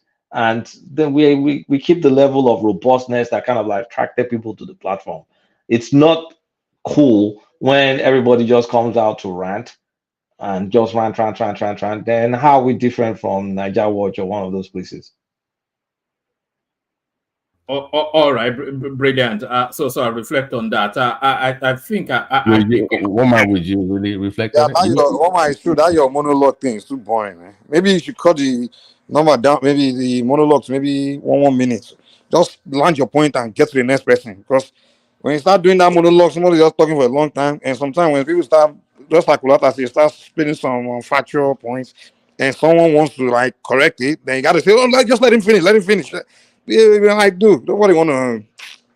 They might as well be like those channel where they consume. If someone just come and speak propaganda, and then we have to let him talk just for the sake of monologue. Yeah, the And monologue we will cut the number down to 1.5 minutes or something. Just line whatever point you want to land and get to the next person, and we can come do it again in circle. and also woman, a couple of years ago on this platform, it was in-depth analysis. I used to actually prepare with some notes, and you come here and you have like conversations about like we're discussing all these plans about importation of foods, and we go through the numbers, and you have spreadsheet. It was very detailed and and you got compliments from other platforms. And they're like, they might not like the platform, but they do admire what you were doing on the show. And I understand you have to, play the game, but I think you might be tilting towards the left too much. The pendulum is swinging to the other direction too much. Is all I'm saying. That's what I'm saying. All right, brilliant. I'll reflect on that. So feedback always good. So that's feedback, right? Especially coming from voices that it's coming from. Prince joins the super chat. Prince wondering where Chioma is. Prince still carries on. It must be payday somewhere. Prince still. And that's it. So thank you everyone. And yes, and thank you especially for the feedback. It's always trying to strike the balance. You don't want it to be too highfalutin so that it escapes the general mass, but then you don't want it to be too tabloid so that it loses its essence. So I need you guys to guide me to the balance, but we'll find it. That's what we always do. So thank everyone. See you tomorrow. I'll hand over to yeah, and woman, please do shoot me the email on that and yeah. Yes, I will. Thank you so much. Good night. Right. Cheers. So, Uptown, you've not answered that question. You see I one thing now. was about answering it before one man said to sign out. So you guys were here now. So, You because get what I'm what we saying? are saying, The point I made, no, the point I made, my brother, I already got your question. The point I made is very clear. Yeah. So if you're asking me what does it benefit me, Igbo presidency, you're assuming that my idea of what leadership should be in Nigeria is what it benefits my region. No, that's not what that's not my own personal orientation of what it is. Yeah, no, that's because not the point. I don't even live in I don't even live in my region anyway. So That's not my point. Look at this. This is the point. This is the point I'm trying to drag at. Okay, let me understand yours. We've tried Obasanjo for the Southwest. Is Southwesterner today? They will tell you no benefit to them. South people, they will tell you the mess up we're talking about, that Kesaruwa, we're talking about environmental degradation. What did Jonathan do about it? Nothing. You understand? So at the end of the day, which is also my argument. So all this rotation we are talking about is just for political elite to benefit. Then when people, instead of people now clamoring for that presidency now, why the reason they are clamoring, why don't just we send out those reasons to the region so that whosoever become the president will not matter? You understand? So the idea that someone from the north want to dominate, someone from southwest want to dominate. Now, all those things, the reason for shouting that we not really matter, because the economic power that the president you think they have just to capture everything you are taking those economic power away from them. You give back to the region like it used to be in the First Republic, so that the president will concentrate basically on the unified factor, you know, an international policy, a foreign policy, instead of your president that be chasing agriculture, it's your president that be chasing education. So give all those things to the region like it used to be. My brother. Sorry, Uptown, before you answer, Uptown, here's the thing. You're speaking with both sides of your mouth, right? Okay.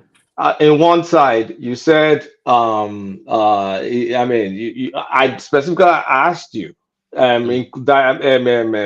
inclusion and equity. You said, yes, you agreed and all that stuff. So if you agreed inclusion and equity, and then you now use the same mouth to say, well, at the end of the day, it doesn't even benefit the region it represents. So why are you in one side is good for equity and diversity, then, but it's also not good for the same people that should benefit from equity and diversity? So no.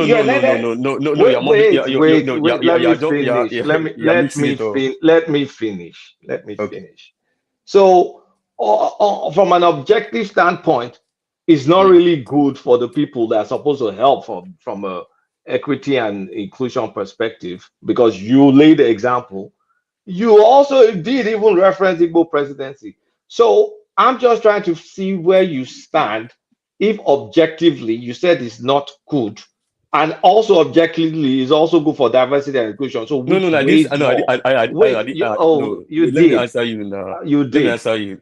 Allow me to clear. You did. We heard you here. Can you allow me? No, of course I'm going to let you say what you're going to say, but we heard just a minute. Let me clear it. You know I have clarity of thought. Let me clear what I say. What I said is very simple. I said for issues of political stability as it relates to equity, justice, and fairness. So equity, justice, and fairness is an intangible asset to any nation. You agree with me? Now, so you're making it feel like the equity, justice, and fairness. Yes, the regions that have not had it, when they get it, they will have the feeling of equity, justice, and fairness, which is one of the assets that we need as a nation. Yeah. So that is literally, for me, my understanding, that is the only gain they will gain. That they are part, just like other regions, they too are also feeling included. That is the only gain. But anybody that is going ahead to tell any region that apart from the feeling of equity, justice, and fairness, that there is only other special gain, is what I say is a lie. I don't think there's any other special gain. But the feelings override. So the feelings overrides pure competition, where you're supposed to be able to pick the best. No. For feelings, that's you bringing. The best. Wait, allow me. That is you bringing those very political this thing that our politicians do. And let me clear you the way I clear those politicians too. You suggesting that a region picking presidents from one region at a time kills competition is dead on arrival. Why? Because every single region in Nigeria has star people that can be the best. So we can bring people from that region. Let's say it's the turn of the Northeast. We get into Northeast. We bring the best hands in the Northeast. 5 of them, 6 of them, 7 of them. And we start competing. We start measuring them based on capacity. That's all. Because they're all from Northeast anyways. Start measuring. So you're saying that trying to paint the picture that is either equity and justice or capacity. No, they are not inversely proportional. Let's stop this. You know what you did now is what they do to make it look like no, it's either you have this or this. No, it's not. We know it now. We're educated now. You didn't send us to school for nothing. I thought we were having a sincere conversation. If it's the turn of the South, don't play all that. I thought we're having a sincere. Don't play that. Don't play that. This is not a political. No, I'm assuming this is not a political. Yeah, keep your conversation. Okay, fine. So we go to, for example, let's say Southwest is the turn of the Southwest. There's an additional. There's an Osibanjo. There is a Sanwo-Olu. There is this. Let them all spring up. The whole nation knows. Turns their searchlight, beams their searchlight at the Southwest. And we look at Sanwo-Olu, we extray this record. Who else is coming? Osinbajo, are you coming? We extray you. Tinubu, are you coming? We extray you. And the country make their choice. Nobody's busy fighting, oh, Yoruba, Southwest against Southeast, Northwest. No. Because the time people all you've been able to manage to do is to argue that sentiment is more important than objective search for effective leadership. Wait, let me land this point. No, not good enough. No, your sentiment is more, because all you're doing is micro zoning and then saying, oh, kumbaya, let's look for the best in this zone. We have a 200 million pool. Why don't we look for the best in 200 million than micro zoning in different places? At the end of the day, at the end of the day, at the end of the day, you said it doesn't even favor the people that provide the leadership. Well, so when it's the turn of the Southeast, they represent Samuel Ekpa in the county for Nigeria to pick. Why is he supposed to favor you? Is he going to be a president of your region? So why would you even have the idea that Southwest presidency should favor you or Southeast presidency? See, uptown. You are not providing solution. You are not offering solution. No. Just give me 30 seconds. It is Kulata. I'm coming. Please, no. Let me just say this before you go in. Please. Let Ola He's going to skip, my brother. Just give me seconds. I've been here too now. At least I've been here as early as possible too. Okay, so please one voice. Go ahead. So the thing is this: I'm from Ekiti now. When you say you zone into my region, for example, the governorship of the state, all of a sudden, Oyekiti will say, "Oh, I've not tested it." Ilupeju will say, "I've not tested it." Ikole will say, "I've not tested it." Irekiti will say, "I've not tested it." Those are the kind of thing you will have by the time you even take those into the region. That's why I'm saying that the power, what is making you to fight for that central, is what you need to take away from them. Let us focus on that.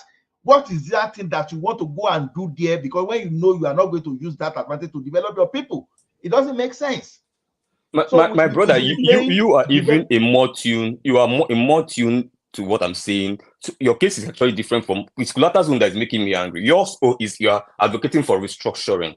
But what you don't understand is that what I'm saying is, since we don't have restructure, so even if we have any president should be able to restructure Nigeria. You get what I'm saying? So that's not the part. I'm not saying, no, let's choose this and abandon restructuring. No, it's not either or. So me and you, we are in the same vehicle. The person deviating, or at least, let me use the word, pretending not to understand what I'm saying is Kulata, when I say that both the intangible assets, which is really very vital for any economic growth of any country, which is unity and equity and fairness and justice, can go hand in hand with capacity. It's not two different things that can't merge together. No. And anybody that's making that argument, and justice going an economy. May I come in, please? May I come in? Fairness and justice growing the economy. These are people that are going to run companies. I think I've made my point. I'm sure the listeners understand what I say. I think if we agree that Nigeria is a project being handled by ethnic nationalities, then that behoves on us for equity in terms of participation. During the military regime, we all complained that why are the Fulanis the only one planning coup and succeeding? We asked that question because we want the power to spread. No doubt about that. So if we are a country of national ethnic nationalities and Nigeria is a joint project, then I think power rotation should go round. I think it is fair because, that's the only way power can go to a man in Kogi. That's the only way the Kanuri man can also have taste of power. It's not about Baba, sorry for interjection. And they also let me remind you of something. That's have good candidates. No, I just want to remind Baba of something. Baba, look at something Amadou Bello said. He didn't want. I don't want to become the prime minister of Nigeria. He instead gave it to Tafawa Balewa to go. There's a very good thing there because he preferred to be leader of his people than to go to the central. That is exactly what we are saying. If we take that thing that people are looking for at the central away, people should focus on being the leader of their people. Once you realize that the power at the central, okay, take Nnamdi Azikiwe now. Once the power is just limited to that kind of power, Nnamdi Azikiwe are not so much. All this fighting will be reduced. That's just my hypothesis there. Ola, can I read the preposition? Ola and Baba, let me read. Ola and Baba and Mike, let me raise the preposition to all of you. So, assuming we have states right now, and you are hopefully is your ethnic or your whoever son of the soil, as for Niger Palace ruling the state. So, if we get resource control, state police, and all that stuff, we get it to the states, we have full local government autonomy. Why do you care who becomes the president? When was the last time someone from Idaho or someone from South Carolina was president of the United States? And I don't want this to make a United States conversation. But if we have full resource control and full fiscal autonomy, local government autonomy, do you care if the next 15 presidents is a Fulani guy? I will still care. We have a reality on ground that you are not putting into consideration. We are not America. We have a peculiar culture and mindset of people. And you must tailor down your process and your formula to be homegrown. Suggesting when this person in America is this. That's the only way it will work. That's why we are doing a lot of things in Nigeria over and over. It's not working. And we say, oh, let's do it again. Oh, let's do it again and again and again. I think, oh, maybe in the 99th time it's going to work. No, you are not paying attention to what Kulata just said. I will tell you why. Now, look at it this way. When you have Fulani people there now, all of a sudden, they want to Islamize Nigeria. They want to do this. They want to take our land. Let me tell you one thing. If the president who want to elect tomorrow will not even have power to even push all those stuff, that he has no power to push that he want to change the land use act on his own, that will not have power to push a bill that say, okay, you want to Islamize or whatever you want to, any conspiracy theory you want to push out, then you are secured. Security is what is leading us to my brother. We are not getting there in the next 70 years. You and I know. Who is telling you that? Okay, this your proposition of rotational presidency now. How will we move the country forward? Is what we are asking you. See, we are only doing that to benefit the political no. See, where you are, where you are, no. Where you are going, I want to be there too. So don't get me wrong. You get what I'm saying? So I'm not kind of countering you. You get what I'm saying? But we're being practical. So I want restructuring to happen. Yeah. But if I'm talking about the intangible, like I said before, intangible asset of equity, fairness, and sense of belonging, yeah, it helps to build nationhood. It's not about a presidency being powerful or not, but that sense that, hey, this is a collective ownership of all of us. Yeah, and we know this is how we say this is going to be. It's like if you come to a company, want to run a company, want to run a home. That's why a lot of people cannot run homes. If they start homes and it breaks up 2 seconds. There has to be, you have to say, this is a collection of different people here. This is the reason why when you start Big Brother, you know this is different people with different characters. You study first of all, and then you bring out a plan that will work. It's not people assuming that, oh, let me assume that you will do the right thing. No. People do what you don't assume people will do the right thing. You get them to do the right thing. It's just like going into I'm coming. It's just like going into a contract, and like maybe in my industry now, in a record label. And you say, let me assume I want to sign Rema. I'll assume that Rema will do the word assumption. The first thing I was thought, if you're running PR or under a record label, is that the word assumption is non-existence. You don't assume to anybody. Nobody owes you anything. You pen down every single thing. This is what we are doing. Do you agree? Yes or no? I agree. You opt in. I don't agree. You opt out. Wait, so there's no room for maybe that's what breeds problems. I beg of you, just give me a minute. Let me respond to you. You see, one thing we are talking about is this: whether you rotate or you do not rotate, you are still going to get a leader that will threaten your existence. It doesn't matter. If you are rotating, how? Okay. Now, rotation brought Buhari there, and all of a sudden we are all afraid of what Buhari will do, right? And it's rotation gone. brought Buhari to that place. Now, why are we afraid of Buhari? Because of the power within his peculiarity. Now, uptown, what we are suggesting is what that has No, I worked for disagree the with you, country. Ola. We are patient with Buhari because we know that he will go maximum I'm not those people 8 patient with years. Buhari. I know they patient too. Are they the group when no they patient? Everybody know that. Didn't he leave and powers rotated to another That's not even the zone? point. For 8 years, even though I was not in Nigeria for 8 years, I was scared that Okay, someone would wait, take let me over ask you a the land question. Wait, and calm give me down. some Let me ask title. you a question. Let me ask you a question. Why did we all oppose even Atiku contesting that election? Why That did is we the oppose? same reason of what we are saying, Baba. Look at it this way. In that first republic, Yoruba was doing its own. We have our own agriculture, we have our Odua investment. The But northern we all region, know that we are talking about the no, central Baba Ejo. Baba, Atiku could have won that election though. Baba You say? Ejo. Atiku could have won that election, you know. If Obi didn't run. Exactly. If Obi didn't run, he would have won that election. And imagine what that would have done to our national unity. Let me put it this way. It still would have been better if Obi would have won. A person like me will still be shouting of Fulani. I'm telling you. Let me put it this way. The reason we're all shouting is because we're not in control of our resources. If we're in full control of our resources in the subnational, you will not care. Talk of Rukatu, I will tell you, say, oh, these people want to snatch my land in Ekiti. That's the first thing that, because the trust is not there. But you give me my land to control.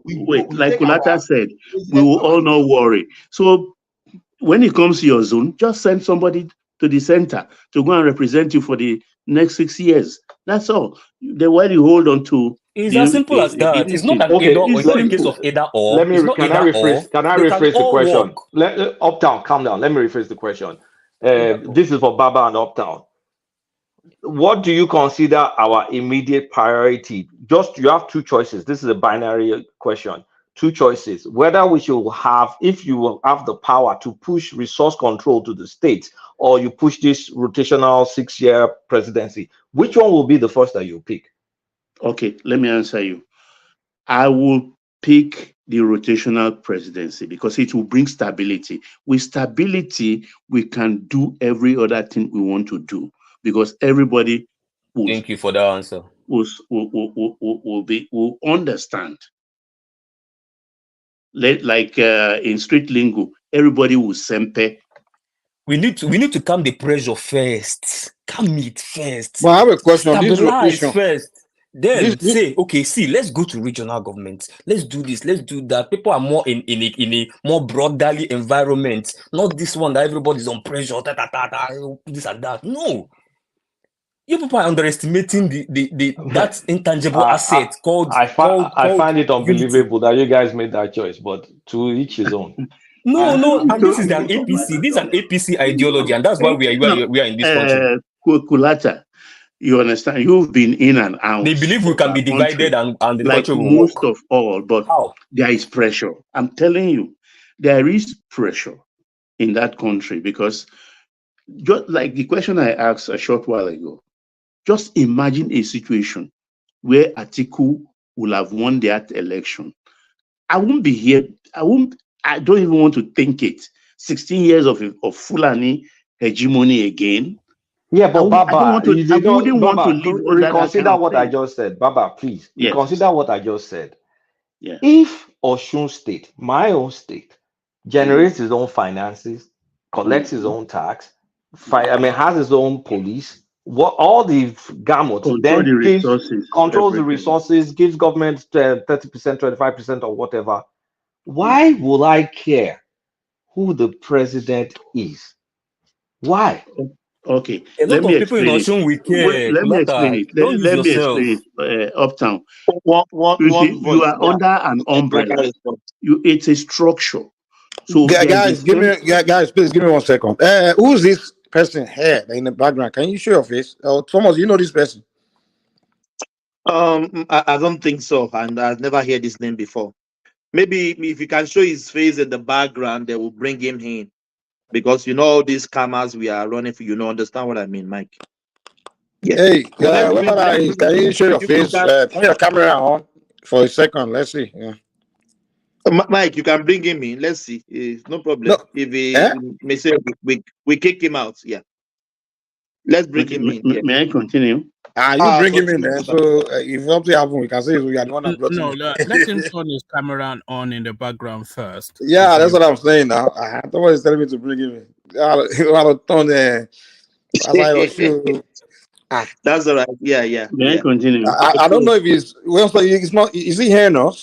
Hair or whatever. You see the name, self. It's suspicious. Can you turn your camera on for a second? Let's forget about him. If he's not doing that, Okay, let's he's move not on. doing that. Okay, Yeah. let's forget. Okay. All right, move Yeah. on. Okay. Baba, continue, sir. Okay. When we are like that, we are like sub-nationalities, then there is an umbrella cover, which we agreed somebody has to centrally control our affairs. When is the turn of this particular zone? Pick anybody and send there and relax, continue governing your state. You understand? You continue governing your state. Okay, finally in show your his own face. way. Okay. All right, we can add him. Okay, Then, but Baba, yes, you want yes, sir. this kind of We see you structure. now. We see you now. You can turn your camera off if you want. Yeah. Okay, so Baba, you have this kind of structure. You would rather, as a preference, I'm being careful with my words now. You rather, as a preference, maintain this fiscal structure we have, but then just have the rotational presidency. Where Hey, guys, can we just hear from this new voice real quick? Sorry. Okay. Yomi, you can turn your camera. Yes, okay. Okay, so Baba, you continue maintaining this dead structure we have, just so that we can say we rotate presidency from north south to southwest to southeast, blah blah blah blah blah, and keep this disjointed system. No. When I get two choices. I say if you had to pick one. Yes, and I picked that one first because it's like seek first the kingdom of heaven, and every other thing will be added onto it. You understand? Once we have that settled, the power it will go round. We come back and then talk about devolving that power, how to split whatever is going to be in whatever is in the center. That everybody hold your own. That's what I call confederation, which I talked about the other time. Some people call it true federalism. Even from true federalism, is like you said, when you are comfortable in your state, what's your own about the center?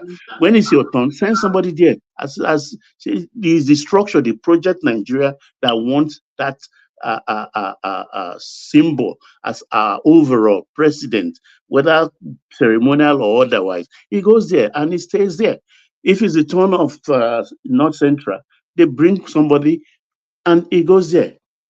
Don't forget that even, let's say, for instance, if it's the turn of this North Central, there will be all the political parties who vie for it. I have a question. Is there anywhere in the world where they've done this or they practice this?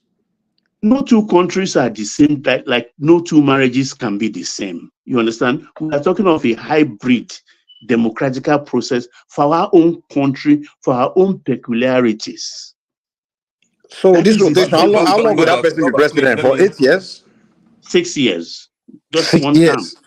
So for all the zone, that's about 30 years.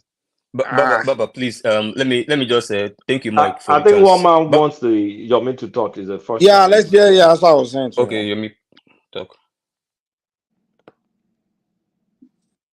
Yomi. Yes, Maybe if you unmute. Unmute. Unmute. It's not muted. It's on mute. It's already on mute. Maybe it's. I don't know if he's talking. It's not. We're not hearing anything. Maybe his system is. Well, hello. Yeah, we can hear you now. Yeah. Hello. Yeah, we can hear you, Yomi. Go ahead. Yeah. Anjabi boy. Okay. Go on now. Go on. Go on. No. Yomi, go on. We can't hear you again.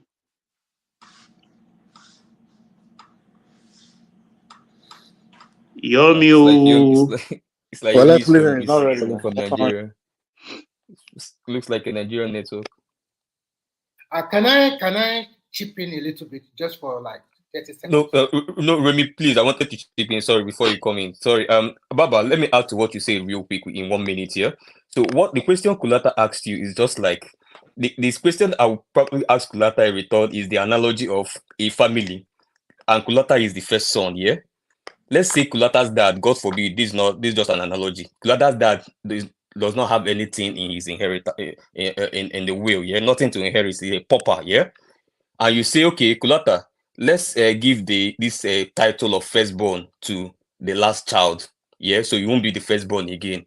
After all, I mean, what do you need it for? It's not like we're inheriting anything from daddy. Daddy is broke, so it's okay for us to strip you of your birthright and give it to somebody else. Don't you think fight will break out in that family? So it's not really because you're going to inherit anything from your dad. He's broke, yeah, but that firstborn title is something you feel you merit it. So it's not like there's any special thing that's coming from it in your situation because your dad is not Dangote in this analogy, yeah. But you won't sit and say another person will take it in that family. No, you won't. So that's the kind of this example you're trying to push and say. So that sense of belonging, you get what I'm saying? Even if you are doing a regional government here, but you know that even the ceremonial, let's even attach ceremonial to the presidency. The ceremonial presidency is still reflective of our common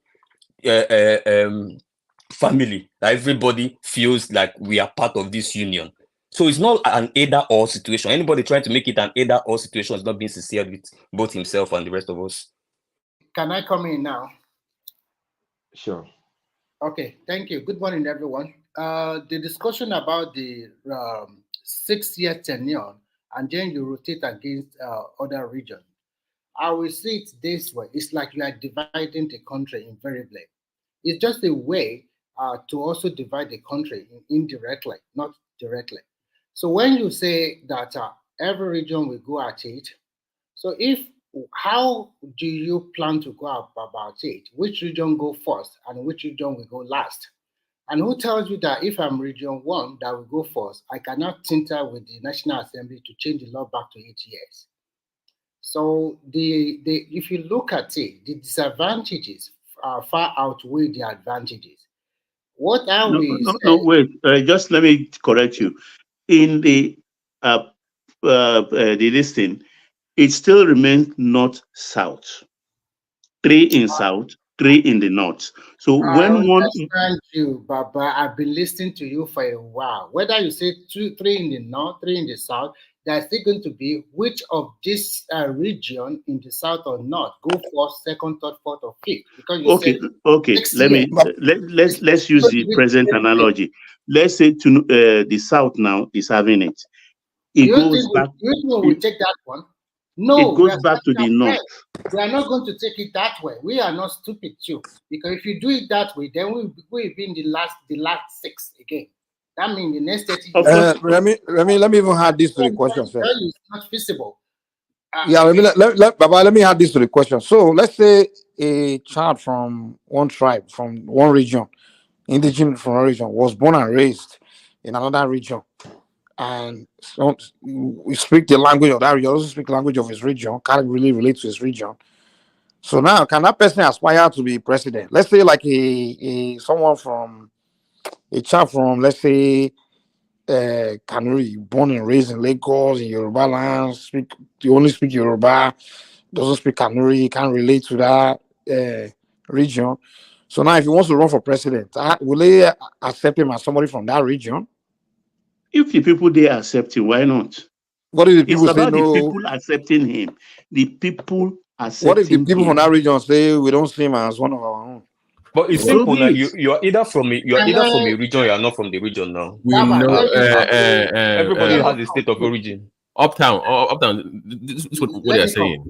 Let me hold on, please. That was with the example I was giving earlier. Like for example, let's say somebody is running from the North Central, and that let's say it is their turn to provide somebody from the North Central, and somebody from Kwara says, "My name is Toby Remilekun from Kwara State." You know, automatically people are going to say, "Oh no, it's a Yoruba man now." We know it's not. Then he becomes a Yoruba man. So you can never aspire to be president. Exactly. So that part of that. Let him go back to his Kwara now. BT. No, let me finish. I'm saying that that part of that region will never be picked. They'll never I don't allow care a how Yoruba person from the North Central to be president. because they will You always are be seen. bearing Kilo Porukwe, Toby, Kinikon. Where Toby come from? You come from somewhere. Go From there. Kwara.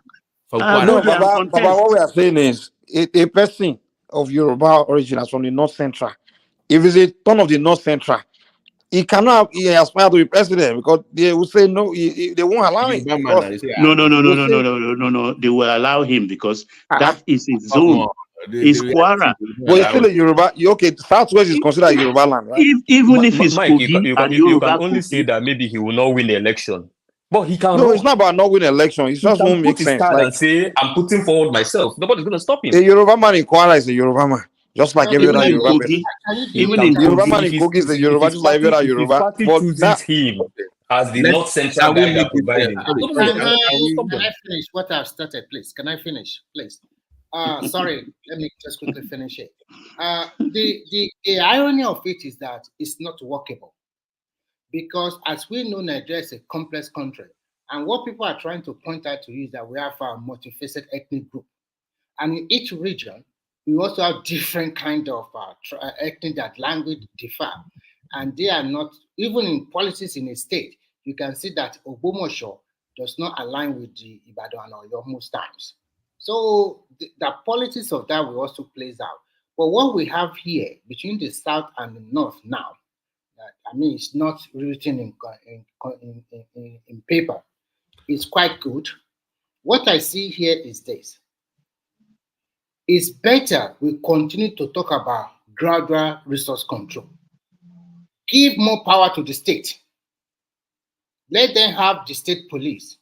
Let's see the central government concentrate on military and foreign policy. And if we do that, then you can see more development in the state. Because if you see more development in the state, that people can stay in their state, get a job, and live a better life. If you go to most of these Western countries that have developed, some does not even know who is their president. They don't care because they can get a job, they can live a fairly decent life in their domain. Where I care who rules me. Once, if I'm looking for a job, I don't look for who's going to sponsor me or look. I'm a president's son. I'm from the president's state. This technology you are throwing here, it will not work.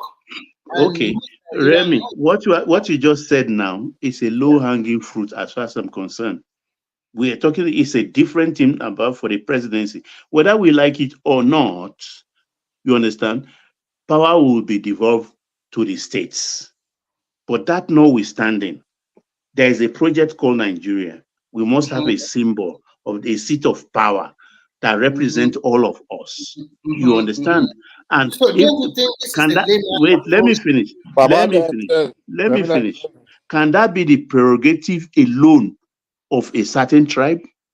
No, of course. That is why I said that what you are laying down here is a lazy man approach.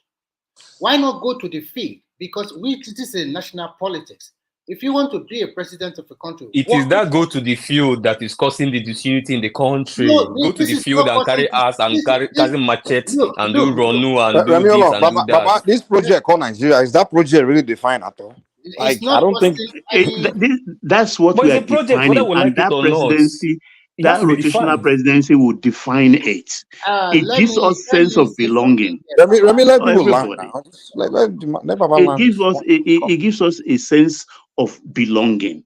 You get my point, because we are not equally, we are not of equal strength economically, politically, culturally. If we leave each ethnic nationality to their own devices, it will be difficult for a Kogi man to become president. It may be impossible again for an Ijaw man to see the presidency. So we have to, or Calabar man. So in fairness, if we agree to stay under that canopy called Nigeria, you understand, in fairness, to give everybody sense of belonging. Notwithstanding, we are going to, because this resource control, as far as I'm concerned, it will happen. It will happen. It's a low-hanging fruit. But the question of this presidency, that symbol that will make Nigeria remain, it is the cocoa of the matter. Remy and Baba. Let's hear from Remy. Remy wanted to come in. Yeah, Remy, go ahead. Yeah, Remy, before you come in, let me ask this so you can add to what you're saying. We're acting like in Nigeria, people relate to regions. We relate to tribe, not region. So if the thing moves to northeast, it goes to Fulani northeast. It goes to northwest, it goes to Fulani northwest. What have you solved? If it goes to north central, it goes to Yoruba. I want to make a very quick point. Okay. If it goes to north central, goes to Yoruba, comes to southwest, goes to Yoruba. What have you solved? The Ishan guy is still always ever going to be marginalized because he's never going to go to his turn. The Ososo guy in Edo State, the tiny. So we're not fixing anything. The only thing we're trying to do you have fixed the regions. Let me just at the regional level. Let me just land. It's a measure. Let him land. We like I said from the get-go, we don't identify by regions. There's no difference between me and a guy from Kwara State. There's no difference. It doesn't look at I'm not central, I'm southwest. We're both Yoruba. So if what I'm saying is it doesn't really fix anything, the only thing it guarantees is for the three major tribes to get some sort of representation. That's my point. Remy, you can follow. That's what I wanted to add. So in addition to what he has said, I will see it as a lazy man approach to the presidency. It's totally a lazy man approach. And when you look at it in totality, it won't augur well for the country. Because when it becomes your region to produce the president, all what you have to do for that 6 years is that to corner most of the resources to your region. And that's what all the region will be talking about. But it's a lean resource because already this is not about resource control in the states. Even if it's a lean resource and you know that I am coming from the southwest and I'm going to be there for 6 years. And I also want to tell you something. The first year of my presidency, we also have to be that I have to canvass for the election campaign, whatever, and I also have to compensate those who I think I should compensate. And the last year of my 6-year pregnancy is also going to be a campaign for my party because it's still going to be party politics. So when you say you are going to have 6 years for ruling, that is a total lie. You are still going to have the same 4 or 5 years of ruling. The first, you have 4 years of ruling and 2 years for election campaign and for compensation or whatever you call it, or trying to learn the trick of our governance. Because this is your first time. But then in a nutshell, Baba, what I say is this: the way Nigeria is fashioned now, when you look at it in totality, every region that wants to be president of that country have to play what we call national politics. It is one region. We have played that kind of politics before in 1999. We did not support our own, and the whole Nigerian pick Obasanjo, which is also come from our region. And then we still not support him. He rigged the election in 2003, and we didn't get anything from him, but we did not burn the roof down. To me, I think it's very easy. If you want to become president, look at the old Nigeria. Nobody is stopping you from living anywhere. Obasanjo was a project, don't forget, foisted on us by the military. It's not a choice. So that's not a very good analogy in this what I'm contest. Trying to say here is that we prefer Falai, but the old Nigerian prefer Obasanjo. I know the story. So but the military and the North, they prefer OBJ. Thank you. So at the end of the day, we do not say because Obasanjo rule, and then we will not clamor, let's change the system. Because what I see is that you lost out, and then you want to change the system. Because I know the people that promote the bill at the National Assembly. We know them, and we know where they came from. I'm not being sentimental here, but what I'm trying to say... I'm the first person that mentioned it today when I arrived on the panel. You understand? Look, whether we like it or not. You have already defined the basis of his arguments, you know. But you know what you are. You know what you are also doing. Let's see if we can hear Yomina. Let's see if we can hear the. Baba, please carry on. At least you will not be accused of sentiments. Hopefully, I think you are the only person that can legitimately talk about it. Look, if my own concern, he left. Oh. Where is it? Where is the Yomi? The guy has bad network, man. Thank you. So what I'm saying is that we have to have an inclusive governments. We are not equally populated in terms of population, in terms APC of guys, they don't like economic. inclusivity. It's They not love the same. division.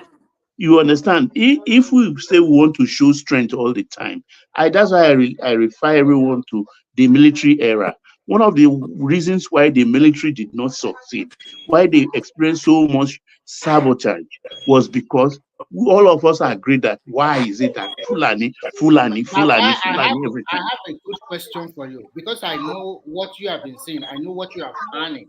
You want the other region that has not been Speak louder a little bit, Remy, please. Oh, can you hear me now?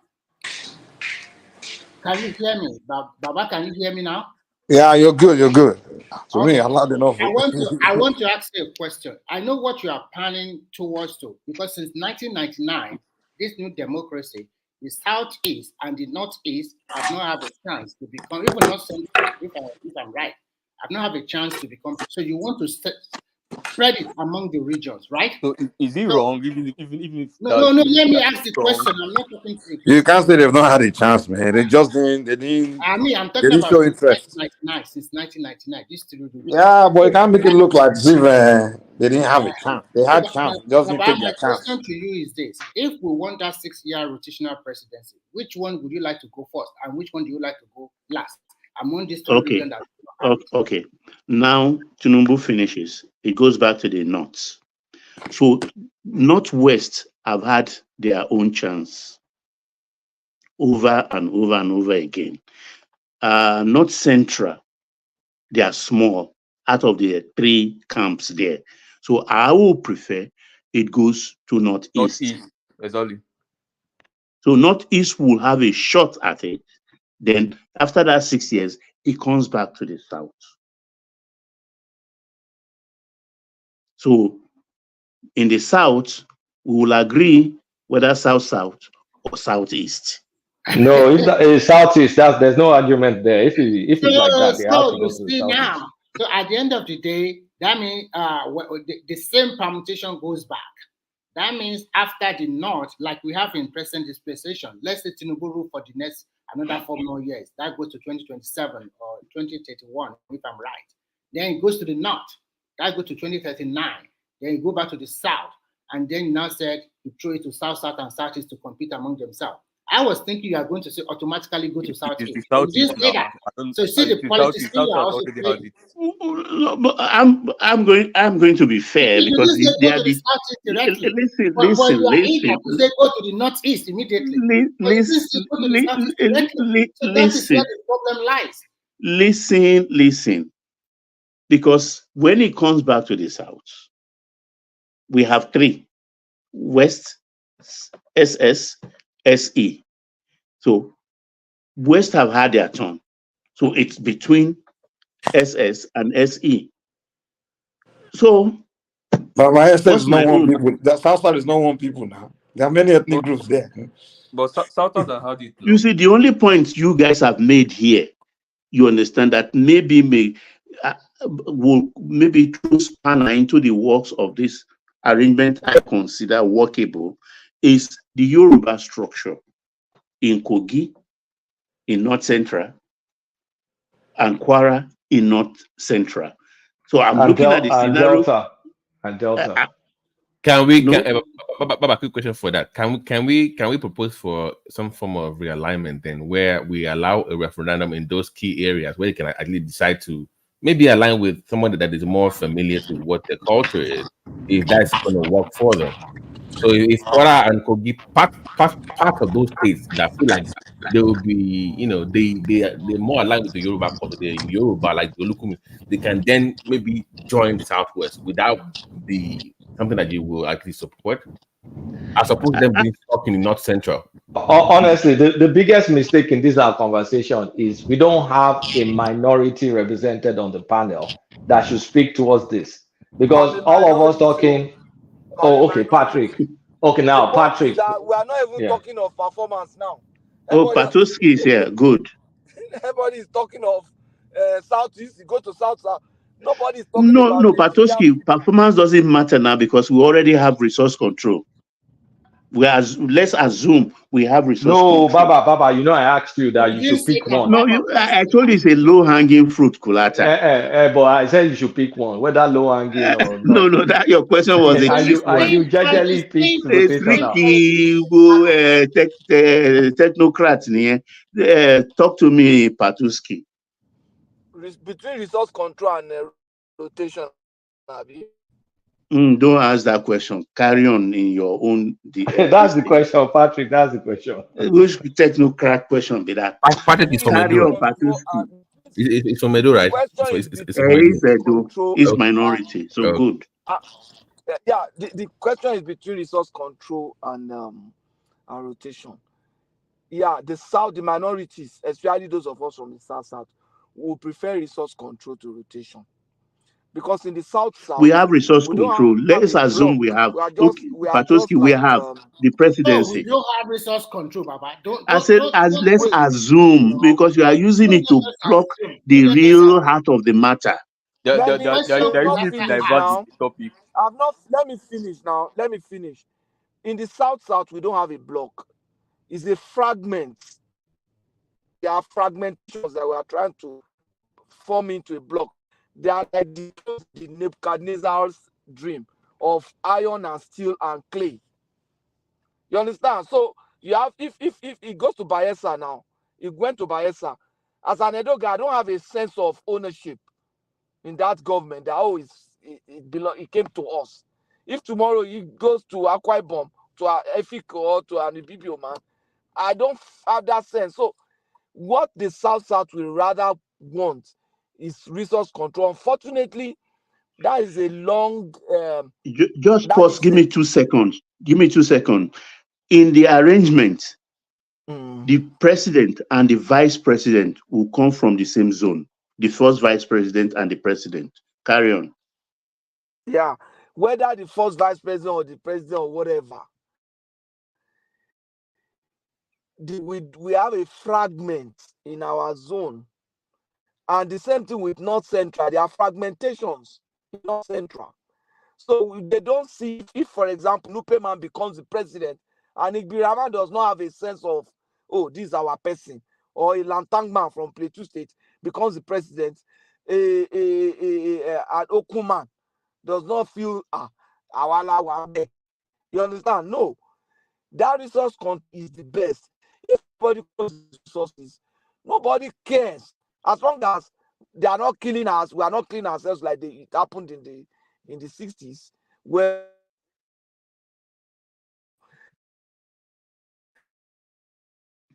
Patoski, you got off.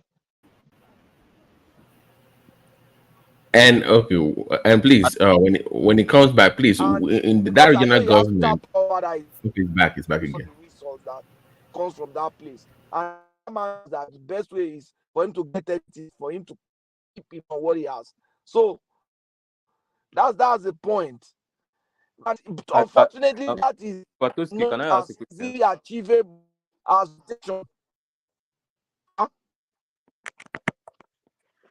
Patoski is breaking. Okay, maybe you will hear me and answer this also. In the first republic, where we have. Can I ask him a question so you would take it? Patoski, I don't know if you can hear me. Because you say that the South does not recognize if a South man from Bayelsa is there. That's not true.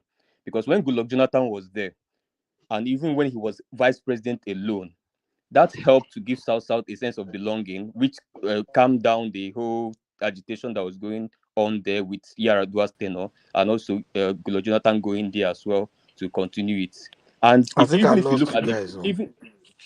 if you're looking at the voting pattern, South gave Goodluck Jonathan the 2 times he ran, all the states without no exception. Not Edo was not an exception. They all gave him more than 90%. Well, it's not only South people that give him support now. Southeastern has given him support too. And the first election is Southwest. They also have given him support. So it's not really like South was just excited. No, I'm talking about. I can do people were all seeing as our man, you know. Yeah. It's only job people that really saw him as their man. Everybody saw him as okay. Mike, understand what I'm saying? If you look at the voting pattern of South in Goodluck Jonathan's election, They gave him block votes even more than Southeast, because they gave him, I checked the first one, it was 95 from the South. Yeah, they can give him vote. It 5%. doesn't mean and the Duma felt like he was the president. Or Esama felt like the president. Also, the only region apart from South that also gave that kind of block vote to him was Southeast. That means the Southeast even also saw it as also their own, even though it's not even in the same region. Even in Southwest, the first election in Southwest saw him as their own. It's not really about their own. It was more like, okay, we've never had this before. So everybody was more like, let's give this, everybody, we were all excited when Jonathan was running. I'm speaking. And we've never had a South president, so everybody gave that support. So it's not like the whole South felt like, oh, we're belonging or something. No, I'm speaking to the numbers, the electoral numbers. I'm not saying we get that, but it has nothing to do with whether people felt like it was them. Now, see the point I'm trying to make. It is not true that, okay, what I wanted to ask Patoski, let's scrap what me and Baba is saying now. Remove it. Now, let's use the status quo now. Imagine Yaradua did not die.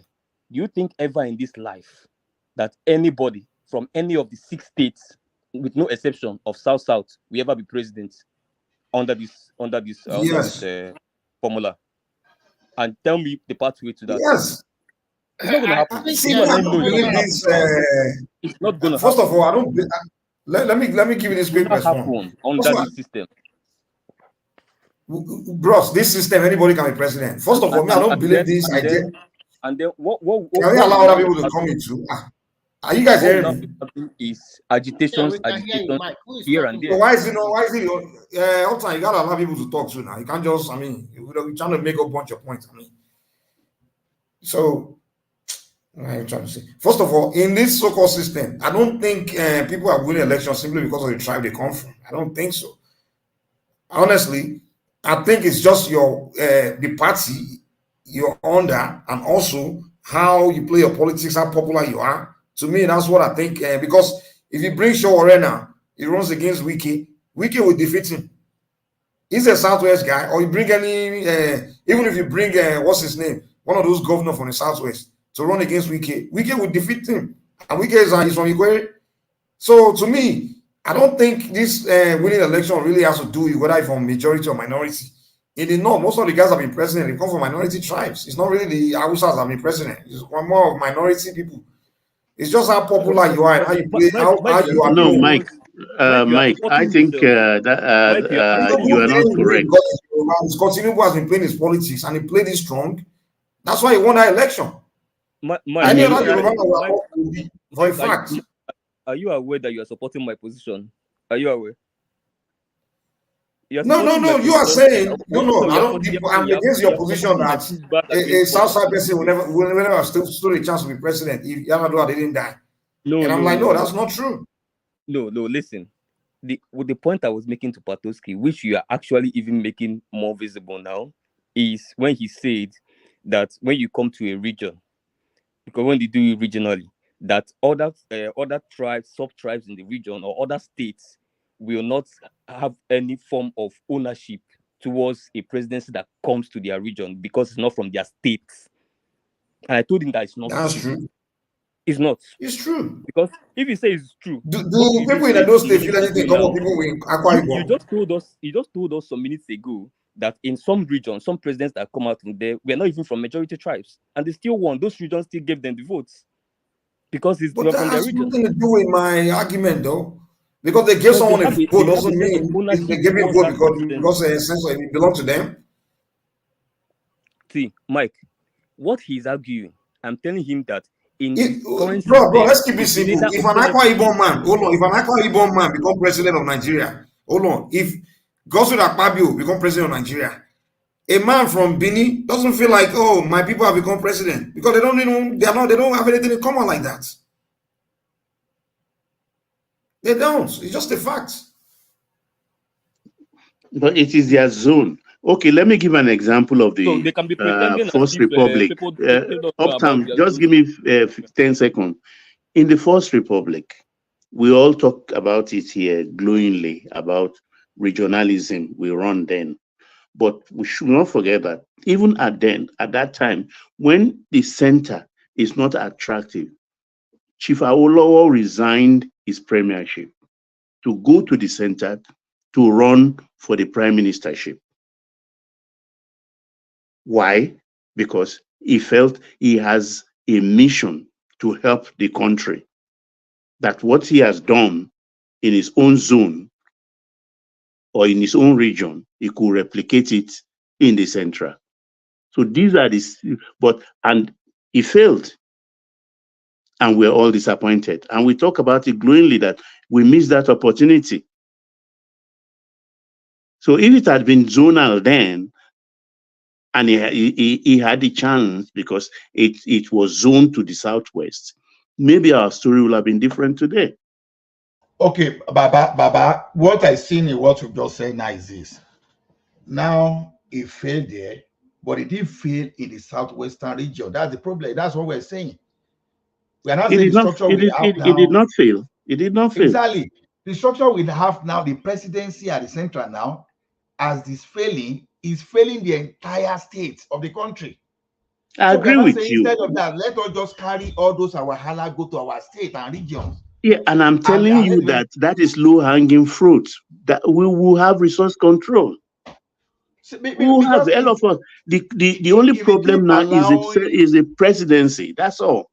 I don't think there's a problem. We will have resource control. Push us to that presidency, we will not get out of the hook, because this same presidency we are talking about, they are the one that hold on, put everything in an exclusive list. They are the one that started nationalizing all regional assets.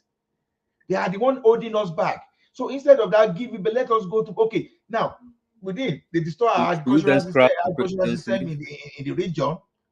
The north that people think north is just it's not true. All those Granite Pyramid and all those cotton, all those Columbite. Okay, we should be a country without president or prime minister, right? No headmaster in the school. Well, see, Baba, whatever. Okay, my local government was so functional while growing up, for example. Those are the kind of things we want to see. We don't want the presidency that will now be fighting. Okay, we have to take the money away from the governor. No, let us have restructured all those stuff that is but such they a way still have that to be a president now. What are we going back and forth? No, they still have to be president. But the question is this: the power of the president of that country today is what is giving the country problem. I said, by the time we take that power away, the quest for that seat will be different. Okay, Awolowo wanted to become the premier, the prime minister of the country, but we knew that he had a vision that he wanted to execute. But many of those people that want to become the president of the country today, it's just okay. It is our turn. That's the only thing. It's not as if they have something that is relevant they want to do. It's just because it's our turn.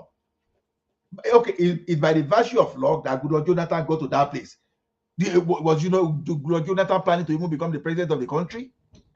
So that is the situation we are going to have. Just because of rotational things, we are going to have people that never even prepared to become the presidency, but maybe because they are the most popular in the region, and just because the thing is coming to the region, whether they are competent or not competent, they just go to that place and come and mess the entire country up. So is it the same game of popularity we are playing now? So what's the difference? No, as if you are still not now getting it. It's a take our resources. See, let me tell you one thing. When you restructure finish, and you give all the region to control their thing, okay, you are free to rotate if you like.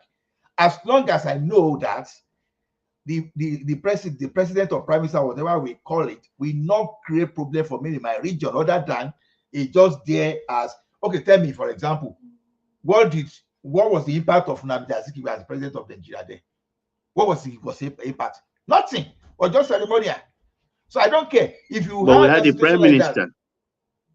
No, prime minister. Yeah, prime minister didn't have absolute control. He didn't have absolute control. But he collects some money on behalf of the regions. But he didn't have. You see, what I'm even saying is this: in that particular time, we asked someone that had no ambition of becoming the prime minister, and he said, "You," because the real leader there was Ahmadu Bello. He said, "You go and become the prime minister. I don't want to become," because our ambition was totally different. So we don't just want to hand over power to people just because the thing comes from their region. At the end of the day, you get the power, you do nothing with it. So that thing that they can use to mess entire country up, let us take the thing away from them. That's what I'm saying. Military, control that one with the parliament. Let the parliament regulate the way you can. That's recipe for confusion now. It's Military in the hands of the this thing.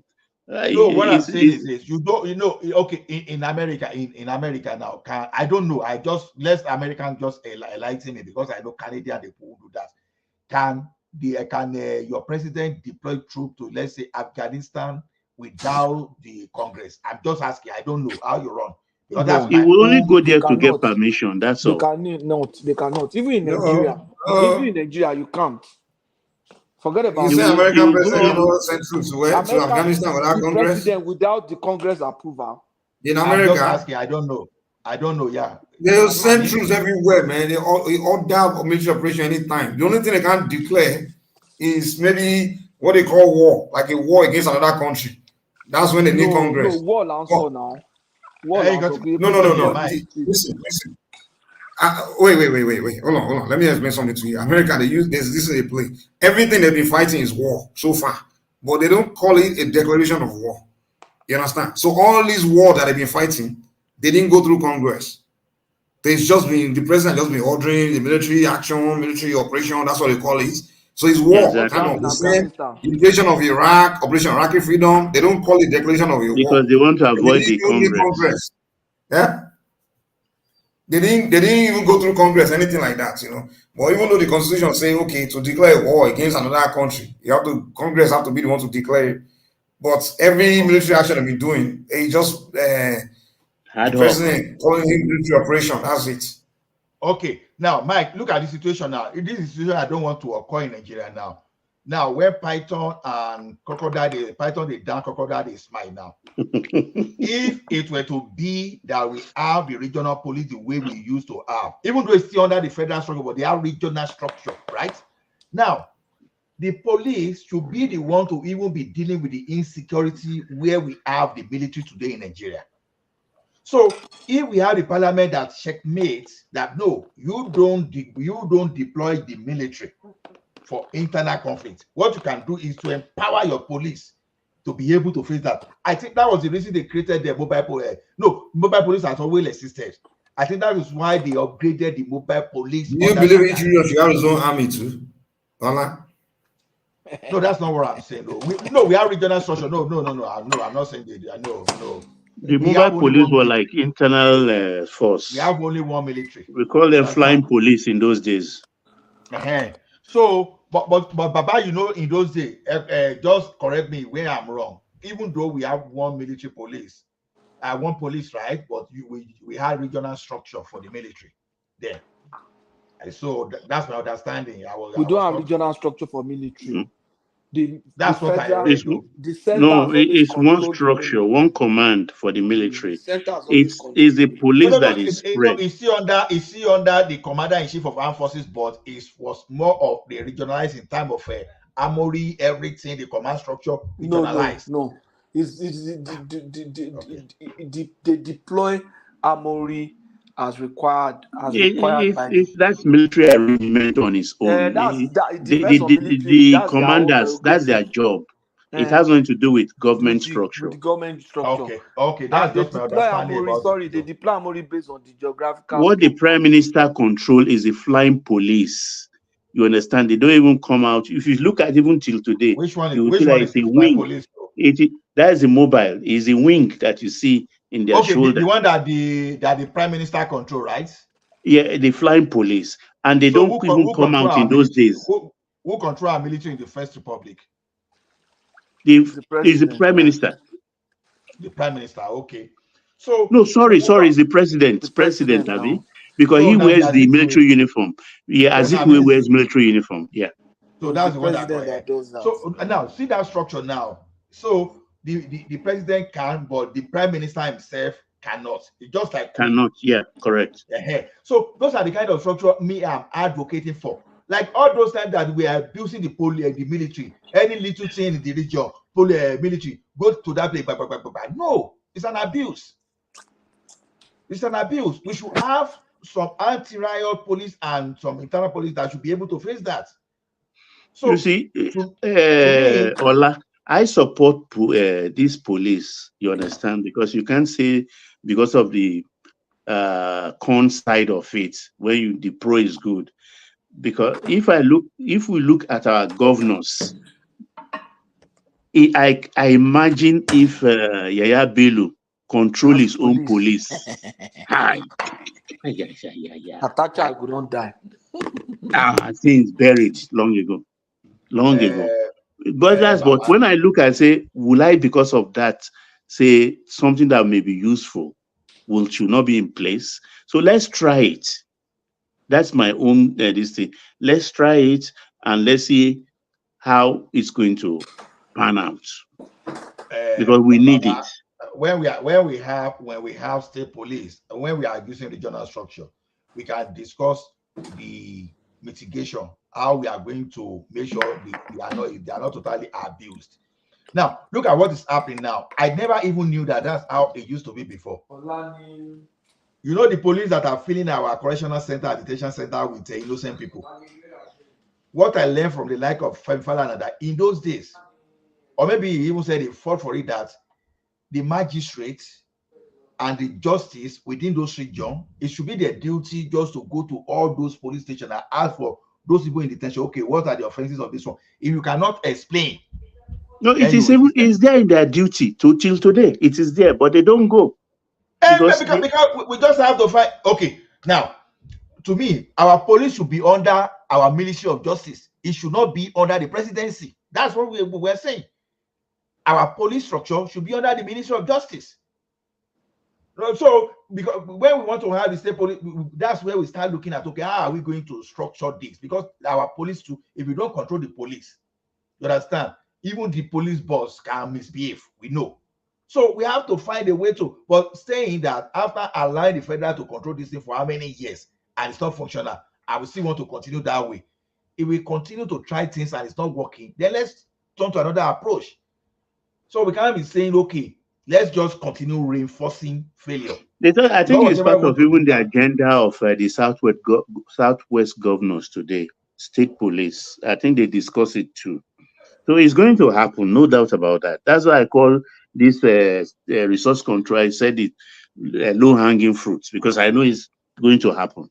In the next... that state police is still going to move into some form of regional eventually, because collaborative effort is going to force that into... You have to go, even if you have your own police in your own state, at some point, you will start collaborating with neighboring states. You will form a joint commission, and you're still going to have some form of regional police at the end of the day. There'll be federal police too, don't forget. That's the police should be regional police. That's what it's going to be that eventually. So it's going to be stable, controlled by the region.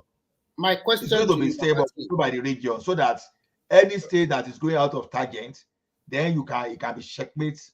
You can use all that to checkmate them. So according to the bill, Ola and Babati, according to the bill, they said that it's the state commissioner of police is going to be a recommendation of 3 top police officers from that state, from the Police Service Commission. They will recommend 3 top police officers from that state, and the governor will pick one, and the state assembly must also ratify it.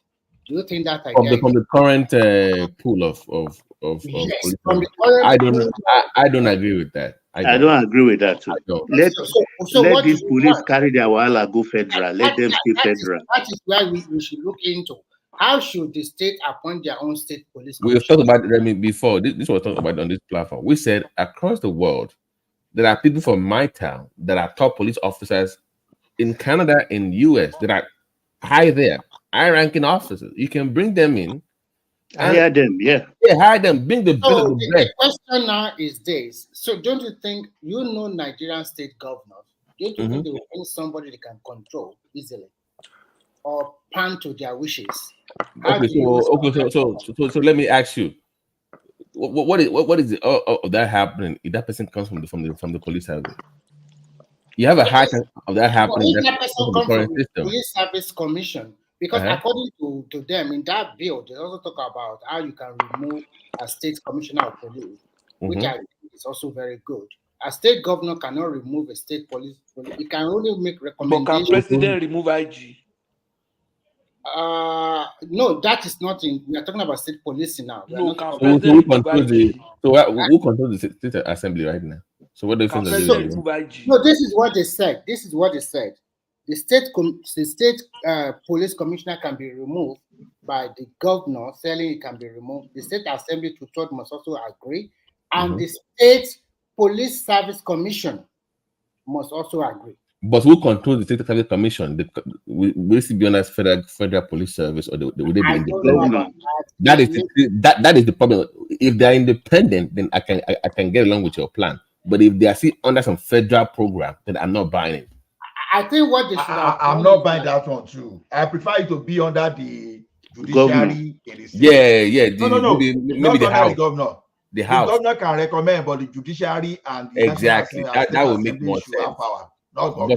But if you see the on some federal service to be controlling from When you say judiciary, who in judiciary? They are commissioner of justice or the chief judge? No. Judiciary, like you have, for example, now, like you have a Nigerian Judiciary Council. Is that No, you can't use that in the state now. No. We have to, even if it's not existing now, let it exist, because see, no, then the federal is still controlling states. Then, no, I see, Baba. I have no judiciary even during the military. Those guys, they were still fearless to some extent, even despite. Was it not under judiciary, under Abacha, that those judges, they were still giving judgment against Abacha and the military administrator? So I would prefer those people that they still hold their profession very well down. No, governor, don't allow governor to control state police, even though it's the state police. No, that I don't think that's correct. How can I be governor and can't control my police? Promoting Baba, what can't we like that? What working in North might not work in the West. Maybe in the West, that system might work for you, like Remy talking about. But what are the peculiarities of the North, the East, the South, and the Central? So let's tailor it to what works for them. Not trying to make some law that okay, in one place you must have A, B, C, or D, and that has to be applicable to everybody else. Ask them in their own local area what works for them. Their own. Let everybody come up with their own model of security or power structure. That would be a better approach. But this idea of it has to go through A, B, C, or D, and everybody has to adopt it. I think the bill is trying to find a way to find a solution so that governor does not. Have they asked the stakeholders, Remy, in those localities? Did they? No. They are not get to that point. They will get to that point because as we are talking of no. That's the issue. You must engage them at the point. You don't make laws. No. You don't. No, excuse me, Remy. You don't propose a bill without engaging people at the foundation of that bill. You must do that at the beginning. You must engage them at the beginning of establishing those laws. You don't wait until the end. They say, okay, we have it now. We have to think. No, you must engage them first at the beginning. Okay, I understand what you are trying to say, but I'm just trying to talk to you about the tenets of the bill itself, what is inside the bill that they are deliberating upon. And luckily for us, all the 36 state governors, they are on board of having a state police, which is good for the country. Okay. Yeah, which is good for the country. So now the bill is out, and this is one of those things that is in the bill. Sooner or later, they will have a public hearing. You might be right that they should have. Remy, did they address funding? I don't think they can't. They're complaining about paying. No, the funding address it. Okay. Let me even respond to Baba. See, Baba, you say you can't be a state police, and I see, at least I still know how it is done in my city. You see, in my city, we have a police commission, and those police commission, they are although we have the honorable justice and solicitor there, then we have the notable people from the community that were part of that. It's not being controlled by even the mayor of the city. So those are the people that recommend who is going to be the boss of the police.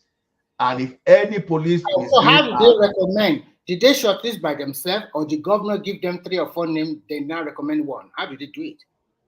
Well, I think the council is involved in that. The council is involved in that. The question I want to ask is this. You said they recommend. When you say you recommend, that means they have a list.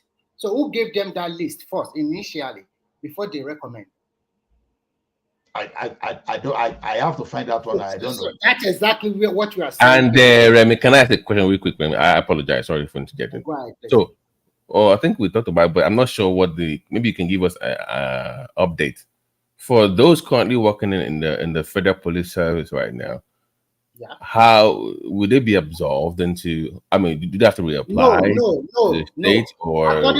According to the bill, all federal police will still be under federal police. So if you are creating your own state police, you have to recruit by yourself. None of these federal They can't even pay goddamn salaries right now. God damn it! So that How are is they gonna? the only state that is financially able. We go ahead with. How many of them can come on? I think that is the best way to go about it. Because if you say, okay, federal police should go and help them, I don't think so. If you have the power, go ahead. But funding, federal government will give them a grant initially. That's what they said in the bill. I don't know how much grant they are going to. So pretty much 4 or 3. Abi, right now it would be like 3 or 4 states, right? Lagos, Rivers, and Will. Because I don't see any reason why they should absorb federal police. I don't think so. You want your own state police? Go ahead.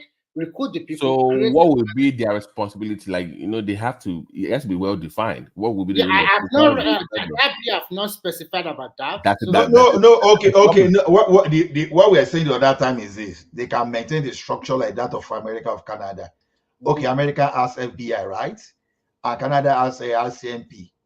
So there are some area. If in case we have any state that say, okay, we don't want our own police, then they can be responsible. Or anything interstate matter, they can be responsible too. They can join. For example, if a rogue, if a robber escape from Ekiti State to Ondo State, so maybe the state police can even join. You understand? They can have jurisdiction to join in. Mm-hmm. You want to say something? I mean, you can define I have said all this Remy. All these two fighting domestic issues should be state police, not federal. I think that one should be under the state yeah, all this some market women. I think they will define all those crimes that will fall under the federal order, just like we have the FBI in America. I think they are looking at that kind of. So the structure here is that I'm reading more about it now. The province as an input, that's the Honorable Justice, Minister of Justice, and so. That because the province is there to monitor that the state police, so that the state police city police do not misbehave, and then the notable people of reputation, you understand, just like when they are constituting some member of jury here too. So I'll tell you guys, this is what I think. No matter how you structure and unstructure and restructure, if you don't have competent people running stuff, you're gonna have the same problem. Your problem is not what structure you use or this structure. That's not the conversations you'll be having. I think what Nigeria should do is we need to draw a national plan what we're trying to achieve in the next 20 years, and then just use our best minds to run it, to manage it, and get things done. Let's figure out what we want to get done. In the 90s, they were talking about democracy should come. People were the structure we have today, this state, everything. That's what people were fighting for the 80s. Structure. Mike, we did allow them. We still unproductive, doing rubbish. We're not progressing. We did I can sit down and talk about structure all day long. Mike, sorry. If you don't figure out how to be productive, how to have a vision and mission and what you want to accomplish, and how to accomplish it, you are wasting your time. Mike, when we talk about party politics, and when you look at America you are living, you will see that your institutions are very strong. No matter who rules, bro, institutions are strong. It's not the institution that's making it work. It's the competent people running it. So what I'm trying to tell you is that if we said Nigeria should have 20 years plan or maybe 40 years plan, because it's party politics, there is tendency for it that any party that win, if the opposition that win, they might tend to say, okay, we don't like this policy anymore. I think what we are talking here today is that's what I'm saying, though. When we say gradual resource control, when you continue to take more things away from the federal government and give it to the state, and then the people you give it to the same incompetent state people, they will do the same things. They're not competent. They'll do the same thing. No, this is the way to go. Now, anything that happens in Nigeria, most Nigeria always accuse the president.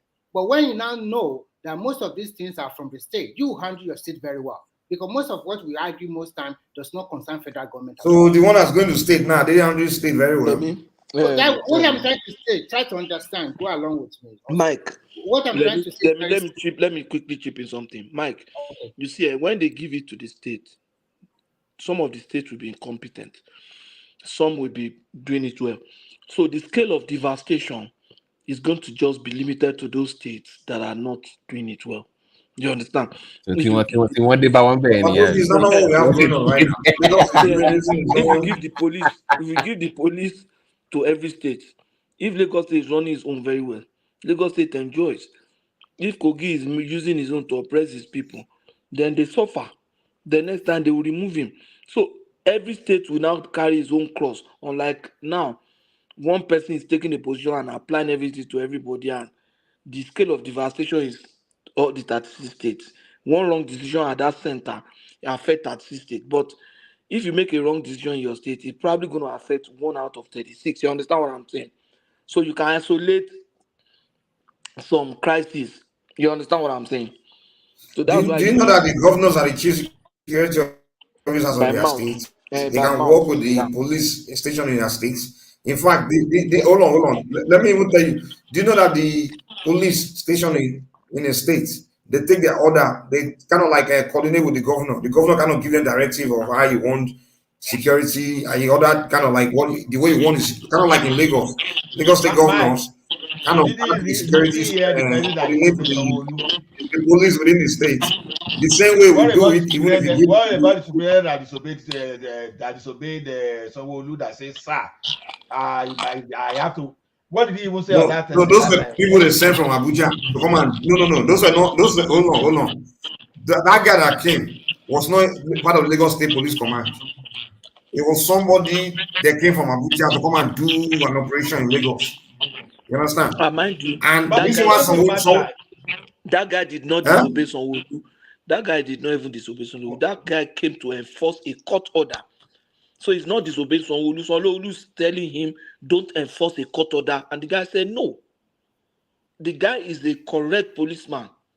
They had a court order, and the man has come to enforce that. And the governor is saying, okay, don't worry, let's settle. So if Buhari was the one there, so if we disobey, we say, sir, it's an order from the above. Will you say that? A court order. It's not from the above. There is a court order. Oga Patoski, it doesn't matter the way you are looking at it. Even if it doesn't matter. Then even if it was life honest, only go matter court order. No, Babati, I don't want to make it look simplistic. You understand? Even though I understand that he was enforcing the court order, but I tell you, if Malami was the one telling him not to stop that time, it will stop. It was just because of the governor. Let me tell you, it will stop because Malami is the Minister of Justice. Malami is part of the enforcement of judgment. That's how the justice run. And you said someone is the chief security, someone is the chief security of state. So why would you even say someone from Abuja? Security is different from judiciary. Why not someone from the state police command? Why someone from Abuja? Oladuro no. So if you had state police, the guy would not be able to do that. Is that what you're saying? The guy that came from Abuja would not be able to. We are being simplistic. That's what I'm saying. Forget the fact that it was not even. It was even standing against the governor. But the guy is not part of the Lagos State Police Command now. Ola, the man was not standing against. But who is the chief security officer of Lagos State? You call someone chief security officer of Lagos, and chief security officer is telling you that in my state. This is it. And I say no, I won't obey you. No, this is a lie. Chief security officer of the state doesn't mean above the law of the state. Exactly now. That's not the point. Now, don't let us stop from. Chief security officer state means you coordinate the security. Hold on. You coordinate security matter with the police within your state. That's what chief security of the state role is with the police force. It's not to say, the details of the police. Within the ambit of the law. You can't just order the police outside of the rule of law to do whatever you want. That's not what the job of the chief security of the state is.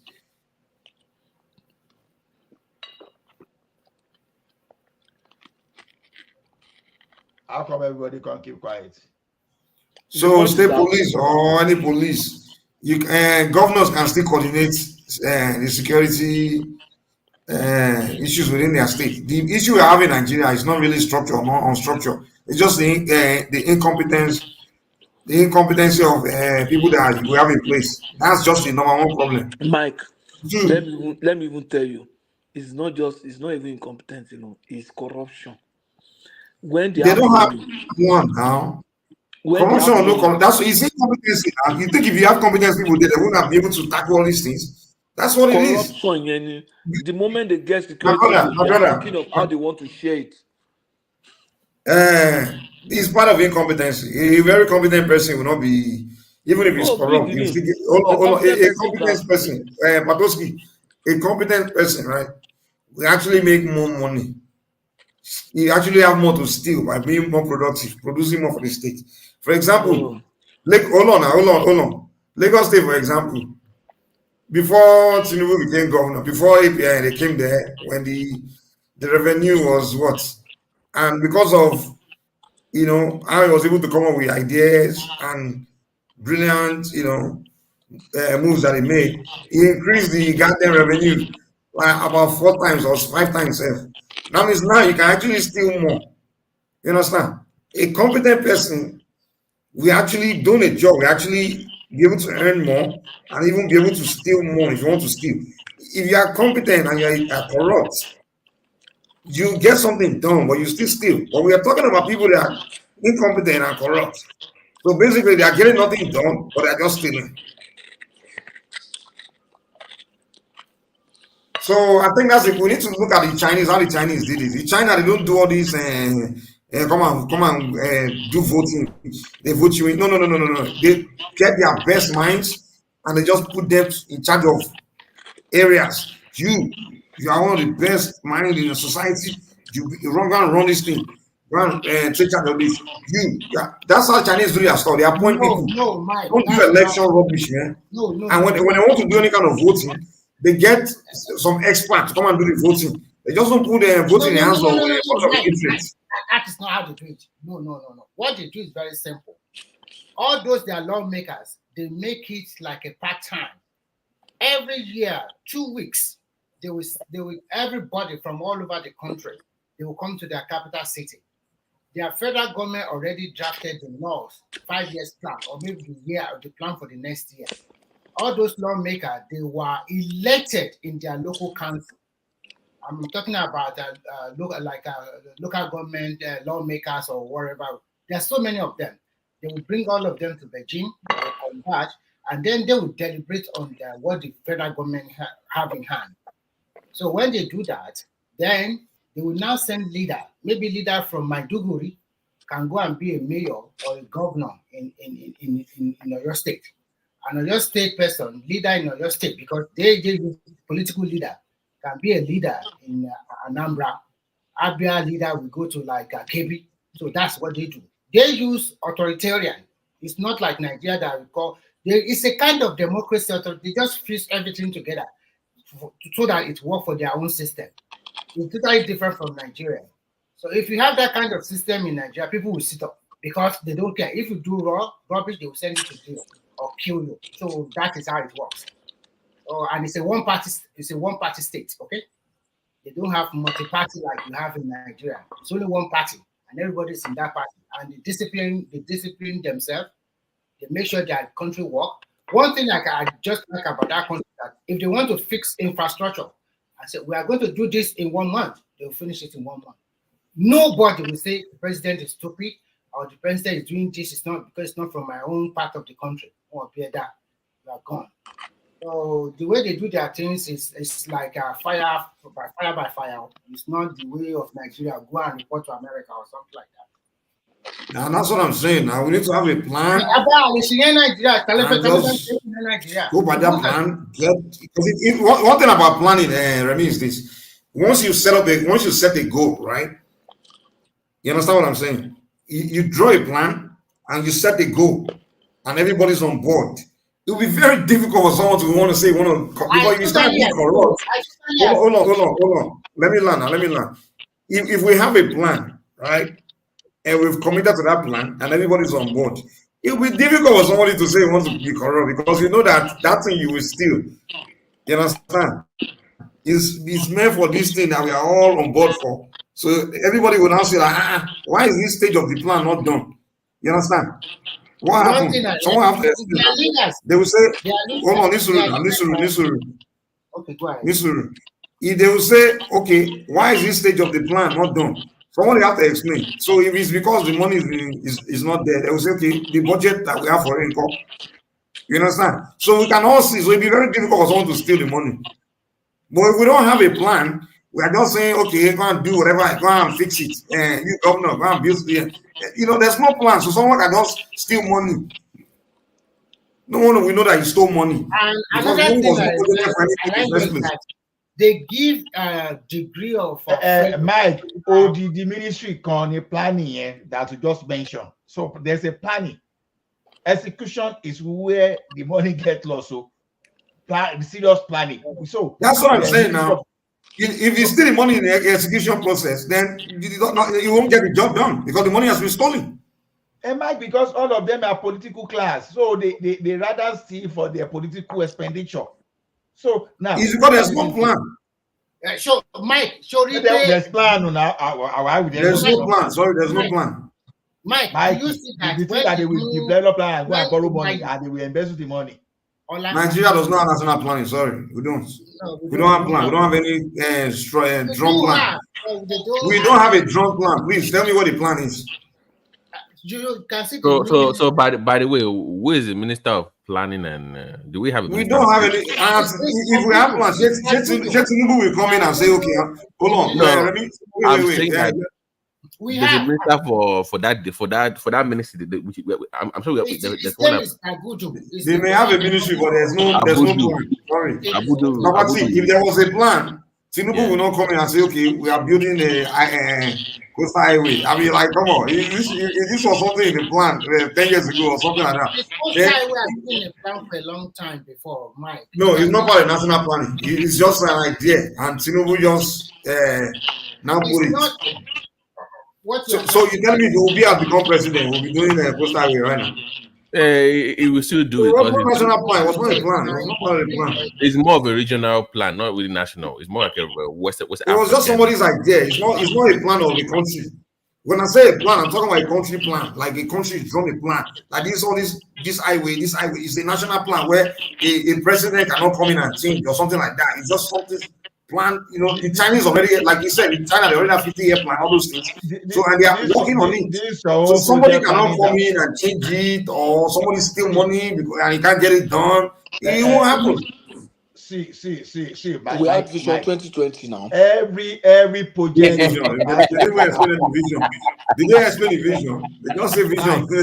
Mike, you just wrong. You just very wrong. That's 2020. Every project doesn't have to be waterfall. You can be agile in whatever you are doing. So you don't do it at national level. In N60 has changed in 2024. So that does not apply in national issue. That agile waterfall.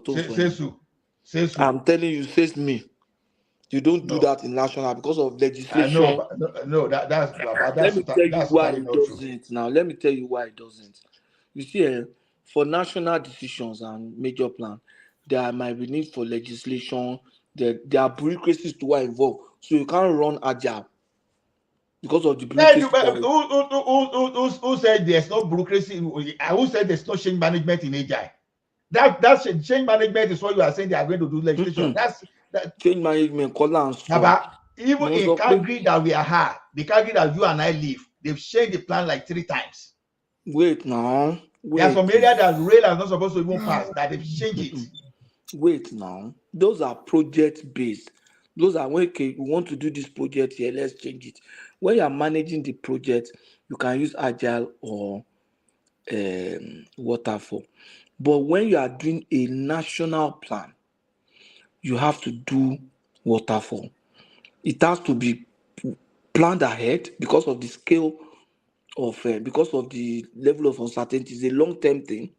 The level of uncertainty, you don't use agile if the uncertainty is high. If the risk is high, you don't use agile. So if you look at it, in national planning, you don't use agile, then coupled with the bureaucracy. So the intrinsic structure nature of national planning does not support agile. Then coupled with the bureaucracy. See, Baba, everything changes. That's the project. When you say project is unique, even within a project, Project we are talking about. We are talking of national plan. even a project techniques can be applicable, can be applied in anything in We are life. talking of national plan. That's what they talk. Even national plan. See, Baba, the thing is this: there are some kind of evolution that we have now that never existed in 1930, in 1940, and as it is now, you have to give room for them. So that is why you see some area that we have to expand. But we are not talking about 19 plan was drawn in 1930. We are talking of plan. Maybe, for example, we are planning for agricultural production to scale up to a particular level. What do we need? We need to get the state involved. Pato, can I ask amend legislation. Pato, can I ask a quick question? If we're here complaining about the federal government not having any plan, do we even know if the state government even have any plan for their state for the? You know, Babati. I've been if I have my way, Babati, if I have my way, yeah. Give me a second. Babati, if I have my way, the fact that we're struggling to produce competent people in the center, now we are even creating more incompetent elements. I will just scrap all the states and I will just get a bunch of experts and we'll just draw a plan, national plan. What I want to build highway across region to region, all this, bring all the all the engineers, professionals in every area. We just create a national plan. We just take all instead of all this stupid allocation we give to all the states, we bring it to one and just spend the money and build the country. You understand? We're struggling to have it. We're struggling to have competent human beings, and we are creating a bunch of them in different pockets. Oh, and you're giving money to all of them. You're allocating money to all the states. Do you know what I've learned when Tinubu went to commission that Nigerian governors agriculture? It was practically begging the governors of the central, like, please, I need you. So basically, you can be the best president ever, but if you have useless governors, it's not going to work. Governors are not building their states; they are not building the country. Exactly. So we put the development of the country in the hands of governors, and a bunch of them are just incompetent. Babati, if Tinubu is serious, he went to Niger State. He was practically begging the governors of center. After coming from that meeting in Niger State, did he call a meeting of North Central governor? Did he invite them to private session? Leave that. As the president, if I am the one, he said his minister was there for the land issue. That was the thing. He said land. Give us land in Kwara State. If I am the one, the moment I get to Abuja, I'll just call Abdulrazak. I'll call Abdulrazak and say, I'm coming to your place tomorrow. Instead of going around to Saudi and all this way. They will just see me flying to Abdulrazak office tomorrow. Say, I'm coming to your place tomorrow. I'm going to run my office from your state for the next 1 week. Governor go will lose the point, Pato. At that point, so if the president say, Abdulrazak, I'm running the country from your office for the next 1 week. With the grand state here. And that is what you are going to keep. You force their hand, Abi. You force their hand to do what you want. Yes, that's what I'm saying. You are visiting Shonga. You are visiting. See, we have agricultural clinic. Where is it? Let's go there. They will not be. Let's go. You go to Shonga. You go to Sare. You go to all those places. By the time you see me do that, I have an idea firsthand of what is happening. I forced your hand. When I leave there, I'm going straight to Nasarawa or go to Kogi. So Tinubu did not follow. So you are not saying president should be moving around to now be monitoring governors. Governors. We are not monitoring. You see one thing now. Monitoring. That's supposed to be the duty of our citizens. The same energy we put on the presidency, if we channel the same on the governors. They are doing it at their various levels. They are doing it at their various levels. People are complaining at the state level too. various People are levels. complaining at the state level. You want to compare to the TINUBU'S Because Tinubu la máa ń sọ online ní Abẹ́òkúta tó bá dé Tòkù tó bá dé kí lórúkọ yìí tó wà ní ọjà tó wà níbi Ìbàrà nísìn. Okay, Mason. No, ọjà tó wà níbi Ìbàrà yẹn tí ó jìnnà sí yọ ọjà Omida. Omida tó dé gbogbo wọn gọ́vnà Amosun Dàpọ̀ kìnnìkan kò ṣe délé kò ṣe tán kìnnìkan gbogbo lórí rédíò wọn sọ. There are local radio stations in Abeokuta today.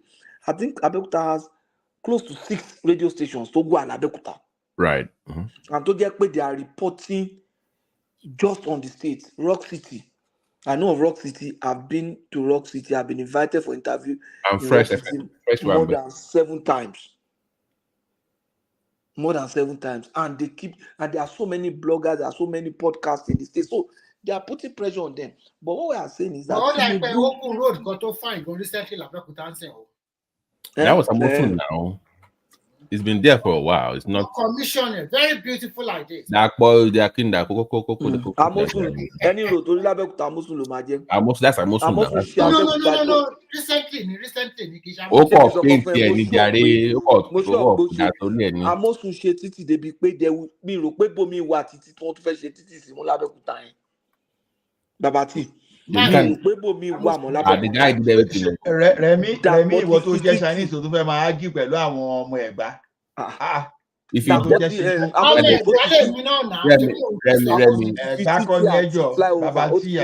main road of Egba, the portal, there's no portal. It's like the whole place, just like everywhere. That's just the truth. But so back to the governor of 5,000 AK-47 for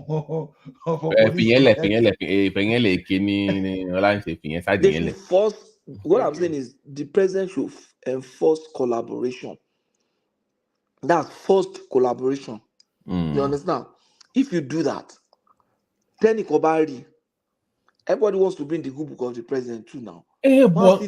Pato, I'm saying that they were all at the event, right? They can see what's going on in that state. You should be proactive as a governor to say, go fake it now. You should be proactive enough as a governor. Why do you need Tinubu to force your hand to do things you're supposed to do? Proactive key one peculiar problem. But when the president takes his eye there, you will have the opportunity to discuss that issue with the president. They discussed it. It was security. They had the kings on that area. Didn't you see the videos? They were all there now. It was security. They had security challenges. I'm saying the governor should sit down. The president should sit down with the governor. The president should put his hand. So he cannot fly to Abuja to go and discuss that with the president. If you have an issue in your state about agriculture, you want to fly to Abuja and discuss that with Tinubu now. You want to practice now. Do you know how long it takes to see the president? He's the governor, for God's sake. He's using that long. Ìgbà tí àwọn ọmọlẹ́yìn Akíngbọ́lá tí wọ́n ń jalè, àwọn executive director tí ó ti complex, mélòó nu wọn ló lè monitor. So just say it's not that straightforward. That governor Pekini. Ìgbà tí àwọn executive director àti àwọn staff Akíngbọ́lá tó jẹ́ big guy tó ń jalè, mélòó nu wọn l'Akíngbọ́lá lè monitor. And that's just an organization that's not as complex as Nigeria. Take it off. Kò fẹ́ monitor wọn ni. Baba, okay, you as the head of the branch. Ṣé wọn jalè London yín rí? Àwọn ọmọ yóò jalè rí. How many of them can you monitor? Ọlá, kò sọ́mọ mi tó jalè London mi tí mi ò mú. Okay. That's ẹrù fífẹ́ mú gbogbo wọn àbí? Mo forgive. Ẹrù fífẹ́ mú gbogbo wọn. Mo kò sọ́mọ mi tó jalè lábẹ́ mi. Wọ́n máa rówó tó sọnù náà. Wọ́n mọ̀ náà. Ṣé kìí sọ ọkọ tó ṣẹlẹ̀ fún ẹ? Because àwa tá a máa ń lọ police station tá a ń lọ EFCC la mọ̀ pé ẹ̀ mú wọn o. Àwọn bẹ́ẹ̀ mú wọn o. For example, let me for example, Oceanic for example. tó bá jalè lóṣọ̀nic MD lọ́wọ́ sí ni kò sí the way tóṣọ̀nic ṣe wà structured ẹ̀ ó difficult fún ẹ láti jalè. No bàbá ẹ lè sọ pé MD lọ́wọ́ sí because kí ni reason mo ṣe sọ fẹ́ ni pé èmi ní experience EFCC lóṣọ̀nic ni mo ń sọ I'm not ẹ ti talking wọ́n of. ìgbà tí mo ti lọ bá bí police station àti tí mo ti lọ court so you see kò sí bí ẹ ṣe lè èmi sọ fún ẹ pé structures wàá kan sì wà ja olè yẹn lọ́ndà. tó jẹ́ pé I'm not saying bóyá kò ní sí rárá. I'm saying that there are systems. ẹ má bínú ẹ wò kan nísìnyí ṣebí branch yẹn làwọn èèyàn ti máa ń kówó nú ATM tá a fi lọ ṣe 10% every month and àwọn àtàdé monitor wọn káàkiri mú wọn tó yẹ pé ìkànnì àwọn ọkùnrin lára wọn yẹ̀yẹ̀ sí jẹ́wọ́ pé ẹ fi ìgbẹ́ smart lójú ara yín so ìyẹn tí mo ṣe láìsọ ni pé there is no way sometimes no matter the mechanism you put in place they will still find a way to outsmart you. I agree with you. They will still find a way to outsmart you. Good morning, everyone. Good morning, everyone. Good morning, everybody. Good morning, Mr. Mike, Mr. Ola, Mr. Remy, Baba T at Rowe Saluto. Is that Nigeria? Good morning, Kandu. Yes, sir. Yes, sir. Yeah, I've been listening for the. Yeah, I mean they greet you well. Mr. Patowski, I missed you the last time. By the time I came on the last time I was on here, you were gone already. I so really enjoyed your contribution that day. I'll be here. Yeah. I've been listening for quite a while, and Kulata posed a question, some 2 hours or so ago, that if we had a choice, binary, is not take this one now, take another one later. What will we choose? And I think even Mr. Mike there said, how can you elect to do this 6-year by region, by 6 region? So we want to spend 30 years experimenting. How many years have we spent in democracy that hasn't favored us? Is not enough. We want to now go on another hunt. And I heard people talking about it will make some people feel. I don't care about your feelings. If you have a feelings problem, go see somebody. Go sit on somebody's couch. I mean, we are in. Kandu, I've always said Nigerian Africans are more interested in pleasing feelings than actually doing things. You understand? Yeah. We are more interested in pleasing each other's feelings than actually getting something done or actually, solving problems. I mean, other countries are at work planning for the next 50 years. We're worried that we're worried about it's your turn for 6 years. 6 years in the life of a country, in the life of even a human being self. That is an eternity. And we're going to do this. You take 6. You take 6. I mean, I am stupefied that these are our concerns. Yeah, I know the regional issues. I know the cultural issue, the tribal issues. But we need to get serious. So, honestly, I was watching something in Germany. They bring even those who are not able to go to college.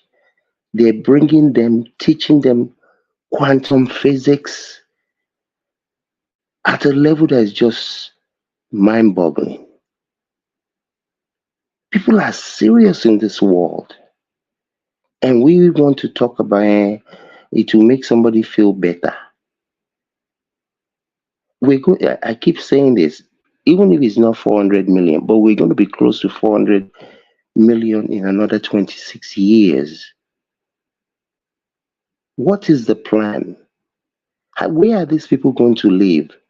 What type of business environment are going to be created for those who are entrepreneurs to create businesses so that people can have jobs.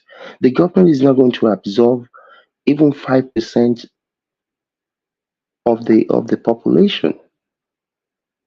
And we sit around talking. When was the last time any one of the people on here had to sing the national anthem of Nigeria? I don't care what the national. So maybe when I was in primary school, well, I mean, okay, when I was famous, we used to sing it in the morning. But why is that the type of thing that these people sit around deliberating? I'm not saying that those things don't have a place, but I don't think that these people understand where we are. We are in, I mean, I hate to keep saying this every time. We are in serious trouble on this planet where other people are just moving on like there is no tomorrow. And we want to sit around and we are gathered all over the place in 200-degree weather and just talk about.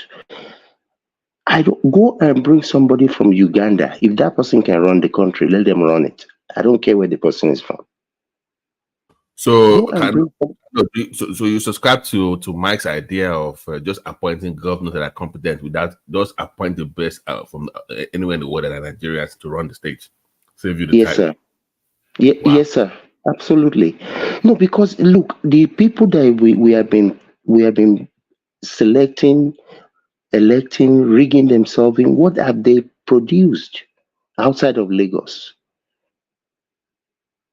With the exception of Lagos, all the Omowanejo shares that we've been having, what have they? I mean, I'm talking in terms of real competence. Yeah, it's good to build roads. That's it's part of a business network. But seriously, and I know Nigerians are capable because anywhere else they go outside of Nigeria, they outperform other people. Babati, you yourself just said it a while ago that police. Is it fire chiefs or is it police chiefs in Canada? Yeah. I was even going to come on the candle. There's a county I would not mention in America.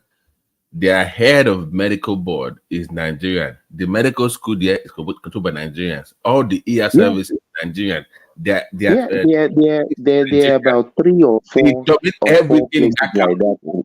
They As someone said, we were not doing something a common here yesterday.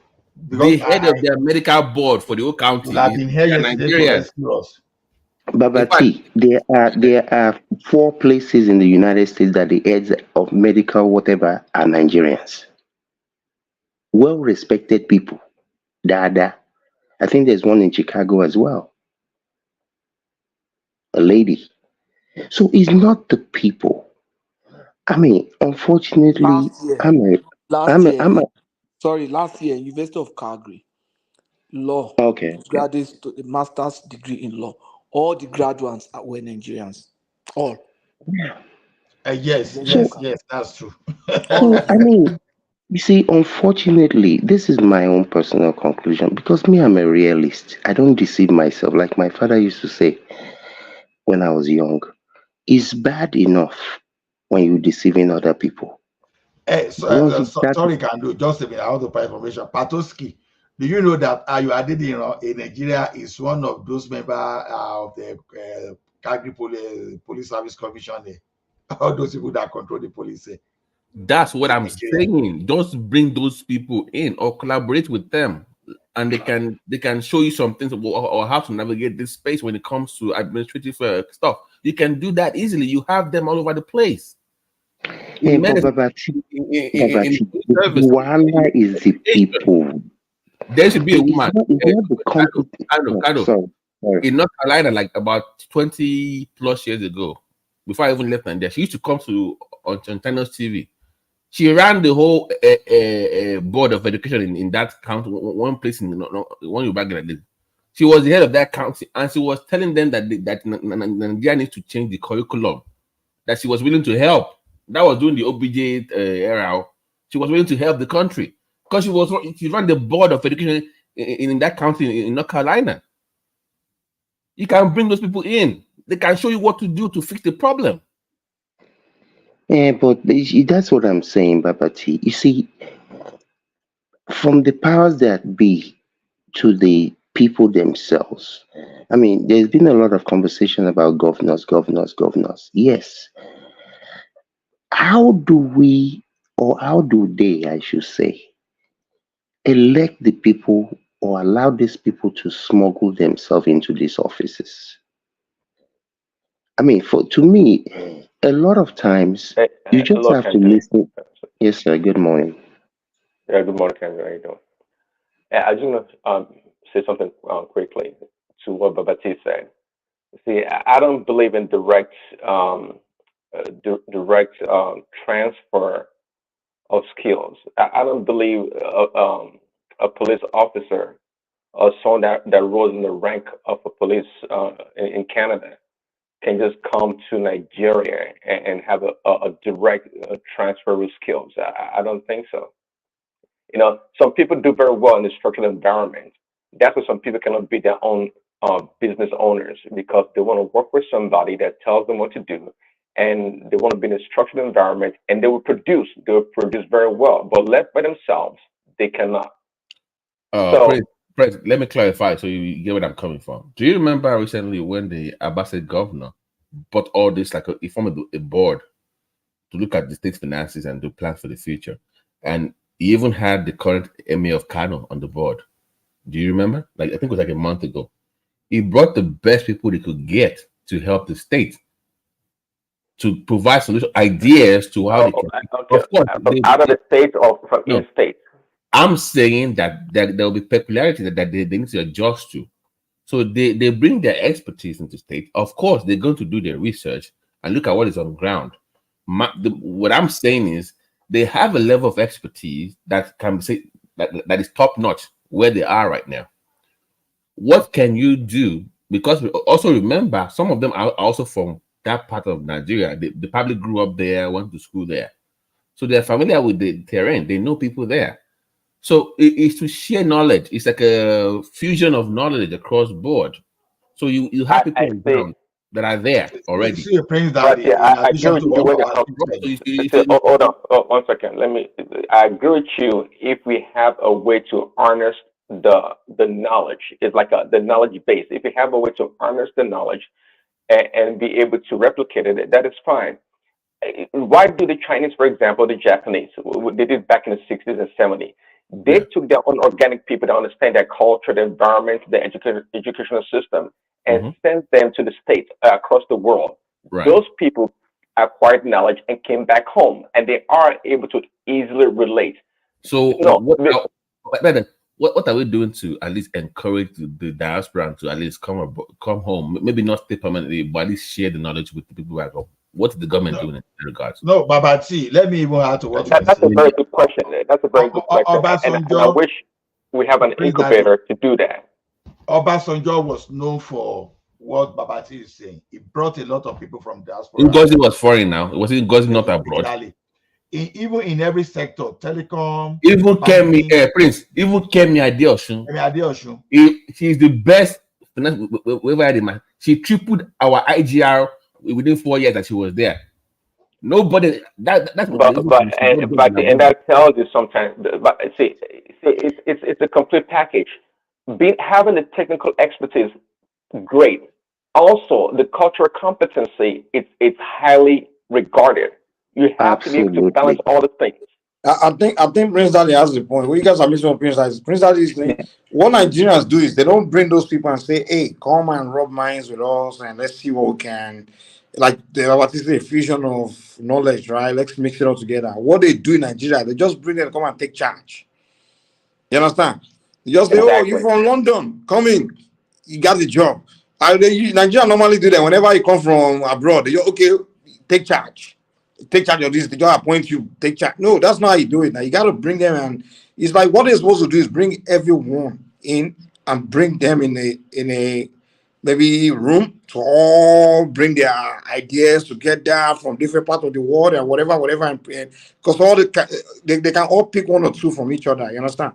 So you had it all together, and then from there you can come up with something, probably something even more unique than better than Yeah, but you see, also to add to what Mike and Prince Eddie are saying, you see, these type of people that are going to bring, they're not going to be involved in corruption with you. And a lot of people they're going to be working Mass of with Emo. on the ground Mass are of going Emo. to be corrupt When people. corruption killing, Mass of Emo. They can be in corruption. People declined. No, Pato, people no, declined. Kado, people have declined to help to work with. They work with major power companies in abroad, America here. They have declined to work with the Nigerian government to help because of the very thing that Kando is talking about. Because they value their reputation.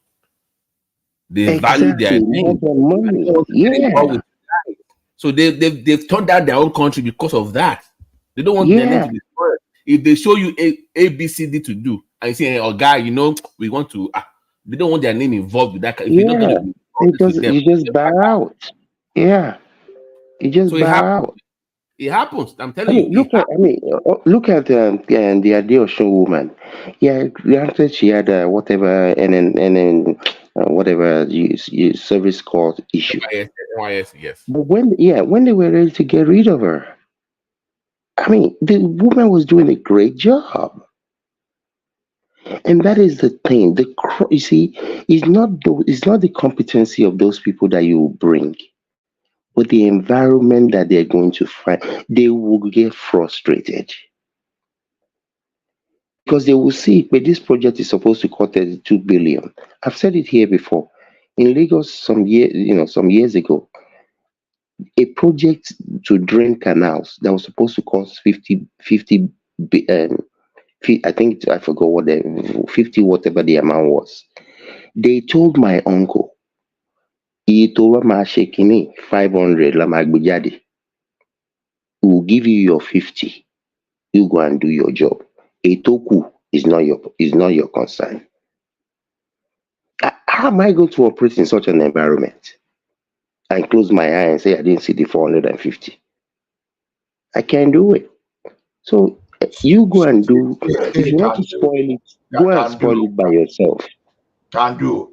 Those Yes, people sir. we are talking about, we've seen some of them that came back and they put the right control measure in place just because of what they've done. Because there are two things. Now, look at this Akinwumi, when he was in charge of agriculture, all these fertilizer things that he was doing. He studied the fertilizer fraud there. He just asked some guy to build some kind of app that, okay, you use that app to track those people that are collecting, those people that are qualified. That was how they managed to eradicate fertilizer subsidy fraud that has existed for more than 40 years in that country. So it came from overseas. Already we all know the Okonjo-Iweala. I don't even need to talk too much. Then, as we have those people in the power corridor, we have many of them in the private sector that we know that when they arrived, some of them arrived in the banking sector, some of them arrived in the telecom sector. Because private sector, in terms of corruption, I can tell you they are even competing with the government better. Because people think it's only in the public sector that we have corruption. When you get to the private, we know that even Satan himself will be afraid of some people in the private sector. Maybe Patoski is here now. Let him bear with me test now. The fraud that is going on in all those places, you understand? You'll be shocked. But when we have people that have done this thing before, they know, because those are the people, okay, in the banking sector that time, the internal control and inspectorate, they are good at something. They will allow you to steal money. Hey, I catch you. No, they brought one head of audit arrived that and said, no, it's not supposed to be like that. Yours is just to make sure you prevent it. As a matter of fact, if anything happens, you are supposed to go with the person that they should fire. They should fire you and others, not for you to go and catch person after the thing has happened. it is your fault to plug the loopholes and foreseen and be ahead of others. So what I'm saying is this, and that guy came from overseas. So we've seen these guys, they came around, they arrived. Of course, they are Nigerians, they understand what is happening. And when they had the authority, they implemented something effective. So that if we bring people from overseas to come to Nigeria to join, that they will fail. No, from my own No, we're not saying that. No, I don't think any one of us said they will fail. We're just talking about the ability to merge those competence that they're bringing, the competency level, to the people on the ground. You see, again, like we were saying earlier about people are not holding their governors accountable. But when you have so many people that are they don't even know if they're going to have 2 square meals the next day. And they have gone through this not for 2 years, but for 15 years, for whatever number of years. And poverty has a way of making people, do certain things. Yeah, you will have the exceptions to the rules.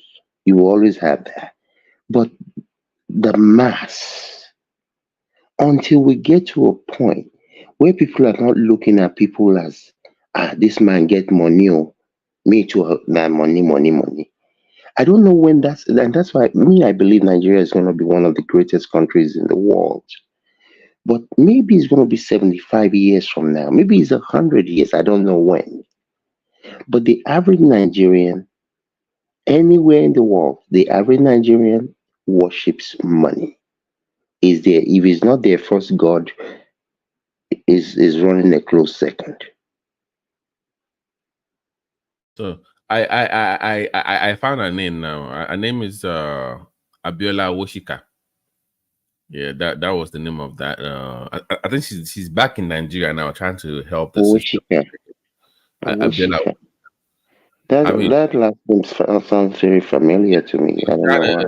She was promoting that Nigeria needs to change the primary care, that 6334 system. That it doesn't, and this was proposed almost how many years ago? Almost 10 years ago that she was proposing that. I've seen her way before that. So if you bring them in, the system is broken. Clearly, we see that. So bring them in, deliberate with the locals, and have that conversation, and see how she can help you, and you can help each other and bring them in. I mean, the Indians and Chinese, they've done a better job. Like they've sent their people to abroad, brought them back in. They come with that lot of knowledge. They incorporate it to what they know, and they are as good as the West, and they're becoming a threat to the West now when it comes to EV cars. Those people that are producing EV cars in China and in Japan, most of them, they studied abroad. They studied in America. They studied the UK. They studied in Canada. But do you? I mean, I've worked with a number of Indians. Yeah, they do have a class system. Okay, it's a class system. But do you see the average Indian person looking at any con and being like, that man, he get money, me, I won't be like him. It's a peculiarity to us, and I don't know where we got it from. Even in Yoruba land, you have Owo Labi, Owo whatever. Even in our name, they probably have it in other parts of the country as well. This money thing, I don't know what it is. It's just part of the makeup somehow. But Baba, it wasn't as bad as this before now. I think no, it wasn't. It wasn't. Shebi me, I live there now. I live in Nigeria now. It wasn't like this before. But I think maybe during that, when that oil money started really flowing in the 70s or something, and all these Apollo director, Mercedes. That's what we are saying. When we have our lowest at the topmost position. Gowon that time was boasting that we have money, we don't know what to do with money.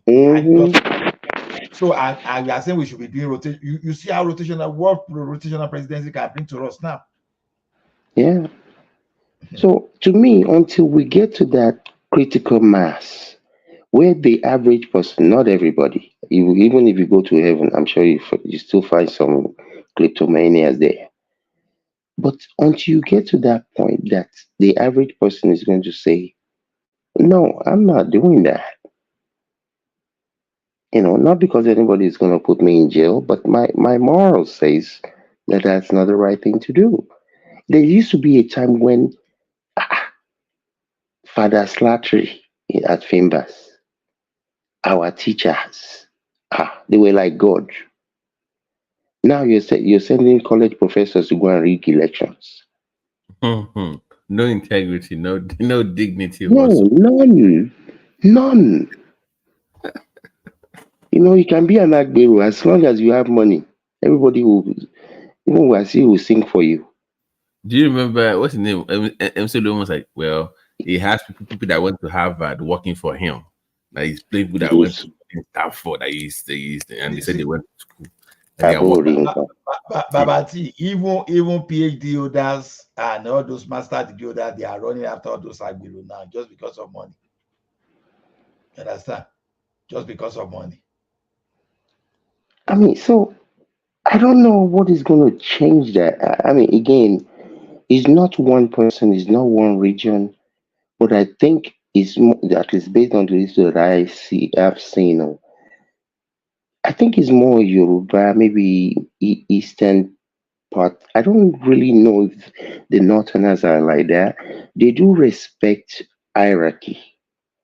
And that is why once one Lemomu says this is who we're going to vote for, not because they're bribing them, but hey, and the thing where Alaji talks with this, so that's what we're doing. So until we can get to that point where people have, but it's going to be difficult when people they don't even know if they're going to eat tomorrow.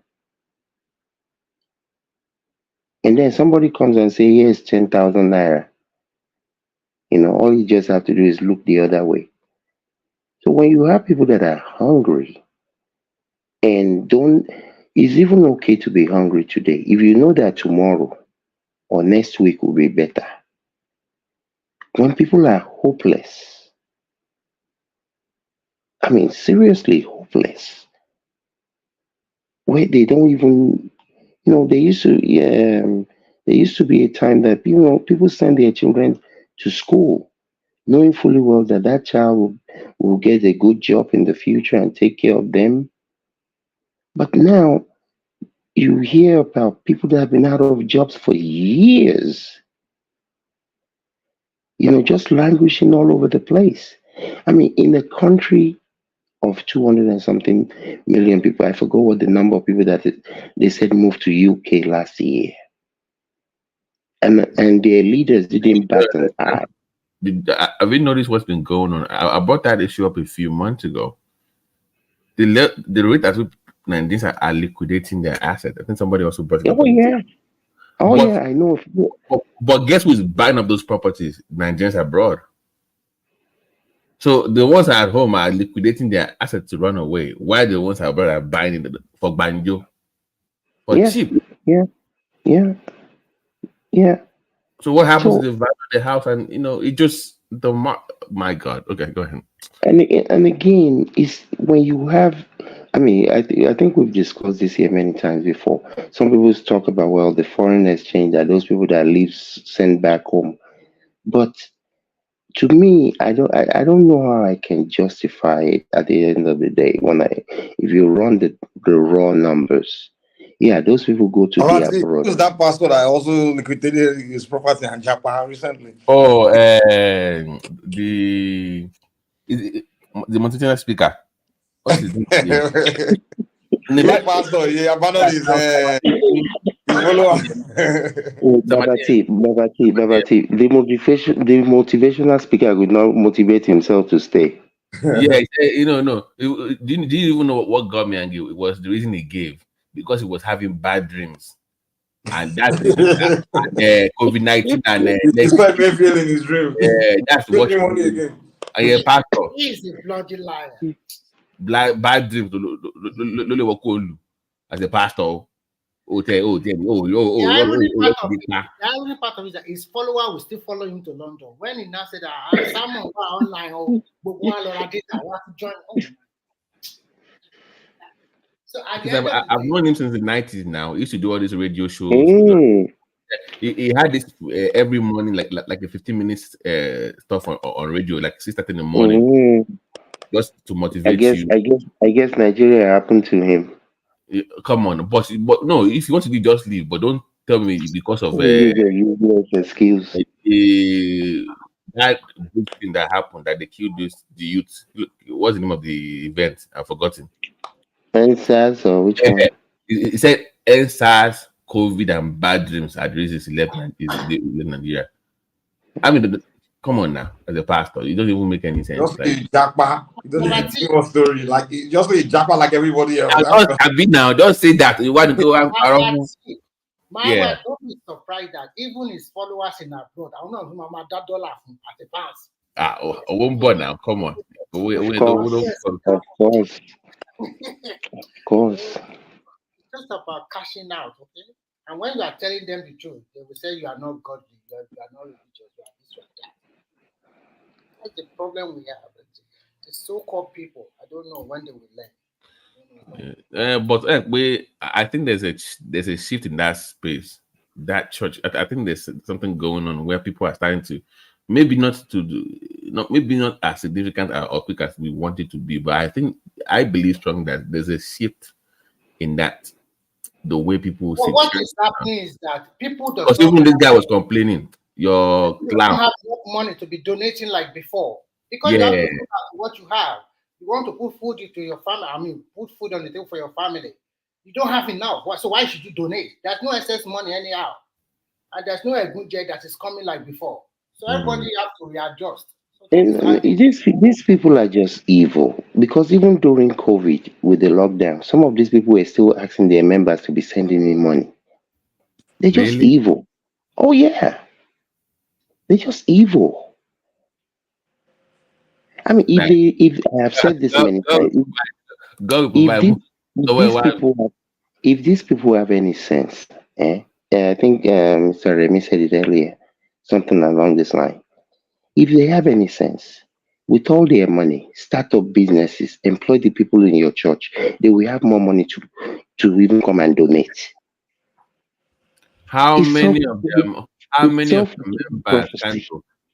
their members can actually afford to go to attend their universities? How many of them can actually attend to even their secondary schools? How many of their children can actually afford to attend those schools? What I'm saying is this: if they have the money, between the money and the power to go and borrow money, if they have any sense, create industries, employ, even be selfish, only employ your church members. Hold on. I have told you why they cannot do that. And you're a businessman, and let me explain again. I've said it on this platform. If a very wealthy church starts providing those services to poor people, you will attract more poor people, and the rich people will leave. They can't do that. If winners start providing services for the needy and poor in their church, guess what will happen to that? Back in the days, we used to call, with the churches were divided into two groups. There was the classical and the agape. Classical, like the gym, was for everybody. They spoke your band. The agape was the English only church. The English only was well known in the regime back in the days. It was for rich people and upper middle class. That's where they went to. The classical is for everybody. So the day agape starts speaking Yoruba and say everybody is welcome, the rich people will leave the church. So that's the big problem. But I'm not talking about the rich people. I'm talking about the average member. Look, Babati, let's keep it simple. If the average member is making 30,000 naira a month, if you can create a situation to help them make 100,000, now they have more of their total earnings to bring to you. So it's even selfishness for you. The more they make, the more they contribute. You're not getting it, Kando. I got that part of what you said. If you help that guy that's making 30K make 100K and Mhm. it's successful, then you're going to attract more 10K making people to want to come and make that same 100K that you told the other guy. Then what happens? The pie, you can always make the pie bigger. You create more businesses. But Make the pie bigger. now, the rich men in Nigeria that attend churches don't like hanging around those Oh, people. come on, Lord. We don't want them. Let them go. Now, okay, let me ask you. Half on the rock. If it's your church, will you tell the rich people to go away? Okay, let me give you Me, I will tell them to go because my mission is not about them. My mission is the masses. You open How church for many more what? What do you people? open church for? What did you open church? well, I guess it's a different understanding. That's your own Church for me is not for you to make money. It's not about prosperity. It's for about what? enriching. Is about enriching your soul and how you quote unquote make it to heaven. If there is one, me, I don't know. Believe that. Kando, can you hear me? Can you Yes, hear sir. me? Yes, Let sir. me let me give an example. So let me give you an example. Let's say house on the rocks. You know what that is, right? Paul, you know Pastor Paul, right? At the Pharisee. So he No, I brings don't know it. I don't know any of these people. Honestly, I don't listen to them. is in the Lekki area, all those big time area. So he brings in your TDJ, your top American gospel artists. They come there every year. It's for the rich and the upper middle class. If you're a poor person, you wouldn't even dare show up in that church because you will see Bentley, Lexus, Cadillac. That the way it's designed is not for poor people.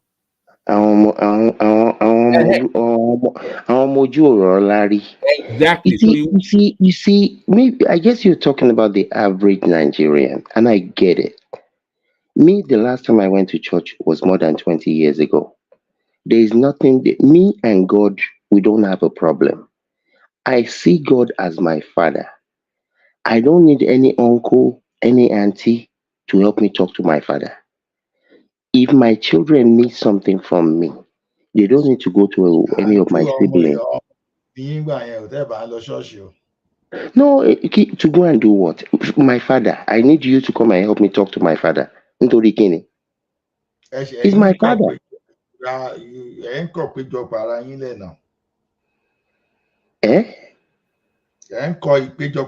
Sometimes you need someone to motivate you. You are not in the journey alone. Okay, you have online right now, Ola.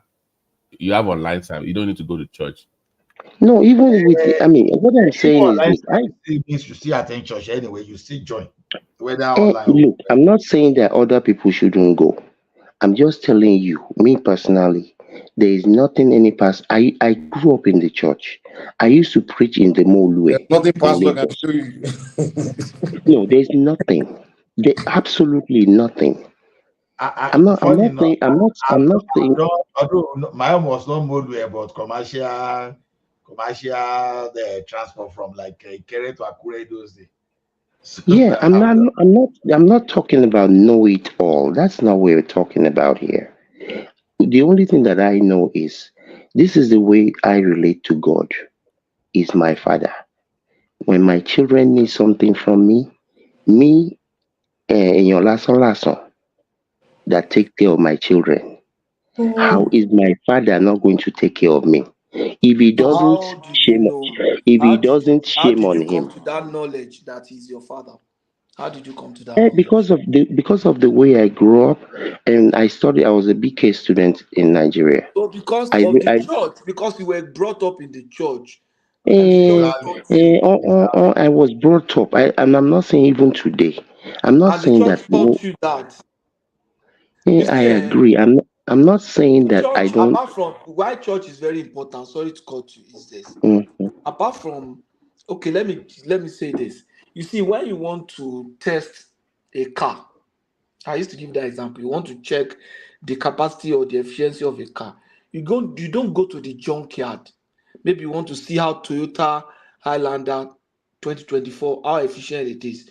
You don't go to the junkyard You go to the manufacturer, you get get a brand new Toyota Highlander and you test.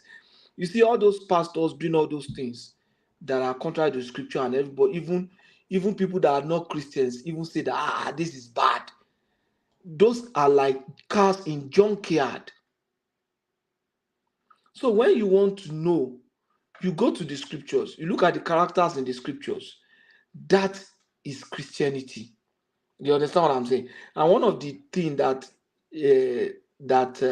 Christ required of us, and Paul and all the apostles, and in the church tradition down the line, is fellowshipping, and it's applicable to every field. Babati, when you are in the midst of doctors and you have doctor friends and you share ideas, your competence improve, and that I is agree. fact. I'm not disagreeing So with that's you. the I've reason said why I've people should go to church. no. I look. If you go to church, go. If you go to Babalawo place, go. Me, I'm not against anybody. Whatever works I for will not you. say don't. My own I will thing not is, say go to look, Babalawo's place. I won't say look. no. I'm saying anybody can do whatever works for them. Is all I'm saying. And what I'm saying is, I've said this many years ago.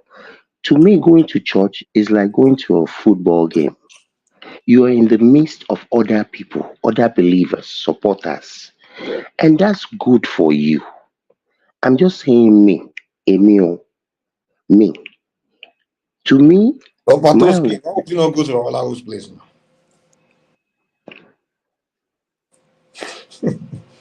my position is Mike, what this: did you say?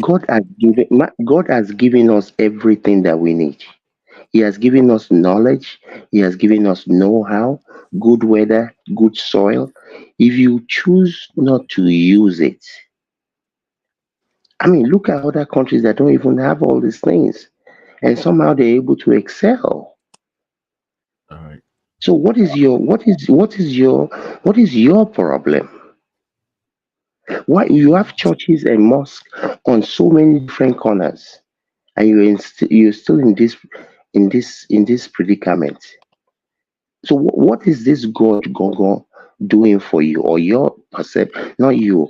I'm Does it talking not? about Do them. do you think that there's this over dependency on spirituality or to, sorry, to also doctrinal Christianity to the point where you become you become lazy intellectually, where you don't even want to explore They Just become say lazy. yeah. just say docile. Just say docile. Ó lè ní wọ́n ẹni tó ń lọ sí church tó ò níṣẹ́ tó dá àkàrà stand lẹ̀ kó máa tàkàrà tó ò fẹ́ Can kọ́lọ́run do. wá fún ẹ ní Can 100 do. million. You would then say God will just do it for me, even instead of Yeah, you ó know, lè ní wọ́n. kind of. They used to have this old prayer point back in the day. They would say, "God, bring my helper to me." No, you are your own helper. Why must God bring you to help you? Can do and BT is just because of the type of preacher you meet, or maybe your own mindset. Because the Bible does not teach laziness. Because the thing is this, I've said this: Jesus Christ Himself had a profession. He was a carpenter. His father was So a you guys are carpenter. worshiping a carpenter, eh? Okay. And you know how carpentry used to be those days. You know, carpentry is How just was it like those days? Ẹjọ́ How was it those days? Ola, tell us. When Jesus was a carpenter, how was carpentry? all the Bible I read, ni pé he might have been carpentering before, but as soon as he began to pick up Matthew and the rest, èmi ò gbọ́ pé ó ta rocking chair kankan lẹ́yìn ìgbà yẹn o. No, this is it. For the earlier part of his life, 30 years. Earlier náà là ń sọ, I'm saying No, once the ministry took off, he wasn't doing any carpentry work that I know about. Let me Yes, sir. explain to you. You see, for someone who lived 33 and a half years, and only 3.5 years in ministry, then are you telling me that for 30 years he was just idle, doing nothing? No, I said it, but once the ministry commenced, After that, but it can be described. In short, it's people. Your pastors in Nigeria can tell you too that they themselves they were doing something before, but once their ministry commenced, they were no longer selling oguro. Now they No, not depend all on the of them. tithe from the. No, there's nothing. But look, there's never all of anything. Can do. There's never all of anything. Pastoring doesn't take you away from your church. In fact, there are some top pastors that they are GM in the company, they are executive directors. Some of them are entrepreneur. They are into real estate. So Even see, vice president. what we are saying in general is that Christianity Christianity does not teach you laziness. Christianity is to heal your soul. Okay, look at this now. Okay, thou shalt not commit adultery. See, if you don't go and commit adultery, will you be afraid of Magun, or will you be thinking of, oh, maybe you've just so you committing But adultery, you don't even know what is on that woman alone. Your mind will not be at peace.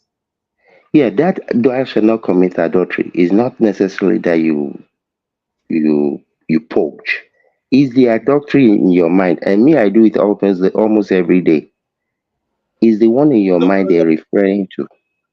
Even if it's that of mind, adultery simply means that it's going to confuse you and take your focus away. You understand? Because the person that is supposed to be thinking of entrepreneurship, you are now thinking of adultery. You are looking at another's a man's woman. You are thinking of criminality. So because your mind is two things. It's either your mind thinks positive or negative. So when you give whatever you give your mind to, and the law of physics say energy can neither be created or destroyed. So it's either you give your energy to positivity or negativity. What Christianity does is this: it takes negativity away from you and helps you to focus. That's one thing that forget about those people that are preaching there's some kind of LGBT. We are talking so as we have Judas among the disciples. So that we have Judas in the flock. So we don't concentrate our energy on those Judas, but concentrate your energy on the like of Peter, on the like of John, and those people that are very positive. Because No, but we're actually discussing the impact they have on their followers. On the masses, that's the problem. Nobody's saying that there should be this pastor. Look at one pastor now. What's the name of this pastor? It's very common that he's dealing in a real estate. The way the man speaks is Matthew Akimolowawe. No, not Matthew Akimolowawe. This guy, what's his name? He's very common today now. That was just see, even like Pastor Sam and those, they are training you, they are telling you to be on your feet to get something to do. It's only some. No, Mr. Ola. You see, I agree with the premise of some. The vast majority of these people don't have anything other than that. Even your Ade, whatever, not the one that wears white and sing. What's his name? Oyedepo or whatever. No, the Yoruba guy. You see, now he has gotten to a point. He writes books, and the money is just flowing from left, right, and center. Okay. Is that not a job, for example? That's a job, but that was not what he was doing before the money started flowing in. No, he had been writing books since. Oyedepo is an architect too. Oyedepo is an architect. I hope you know that. No, I'm not saying. No. I don't. Let me give you an example. No. But listen, I don't want to know these people. I'm not interested. Me and my God are fine. Let them go and preach to those who are looking for wealth without work. Me, I'm not interested. I don't listen to such people. No. Wait. Let me correct. You see, I know you are trying to make a good argument, but you must build it on the truth. You understand? I'm not a fan of Oyedepo, you understand? But build it on the truth. I knew Oyedepo as far back as 1987. Oyedepo ministry started 1981. He had been writing books as far as when I knew him. 87, 80. His ministry was small then. He had been writing books. He has been preaching. Hold on. I get your point. This is my issue with them. Compare Oyedepo, not the ministry. And mind you, Oyedepo does not preach wealth without work. If you are somebody that have listened to Oyedepo, you will see that that man emphasize diligence like crazy. A pastor who told his member, he said, you want a job. He said, but since you have not gotten that job, anything your hand find to do it now. If it's cleaner, do it. Is Does that putting well to that work? no, does anybody need to tell anybody that? Some people need to be Do I told. need Some Jesus, people need to be told. Jesus. Yes, Eh, now If you don't you know. if so you like grown man, if someone will tell you need to work before you know you have to work. What Some Atostik people said need is to be very told. okay. Okay, look at it That this means way you have now. not been relating with people. When people lose their job, government, we have to put a program in place to retrain people to take another job, because some people before, maybe they are an administrator in wherever they are, they lose their job, they don't know about carpentry, they don't know about techie job, and government is putting money to say, okay, they have some government funded program that they will be marketing seriously, that people should come and reskill. You understand? If you don't tell some people what to do, when person like us, the first job I got in this country, when I lost it, I didn't know what to do for good 2 years. I was just floating Jesus, everywhere. they don't have McDonald's. They don't have a Burger King. So a grown ass man needs to be told by his pastor to go and work. That's the argument I'm making. No, look. See, there was a time in this city that I am that people came Let's from stop Nova making Scotia. excuses for laziness. Wait now, Baba T. You take what you can get until something else comes up. Can do just a minute. I said that time, maybe I told you that I work in the warehouse. People were looking for warehouse job, they didn't get it. I'm telling No, you, that is not the point we're making. The fact that people need to be told you should go and get the warehouse, your way is available, is what we're talking about. That's the generation of people that we have now, waiting to be told. That means you don't know what's going on. Some of these people, they have their eyes up there. You see, who's talking? Is that Pato? They want to ride car, they want to do this No, one. So they are waiting Mr. until they hit Patoski, it big. Mr. Patoski. I don't see those people. They don't exist. As far as I'm concerned, you they don't don't see exist. Wait. Let's also blame the church for being part of the problem, because those kids were raised believing that my God will provide all my needs. They were not raised like that. That's what I'm telling you. They were raised like that. They were That's the wrong. brainwashed Is that that God you? will provide all Do their you needs. go to church? Do you go to church? Let me finish No, now. Baba T. According to Do their you go to church? Do you go to church? You don't go. No. So how do you know what they preach in church? You see social media. You see, He I knows told my you that. point. Hold on now. Hold on now. Patoski, I want church this thing. Why you ask me? I told you that when you want to see church, don't go to. You don't when you want to see a good car, you don't go to junkyard. No. Where can we find a good church then? Yes, then you make effort to find a good church. Those so-called junkyards are the ones drawing the most crowd. So of course, those are not churches. Now, according to his riches in glory, he gives his angels charge over me. Jehovah Jireh cares for me. That church used to be on my streets. There, you see, gbogbo yín ẹ máa pariwo pé Bankole ń kówó jẹ, ta ló rẹsẹ̀ wèrè tí ò bú, ibẹ̀ ni kẹ́ jókòó sí, kẹ́ máa pariwo Bankole.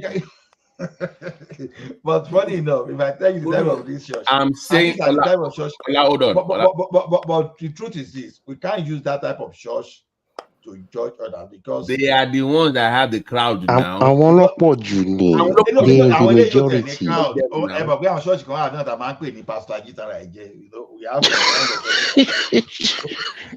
They are the ones that have the Tumba music. If you notice, but hold on, I was in the choir, and I know. But let me tell you one thing. Have a very good choir back in the day. But all those big churches, all those big churches. Stop packaging now. No. All those big churches we castigate because we are not close to them.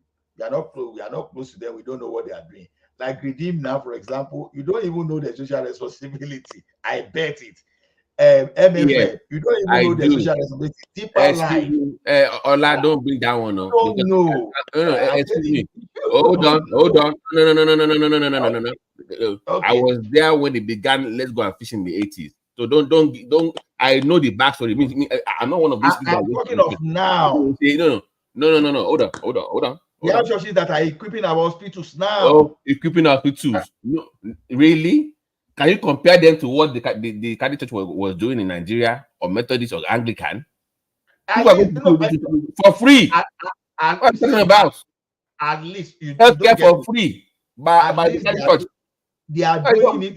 You don't know. I'm just telling you. You don't know. Okay. I don't know what. Latter rain, please. Latter rain use the kind of money you are making. You are doing the one. Latter rain use the church isolation center during the COVID. How many people? How many people are aware of that? How many people are aware of that? Even the churches that are that universities that you don't know, they still give some of their students scholarship. How many of you are aware of that? Yeah, they give some. They give some. Now, don't forget that those universities. Hold on now. Níbo náà ti rówó tán fi kọ́ university? They give some. And hold on now. Let's go there now. What happened? Hold on. What happened in 1996? Because you want to go there. When they gave some slots to some poor people in RCC secondary schools. Do you know who got those slots? The area pastor's kids that got those slots. They didn't give it to the poor people. It was the pastor's kids that got all that slots. I know all the stories now. Okay. Don't go there with me. Don't go there. And it's there like you. Babati. What do you mean by poor people? See, Babati, I will only say what I know. So to buy a pay or pay our pastor to form of Jolu, you have a so one for that that will not be the only one. They are not buying. You can't compare what this guy did in Nigeria. The Catholic Church now. People got healthcare for free. Don't let us look at the bad one. Compare them. Let us look at the good one too. Don't see the good one. More energy on the bad one. Please. My secondary school now belong to the missionary, and they say returning to the missionary. And we the old students, we are contributing now to raise our school. Now, but we've raised our tuition fee because you need that tuition fee to maintain the school. Because if we the alumni that we are contributing now to give the school facelift now, if you refuse tomorrow that we are not going to give money, how do you make that? That is not the point. The point I'm making, even according to your text, 1/3 of your money is supposed to go to poor, the needy, and the widow. It says it there in the text. It's there. Tell me how many churches actually give that money to poor people? 1/3. He says the book says 1/3. It's there now. Okay. You give it to them. I've always believed that we listen. I worked in the welfare department in church when I was back in the days. The poorest, so you tell me the poorest department in church is what? It's supposed to have the most money. It's supposed to have the most money, but you did. Come on, man! Don't even let me go there. Come on, man. Do you know why people you know these people that were religious before? Do you know why they are always against church when they backslide? Is because number one, the type of preaching that they listen to in those churches. Because when you now come to realization that some of these preaching, how realistic are those things? You understand? You start because there are some pastors. There are some preachers that they will go excessive. They will go outside of what the scripture is preaching. Why do you think some of these Christian women are single? The man of God kept them single. That's why they're single. Because of the man of God. What you say, the man of God? Okay. If you want to ask the question now, they are single because of the man of God. Right there. Maybe Patoski can answer that one. Let him go and defend himself now. He's man of God, can defend himself. Why do people always say what the scripture is preaching? What is scripture even preaching? What is exactly scripture preaching? I don't know. Might go and buy Bible and read before you ask it now. Are you reading Bible? Nobody is reading Bible. So you need Bible to know how to think. So the Bible is what telling you how to think. That's all these prosperity preachers. Is that what it's about? Or what am I feeling? No. Is that what it's supposed to be about? You know how prosperity preaching started. That's the part of doctrine we are saying. There are some kind of category of preachers then that believe that Christians should not be rich. And before you know, they could go to Kia or run you understand? You know, those kind of hard preaching. No, because they misunderstood what was being said. They That's didn't what say I'm you saying. shouldn't be rich. It's They not every misunderstood preacher, it. it's not every preacher that is competent. That you understand what I once said it here the other time that Mr. Ola, you see, yeah. look, it is your job, it is my job to go and seek competence. I can't say because one pastor or one person is not competent, so I have to sit there. Go and seek competence. And there's something called common sense. Wait. If you have 3 children and you don't have food and they have kwachoko, should you be having child number 4, number 5 without anybody telling you? And please, let me tell you how bad it is. I have had people tell me in church back that even though they know that the man of God is stealing the money, is buying house and bar, they will say, forget that he's stealing the money. The money is in my heart. When I give the money, it's for God. I don't care what They will say, let God judge. They will say, let God judge. They're beyond stupid, Babati. It depends on the type of church you go. If you go to my church, I beg Bonko. These people always say it depends on the church. And then when they carry them, they say it's not a true Christian. Only on Jali. See, I Only beg on you, Jali. this what's his name? Allah tell us that his own church they don't do that. And later, if they catch his pastor, you begin to tell us that his pastor is not a true Christian. I beg, man. Mikey, on the church. Lè kó bẹ́ẹ̀ jẹ́ ní Anglican forget story. You give story Anglican. Owó tó máa ka gbogbo ẹ̀ níparí ọdún náà máa ṣe everything. Ẹ pé àwọn ọ̀dà ó sì sí mọ́. Anglican here now. I'm defending them. Like I said earlier, those telling me they open the church for not to make money. Are you saying they open church not to make money? First of all, why would anybody be wasting your time trying to help you to go to heaven? Mike, you have your own belief, right? No, forget it's not about belief. I'm just trying to make sense here. This is not about belief, it's about just making sense. Nobody is opening church because they want to help you to get to heaven. They open church to make money. That's what it is, man. It's going to be like that. Why do you allow It's to say true. mom? Why would I gonna be opening church because I want to help everybody to go to heaven? Babati, in the 80s, all those Catholic churches, you have those fathers that they sent from wherever all over around the world. Right. Some of them did not even have car. We even give them food. We bring them gifts. Those fathers. Some of those fathers you are now talking about, some of them were teachers too. They were teachers. Yes, Father Slattery was teaching. Some of them are teachers, some of them are bankers too. So it doesn't mean that they don't have job. No. I'm saying all these prosperity people that came in the 80s and the 90s that are preaching to people about your God didn't want you to be. Nobody said God wants you to. How it started is this. Let me tell you one thing. There was a time I'll come back with a message to help me.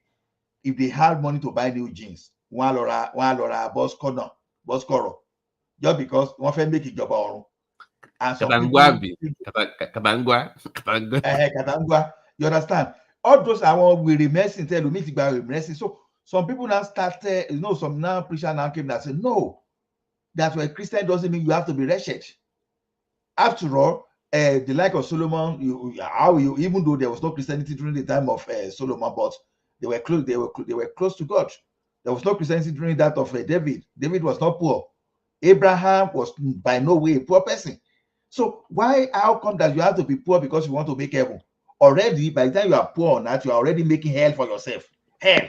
Because you are a Christian now and you want to be poor and your landlord is sending you out of your Mr. Ola, do you believe that some people, that there's just a percentage of human beings that are just going to be stupid no matter what?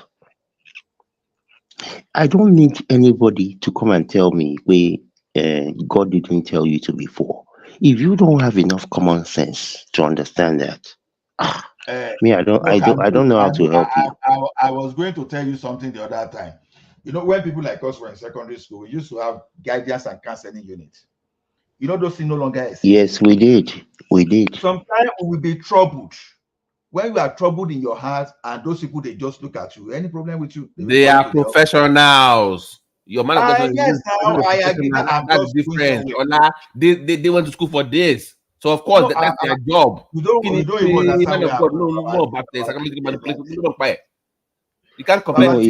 he's trying to say where those people are no longer there to help. I think that's where Exactly. he's driving All at. those days, they will have to tell you when you are trouble, when you are going wrong. They will have to correct you, tell you to do the right thing to do for you to be able to focus. So when you lose those, Koboko ló máa fi nà ẹ́ school tèmi, Koboko. I Níwájú know gbogbo our guidance assembly and gan counseling, pàápàá. when they That work on motivate you you now. like this. I think I can do that. Koboko should motivate you. Yes, so. No, Níwájú Koboko gbogbo náà assembly. wà ní school now. Koboko kíni Koboko tẹ́bí wàá tún lọ yọ blọọkì gan ní wàá tún lọ yọ blọọkì ìdánwò. Ola, let me ask you, what is the man of God doing? Why is he doing marriage counseling? Marriage counseling. Is he an expert? Anyway, Patoski know about marriage Did you study that? Do we have actually expert for that? Is your counselor? Is your spiritual warrior? Is your business analyst? So what is all this? No, they will do marriage counseling based on the Religious text. Religious Yeah. belief. So what? Yeah. Maybe modern times. You Do you want me to answer that question? Patoski can handle that. I think You see, Patoski we will are know more talking about of marriage counseling experts more in than me. marriage counseling now. So they will do marriage counseling according Wait now. to story of You want me Solomon, to Abi. answer? Exactly. You want me So according to to the answer? text, Abi. So they will explain how Solomon married Let his me wife, answer. Abi. When you people are ready for me to answer, I'll answer. Okay, go We're ahead. ready. We've been waiting You for see, you, Papa. you people you are saying that because you live in the West where you have experts in that field. You understand? When you are outside a location where you have experts, when you don't have experts in that area, then other people can fit in, not even the pastor, your parents, your uncles, even people that are supposed to be experienced. I agree with that one, but we're discussing the Now, pastor. with respect to a pastor, most I pastors totally agree with that one. that are theologically trained that went to Bible school, counseling is part of the courses they do. In short, in some cases, some of them have Bachelor of Counseling and Bachelor of Theology as combined honor. You understand? And the fact that somebody is an expert, is a psychologist. Nigerian pastors. Yes, the ones that go to Bible school among them. Most of them don't go to Bible school. No, They just find one space. Mr. Patoski, ṣé àwọn tó ń sáàkì pé church wọn ò mọ kò mú enough money wá náà nìyẹn? I'm talking of people that went to Bible school. Ṣùgbọ́n ní We are kí ló ti saying porúkọ redeem. How come that the extreme situation on the average, on the average. Let me give you those churches. Let Patoski talk now. Those churches. Patoski You see, let's enter a joint inquiry. Let's not argue. Let's enter a joint inquiry because we want to find the truth and then. Okay. You understand? If for example, someone that went to Emmanuel College of Theology in Ibadan, for example, we have a Bachelor of Theology. He probably has taken courses in counseling, psychology, and all this stuff. You understand? The same way with someone who went to say SS Peter and Paul Seminary. The same way with someone who went to Life Bible School, that's for Foursquare. Same way with someone who went to Assemblies of God Bible School. And so many other Bible schools like that, big ones that are qualified to award a degree in theology and counseling and divinity like that. So that is the thing. But the fact that they even have a degree in theology does not necessarily make them qualified to be able to counsel people in marriage. Even those psychologists that you say therapists and all this stuff, some of them, they have broken homes, they could not manage their marriage, they could not manage anything. So it doesn't make them qualify. I agree. People don't like to hear this, but the text, which is the scriptures, is full of wisdom on how marriages should run, how homes should be governed. I totally agree. If only we'll be disciplined enough to apply those texts to our lives, most of the problems we have in marriages today will not be there. If the man will love his wife as Christ loved the church and gave himself for it, if the woman will honor the husband as the church honors Christ and give himself, you won't have this problem. But the point is that when the fundamental principles are faulty, people are now look for shortcut, or that way they start blaming it on people. I just look at a girl yesterday, for example, one lady, she's an actress, and she said, oh, she was that her husband, that they were close with. The husband was 8 years older than her, and that after they got married, if she say anything, the husband will say, ah, that's disrespectful. So Nedu was now asking her, was that why you left it? That was not enough reason to. Let's say that was not. He said that one was small.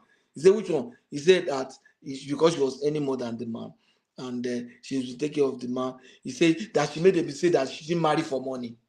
I don't look at. I don't know that she would have married for money. Those are the kind of And society. that's sensibility misroad woman. You Kanjo, see, I agree. Sorry. Do you know what I'm even noticing then? Because I see half people that are close to me that are actual pastors. What they are not doing, that they're actually returning to school to earn master's and doctorate degree in marriage counseling, even though they've been pastors for 20, 30 years plus. They are actually going to school, or some of them actually have degrees now in marriage counseling. So they didn't just base it on the Bible anymore, because I'm going to the can you go to my so they are going to adapt to modern times. It's because let me tell you. They will still base it on the biblical principle, which I don't agree with. Let me tell you what happens. Right. You see, G.K. Chesterton, he said that Christianity has not been tried and found faulty. He said, but the point is that it has never been tried at all. People just speak from distance. Those people that are going to counseling is because they feel that the standard of the scriptures are too high to apply. So they want to seek wisdom from somewhere else to apply. Let me tell you, no woman wants to submit. The point is that if you don't want to follow that principle, then you can go to counselor. The counselor will advise the man, you better submit. One of them have to submit. That's just it. The Bible will not say the man should submit. But the counselor can say, well, since your wife refused to submit, you need to step down for her. You need to submit. So it will now become husband, honor your wife. Babati, let me interject real quick, please. You see, this is my own personal belief. In any aspect of life, is leadership by example. This is what I personally believe. Whether it is how you live your life, whether it is people that you mentor. Like I used to tell the young people that we used to coach. You see, we're not saying you should never say a bad word, but bad words should not be the first thing that comes out of your mouth when you open your mouth. But me, Gongon, that I'm saying that, you will never see me and my wife at a gas station. You have to lead by example. Unfortunately, the modern day now, with more women making money, doing whatever they do, whether it's acting, whether it's engineering, whether it's computer science, àwọn náà ń sìn wọ́n ti fìdí pé àwọn náà ti di ọkùnrin in their own capacity. The vast majority of them wọ́n ti ń tẹ́ wọ́n dẹ̀ máa tẹ́ dáadáa nígbẹ̀yìn. Because àwọn ọkùnrin ti fúnra wọn brain, marriage no be by force. Do you even see, like I was Pato, do you know what's funny? They said even the singles event now, there was the one I saw online that they had a single event downtown, major city. No men showed up. Yes, now. So when they asked the men, why is it to go and do what? But let's say they have 100 women and 100 men show up. The women will only prefer 10 men, and the 100 absolutely they'll be fighting over the 10 one. They will just ignore the other 90. So nobody wants to want the 90. Yes. Like so, It's like I say. You see, their math will never work. The 80% wants the 20 top 10%. It will What's never the add up. sorry, My share that 10-20%. what is that number has been adjusted? It used to be 820, it's now 90 to 10 now. It's even 90 worse. is the new Pareto principle. Yes, it's gone up a Yeah. little bit. Yeah. So Google one share that 10%. Our boys going to No, Jara. ṣe rí nǹkan tí mo rí ní ọ̀rọ̀ Western region tó yẹ pé àwọn ló promote gbogbo àwọn kìíní yìí. Tí ayé bá wá dàrú tán, wá tún wá lọ máa ṣe education táwa máa ní specialist láti wá tú gbogbo ìdàrú tó ń kọ́ sí. Wọ́n lè rí ṣe. Wọ́n lè má rí ṣe, but wọ́n á tún create opportunity around it. Because wọ́n á ti dá àkànyẹn okay, wọ́n deforestate tán àbí, wọ́n á tún ní kẹ́ lọ gbígi. Wọ́n á wá minerals yìí tán wọ́n fi develop ìlú wọn. Green energy ló tún kù. Pato, you are from sorry, Pato, you're from Ogun. You live in Ogun, so you know what to say. Do you remember Ajefo, Pato? Ajefo. Ajefo. It's a reservation. Ajefo, of course. Forest here now. You see what it has become today. Kilos what get on? Man, let's just say àwọn Chinese yẹn ló encourage àwọn èèyàn. Plant gbogbo àwọn gẹdú yẹn wọ́n ti fọ́ gbogbo ẹ̀ dànù. It's not the same way it used to be before. So àwọn òyìnbó yẹn náà máa wá exploit yìí tán. No, it's not like the same. No, back in the days, even if you get close to it, they plant more, they expand it, they always yes. They are now building some houses close to it.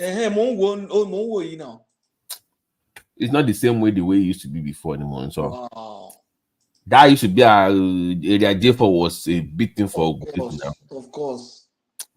But then in some way one lole.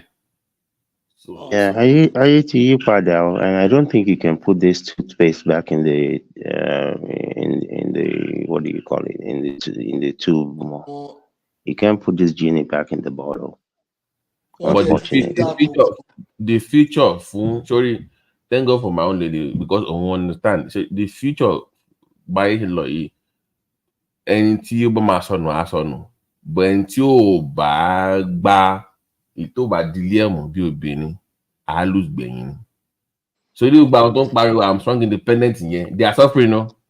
I'm strong independent. It's all life. Yeah. When they get home, they are crying and stuff like that. Yorùbá máa ń pè ní ọ̀já ní onílé bó tiẹ̀ mọ́lẹ̀ nìyẹn. Every máa rẹ́rìn níta ọ̀tọ̀ nìkan tó ń ṣẹlẹ̀ nínú. They regret divorcing their husbands, but they will not say it in public. So my man is not making enough money. Yeah? They will be the one now paying for a young guy to be servicing them. They will be the one. So also for Shori, even that enough money, even that Shori to man be me and men are not like men of yesterday. You see, the women of yesterday could be about 48 men so of course they compare to the men or to the men and the women of yesterday. And the men used to pay all the bills. Okay, Agbo. But yeah, I know. On ta you know, yeah, fún wọn ní ẹ̀tọ́ wọn, but àwọn náà ọ̀rẹ́ wọlé.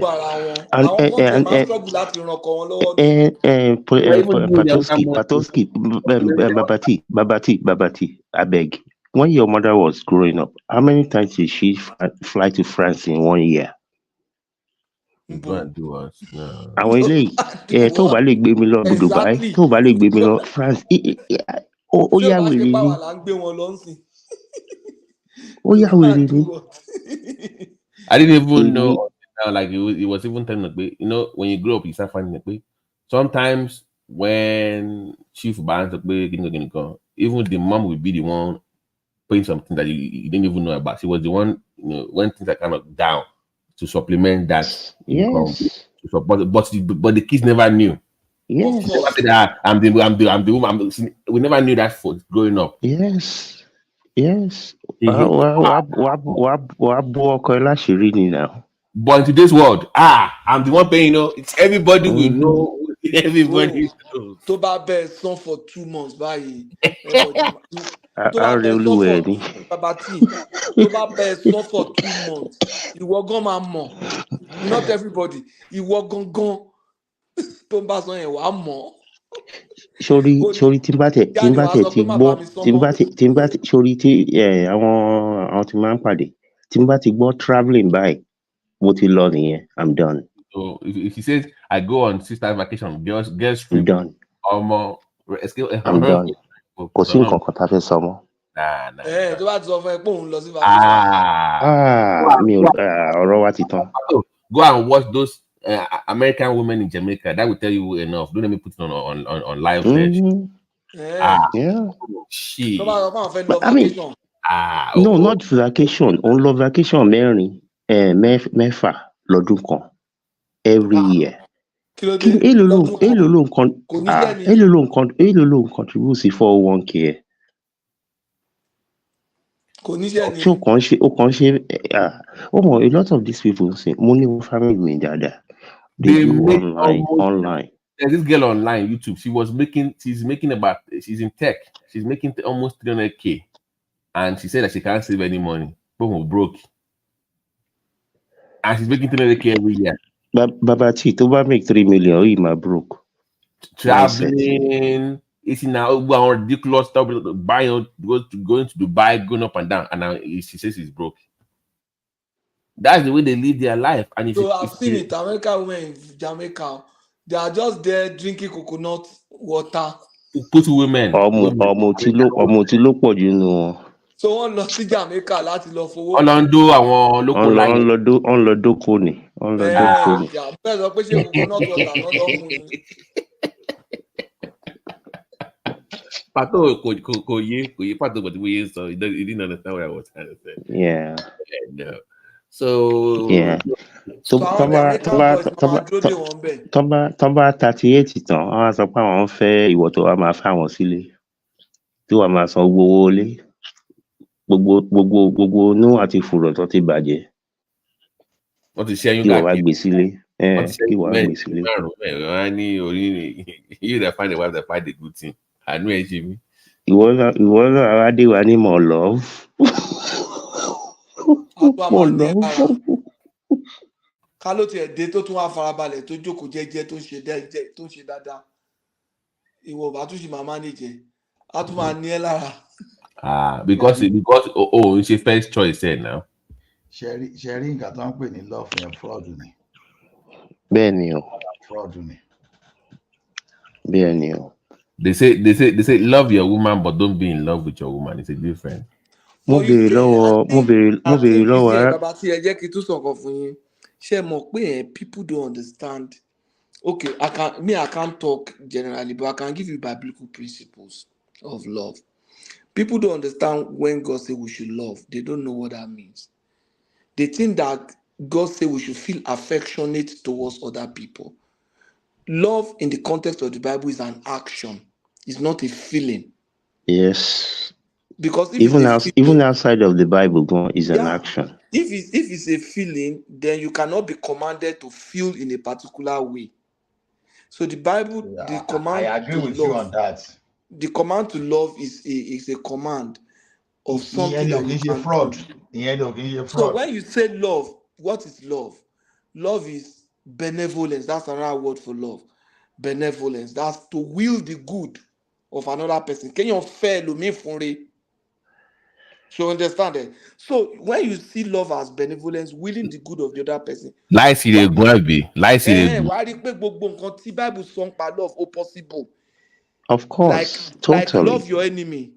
If love is to will the good, love your enemy. You can will the good of your enemy. But tell me, but that is possible. You can love those who hate you. You can love somebody without really liking what they do. Èèyàn ṣe nǹkan tí ò dáa fún ẹ but ó love ẹ ó fẹ́ fún rẹ but ó like nǹkan tó ṣe. A good example is myself. I love myself but I don't like what I do at times. So, but what's that too? Of course. Totally. Ìgbà mi mo like nǹkan tí mo ṣe now but I love myself. I've never stopped loving myself, but there are times I don't really like Multiple myself. personality disorder. No, I'm Because kidding. I'm kidding. I'm kidding. I'm but kidding. but what I'm saying is that surely, if we see love as benevolence, will the good of the other person, then you will know that you might not be affectionate towards someone and still love them. Pato, but don't you feel bad for the young men of nowadays because it's very hard to find that quality in a modern woman today? To fight to will the good of another person. No. I'm saying that for single men still dating now, to find that quality in a modern woman today, what you just saying about real love. A woman that will will But your good. Babati, I think the mistake we make, They are predators now. Babati, the mistake we make, Nipe, we look in the general. All you need is one. We are supposed 1 year, or easy to find. Oscars, no. All you need is just that one. Otherwise, No, but jẹ́ kí n tún correct nǹkan. Surely, I think it is the problem of love today is self. The problem, not even only love, problem generally is self-interest, selfishness, self-desire, self-protection. That is self ni.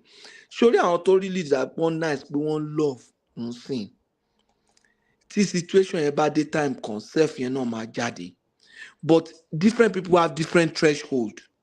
Ẹlòmíì situation yẹn kò bá dé 70 degree á ṣì wà okay, but situation yẹn bá kọjá threshold there ó máa jáde. I used to give the example mo rò pé I think I've shared with Ola before someone.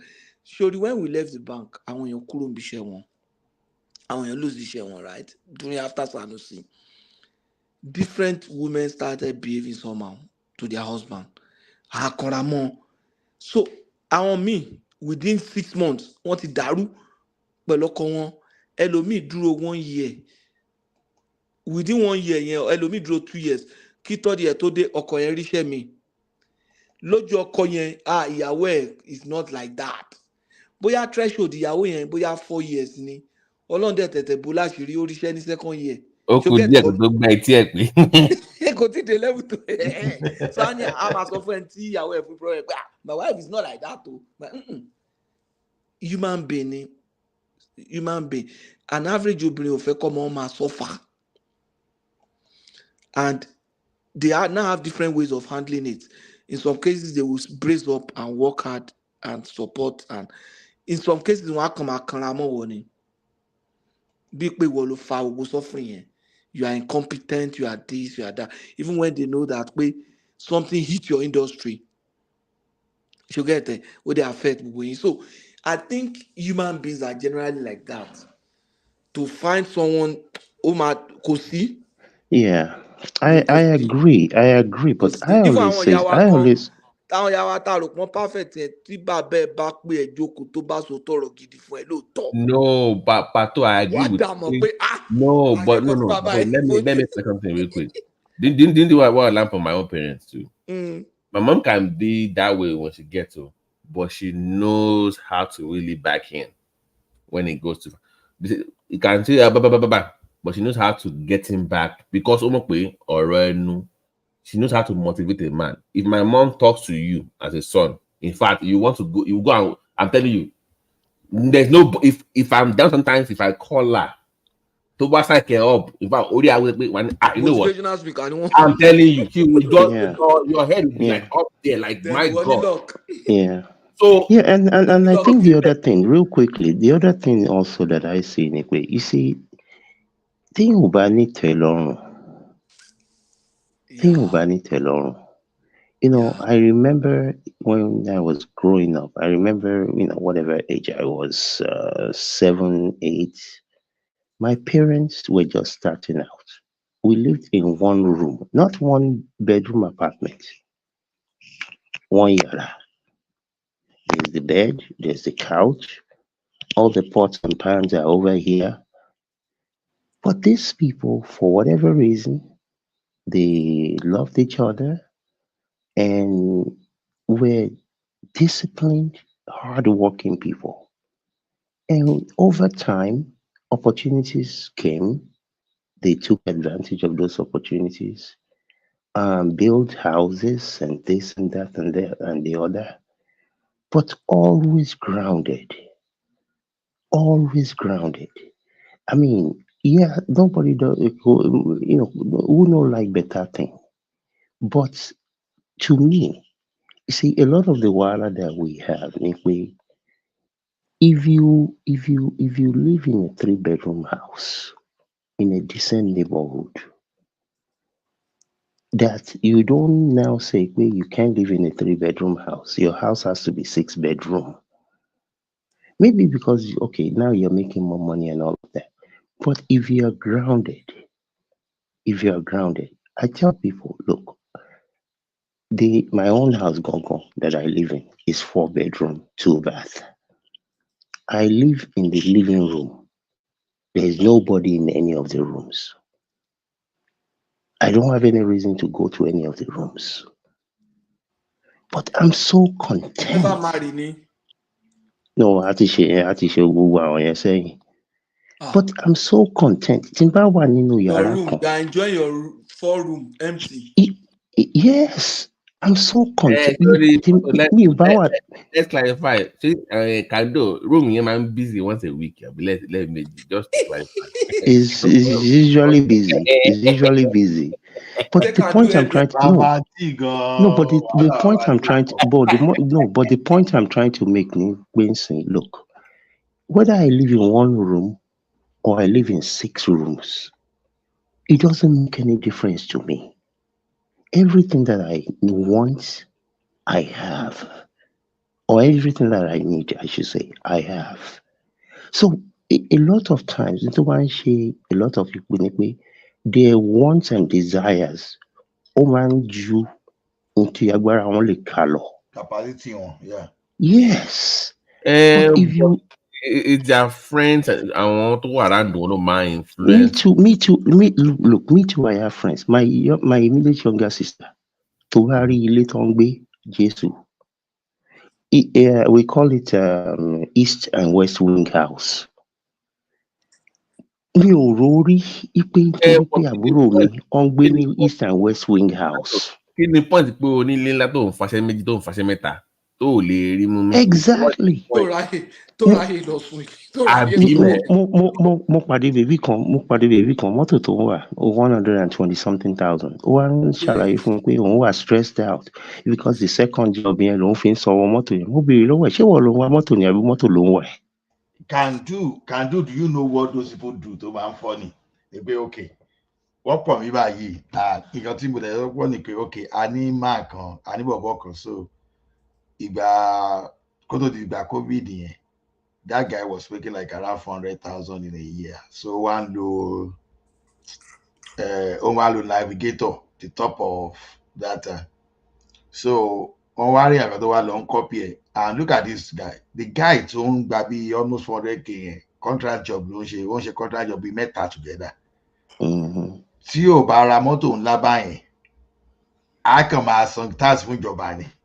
Yeah, tax write-off ni. So those guys, they will be buying things like that. And to one my salary 70,000. Ó fẹ́ lọ forí wórí. Àwọn collection ni pé máa pè kó láwọn rí. Ṣebí àti ráhùn tó lọ deposit owó ilé fún tó lọ deposit tó lọ commit ara ẹ̀ fún 20% fún ilé ní almost 100,000. Just because the guy with the friend you are comparing. Ó lọ commit ara ẹ̀ fún ilé wo? Ilé almost 100,000. No, sorry. Okay. But that's the lowest you can get now in Calgary, Ola. No, you don't understand me, Ogami. The thing is this: you don't have capacity of maintaining what you want just because you see a friend that is doing that. Bullshit. Yeah. And it told them copy need to be almost 400K lọ́dún. Ó dẹ̀ ní bó ṣe maintain rẹ̀ pẹ̀lú ẹ̀. Gbogbo mọ́tò tó ń rà yẹn tax write-off ni. Nǹkan tó ń ṣẹlẹ̀ nìyẹn. Kò tó rà á, ó tún lease ẹ̀ gan ni. Ìṣọ̀mọ ọlọ́rẹ̀ kò tó yẹ pé tó máa sọ pé ọkàn ló tún lísì méjì. Ó discipline burúkú gbà tí mo sọ pé boy ò fẹ́ ra ilé ó ní pàtó pé ilé tó máa rà ilé tó yẹ pé employment insurance ó máa san mortgage tó bá lose iṣẹ́ ìṣúlẹ̀ ló máa rà you know all this money you get from government if you lose your job employment insurance máa sanwó fún ẹ ó ní so ilé tó máa rà nílé tó yẹ pé employment insurance ó lè máa san mortgage ẹ̀ tó bá lose iṣẹ́ wọn. He just went and got an apartment 2 bedroom. To buy the same where you will pay. Okay, to buy the somebody they were asking me. Salary kéré ni kò ní tax. No, Patu Magbose. Young couple be pay. Blah blah blah. Very money. How much is their down payment? I want to do 15K lo. Money I need to do save more money. Wait. 15K lórí ilé èlò. Ilé about 389. You know you can get all these FHA loans and whatever. Yeah. Money no. Take 1 year, at least do your 20%. Monthly. That will owe the man. Yeah, when you know, blah blah blah blah blah. She probably any woo. Missing copy. What's happening now? Àwọn náà ló máa ti ṣe àwọn náà ló máa kọ́ USN. Bàbá ẹ̀ ló máa dá sàn. I mean, the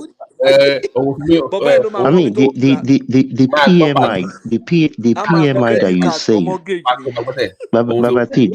the PMI that you save on 20% down alone, lórí is probably going to be almost $2,000. The woman also I'm pregnant. I can't work that much. But to be money. Bọ̀bọ̀ ẹ̀ máa fi credit card. A máa fi credit card for mortgage. Ọmọ Nàìjíríà tán ti gbálé padà lọ́wọ́ wọn ní kábíyèsí àwà yìí wọ́n lé ní 20.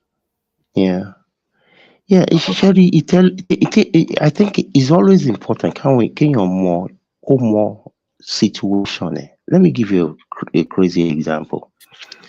Our man in Mama Wabi, right? Our middle daughter, only closed more dad waju, right?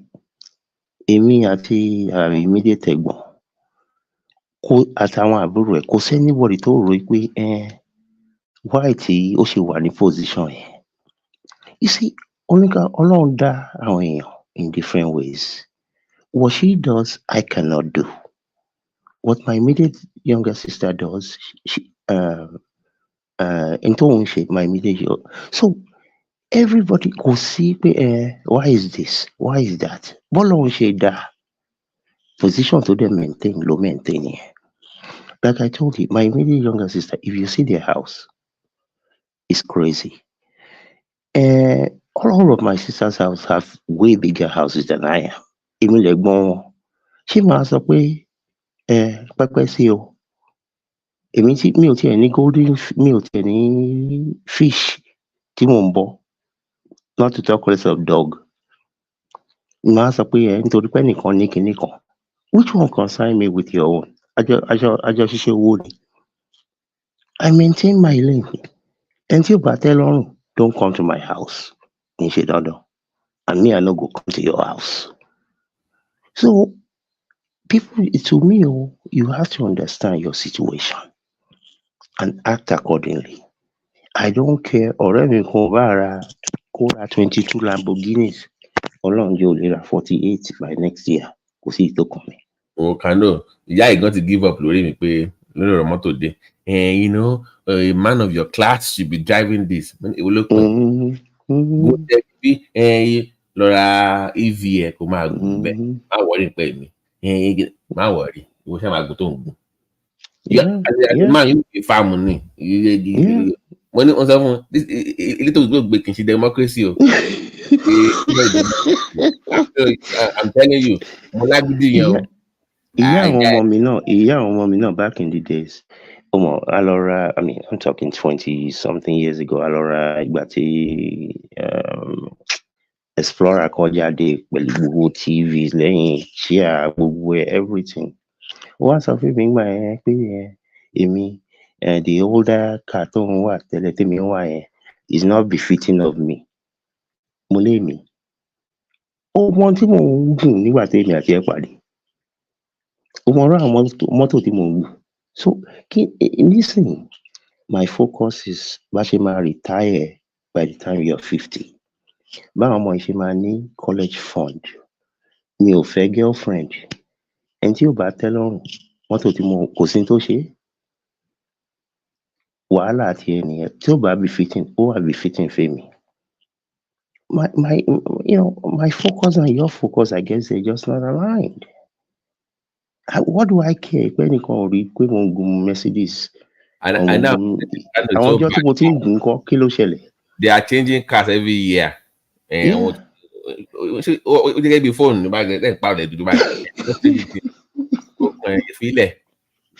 just 5 years old. Okay. You have 3 children. You have things you have to provide for. And unfortunately, I'm sorry to say, some women, they can't think down that line. Into rule. Báwo la yẹ máa make sure pé outside of scholarship, báwo la yẹ máa fund education àwọn ọmọ ẹ̀? Báwo la ṣe máa start one out? Wàá máa lọ ṣe I better me too, I be like my neighbor. Nítorí kìíní ẹni tí ò mọ̀ ẹ́ rí. Kò sí ìtókàn mi o. Ẹnìkan ò bá máa gun kinní kan, kò sí ìtókàn mi. Competition yẹn ti pọ̀ jù báyìí àwọn èèyàn dẹ̀ ń para wọn lórí ẹ̀. Wọ́n ṣe ra wọn léṣe. Ẹni tán gbalé lọ́wọ́ ẹ̀ nísìnyí báyìí ṣojú òtí ká. Ṣé pàtó ṣé ẹni tó pé kí nìkan babe ó dẹ̀ sọ if I'm helping your friend pay mortgage n tí mi sọ fún ẹ you are right I'm always right now ọkọ ẹni mo jẹ I'm always right I'm always right ni torí kí mo máa ń love ẹ̀gọ́ kando bákan ní sùúrù máa ní sórí mo sọ fún I'm always lọ́kọ̀ ẹ̀ náà I'm always right mo mọ̀. Ìtorí ẹ̀ náà ló ṣe fẹ́ mi. Agídí mi pọ̀ ní àìsèdè sùúrù dé mi ò ṣe rí mi ṣe ṣe that's it but in today's world you must be pẹ̀lú àwọn obìnrin you must be very firm pẹ̀lú ọ̀rọ̀ owó I'm telling you if you just think they're just gonna my friend is doing this ìwọ náà lọ́wọ́ tiẹ̀ mẹ́ má wọrí pa ọlọ́run ilẹ̀ lọ́wọ́ ẹ̀. Tó bá wà kẹ́fù obìnrin á máa ní savings wọ ní nǹkan kan. Náà bó ṣe wà nìyẹn o kò ń sọ̀rọ̀. Ọ ní already ni nígbà bí wọ́n máa ní ọ ní already. Ó máa ní savings wọ ní. Ìyẹn náà wá fi padà rẹ̀ jẹ́ ni. Wọ́n máa fi credit card san mortgage.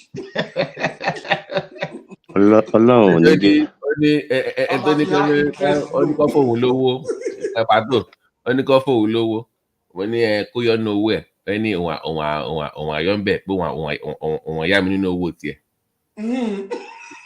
Wọ́n máa bọ́rọ̀ mi lówó nínú owó tiẹ̀ àwọn tó gbọ́rọ̀ ẹ̀ ṣéyàn ní owó. Ẹ jẹ́ ká change car èmi mọ́tò mi mo ti ń lo mọ́tò ẹ̀ láti 2017 mo ń lo nǹkan mi lọ́nbì ká change car èmi gbà tí wọ́n wà Nàìjíríà I was buying tí mo ṣe wà younger èmi ò lo Tokunbo bá tí wọ́n wà Nàìjíríà brand new car mo ń lò and you pay cash for it.